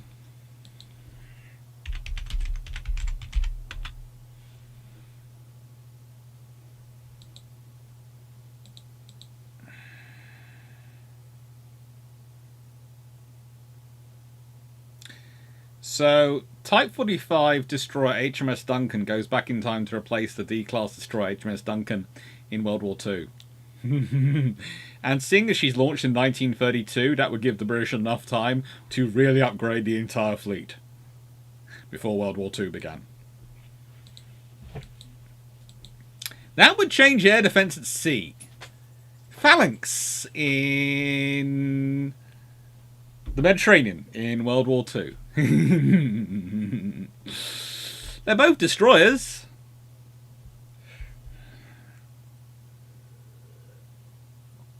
Nope, we haven't talked about the Type 83 destroyer yet. Because we haven't finished the paper yet, we keep rewriting and adding bits in.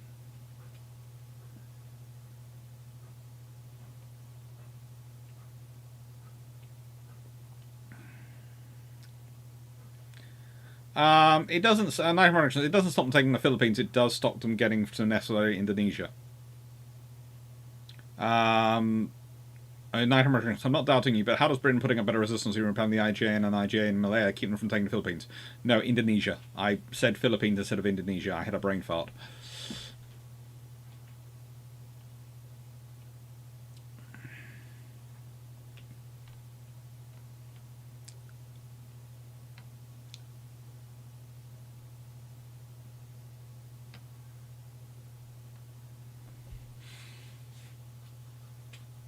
It's Facebook. Chef 43.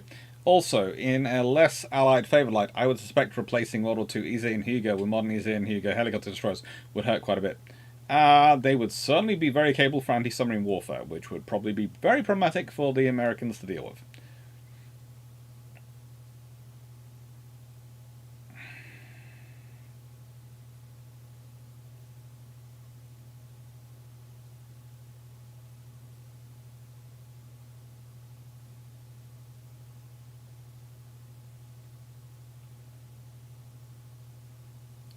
RG, what if Arizona, the Pennsylvania class, gets replaced with Space Battleship Arizona? Then I'm fairly sure whatever war it decides to take part in will be over very quickly. Speaking of down the funnel, did they not have grates back then to protect from things falling in? They did actually have grates, but the amount of stuff the grates could actually protect against was not very high. Because they considered the likelihood of it not very high. So basically the grates are mostly protect against birds.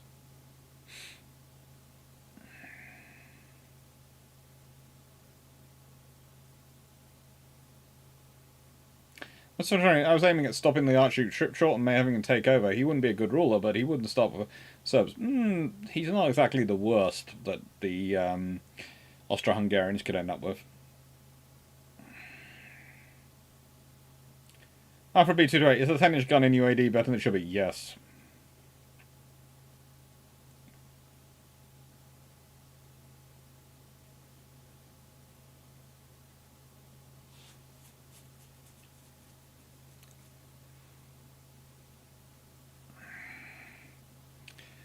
And yeah, he's had to wear the cone of shame a few times in his life. I see dollars.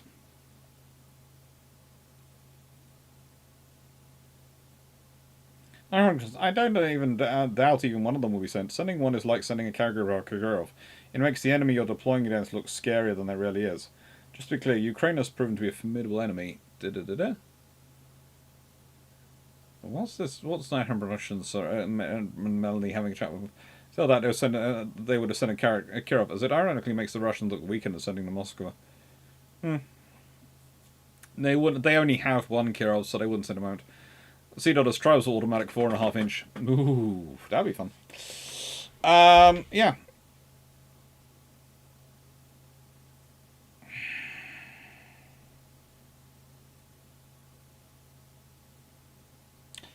Honestly, the Ark Royal, it would depend. If you were talking about the the Audacious class Ark Royal for HMS Ark Royal, that would be interesting. And also the Audacious class HMS Eagle for HMS Eagle would be very interesting as well. The Royal Navy would really like that change. That would actually be better than that. Actually, yeah, do the Eagle for Eagle change instead of the Ark Royal for Ark Royal change. Yeah, the Royal Navy will take that every single time. Just like, good 30mm goalkeeper workout too. It would be quite useful to have a 30mm goalkeeper. I'm not sure if that's enough of a jump these days. I think you probably need to go to a 40mm. Yeah, Naval, Kamikaze versus Phalanx. Ouch, you're going to run out of 20mm.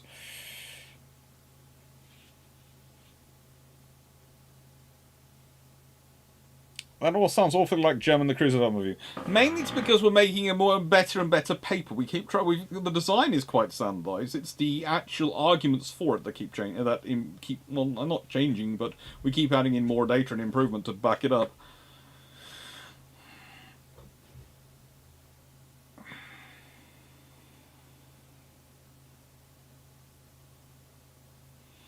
Sorry, but Spaceship Battleship Returns destined to fail. They have a huge arc in the Anime Series 3. Cut to, we found the wreck of the Arizona. Why do funnels and seamsters get an increasing slope as time goes on? Airflow. So, Alan's question of premise is they say HUD 4, which should be sitting on the bottom in place of Moskva.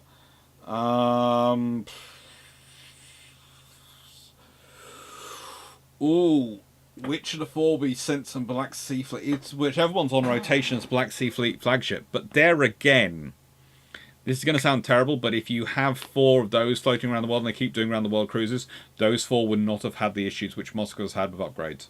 And they didn't have the issues the Slava class had to begin with. The Slavas were, you must remember, they're very much slammed together to give an insurance policy to the Kirovs. So they were done, everything is as cheap as chips as possible. Because they had the insurance policy to the Kirovs. So if you've got 4 modernized on the grounds of Peter Velicki, grounds and scale of Peter Velicki Kirovs sitting there, then that would probably not have the same problems as the Moskva had. So it would have had to been sunk a different way if it had been sunk. Replace the first Ark Royal. Ooh, good lord, that would be interesting. Tana, take care, Tana Ferka. And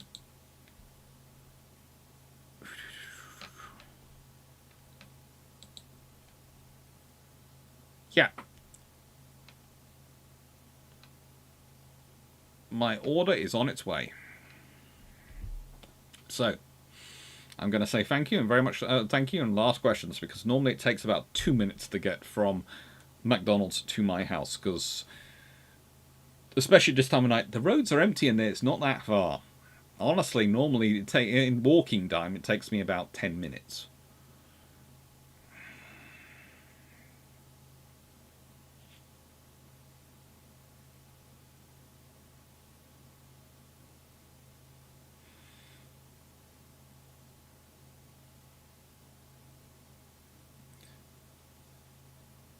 Detanja, hello. Would you like to take a ride in one of the steamers of the Sash Schiff Fahrt Company?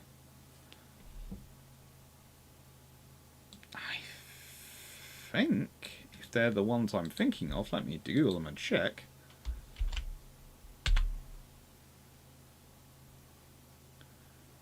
Yeah, they are the ones I'm thinking of. They're the paddle steamers. I've actually was booked in to go on one of them at one point because my whole family's very into paddle steamers, and my dad worked on the ferries across the Mersey a fair number of times, being a proud Liverpudlian who was a naval architect. He was very proud to work on those, and yeah. So yes, they would seem fun. I've been on a few Steam times. That sounds cool. Yeah, I keep there are a whole list of places I've got to visit. Basically, coming out of COVID, starting to get all the work going, all things going. Yeah, things are good. Once I think I've got the Kindle books up and running, then I'm going to be travelling more. I'm planning a few trips for this year, but once I've got the Kindle books out, I think I'll be travelling more. And going around a few more countries, because there's a whole list of things I want to go see. And when your best friend keeps travelling off places and coming back with cool pictures of ships and going, look, I've been here, I've seen this. Been here, I've seen this. And going, I am... I want to do that as well. I would do a different trip than you, but I want to do that trip, sort of those things. But I'd do it differently, because definitely no. I have yeah.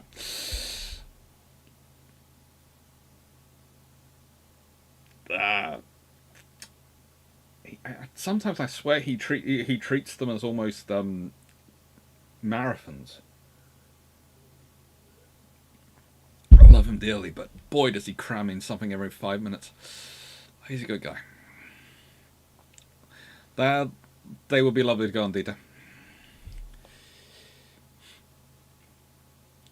Alfred B28. How scary would an Lancer class armor modern 5-inch guns be? Very scary, especially if they were modern 5-inch guns, but they were twin mounts, twin turrets, or sort of thing. So they had they still had the same number of barrels. Can you give a brief on airflow improvement? It's going to be part of next year. There's going to be a bit of discussion and a few slides on it. Is Peter upgraded? Yeah, the Peter Velicki has been upgraded. It's had a lot of upgrades and works on it. That's one of the... Let's put it this way. There are some ships which they have managed, i.e. Moskva class, to get away with not upgrading and pillaging the funds. When they were doing Peter Velicki, there were enough various competing intelligence services watching that enough people ended up getting shot for even trying it, that it actually happened. That's one of the few ships which it's actually happened on. So not fought it in Navy, but replace World War II Challenger tanks with Challenger tanks. Oh, good lord, that would really wreck the German army.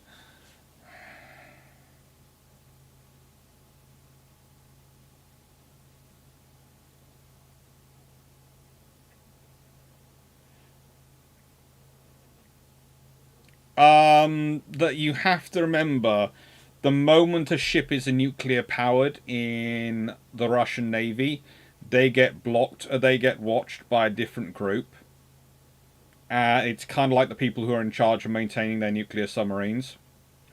And whilst let's put it this way, whilst you can get away with something in the conventional Navy and various other things, the nuclear Navy are watched like hawks.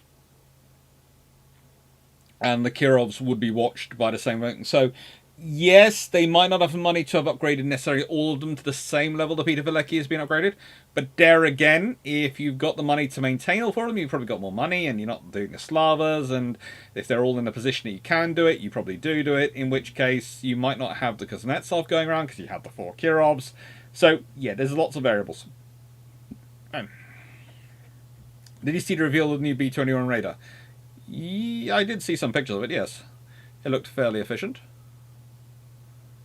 Yeah, food is arriving, so I'm going to say goodbye to everyone, and thank you very much for watching.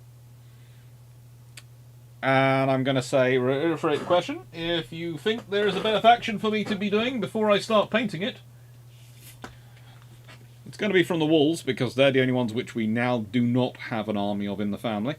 But yes, I'm currently leaning towards the Iron Wolves for their armour, but if anyone has better suggestions from the Space Wolves of either Great Company or Chapter, which I should be doing my new army on, remember I like black as my base paint, so already that's going to be a small issue, but I can do that. Please do tell me. Right. Thank you, Stafford. Thank you, Carl.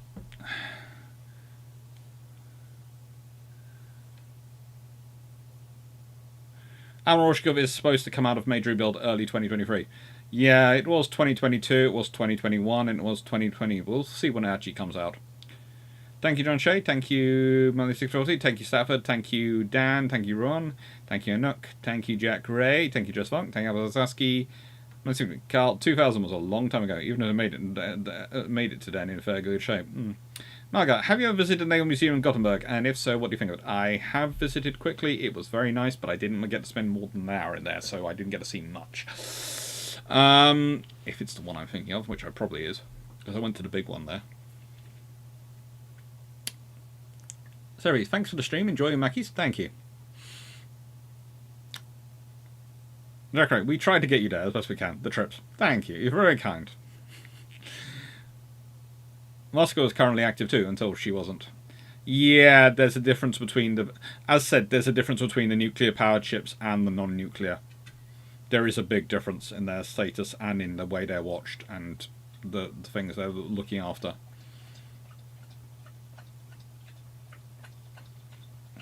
Take care, Nicholas. And keeping the substitution, that would be the smallest caliber. What would be the smallest caliber gun you would need to take out of on an Aegis sail fleet? Oh, you could probably do it with a modern 40mm. You probably could. I don't think a 50 cal would work. That's some seriously thick oak and teak. I'm sorry, I don't think a 50 cal would ever have enough. But I think a 40 cal can make enough holes in the bottom. A 40mm could make enough holes. Thank you, Richards. Thank you, John Sykes. Thank you, Nicole. Thank you, Stafford. Thank you, Steve. Thank you, the admins who logged in. Jack, Melanie, Stafford, Dan. I think I saw Sean at one point as well. Thank you very much, everyone.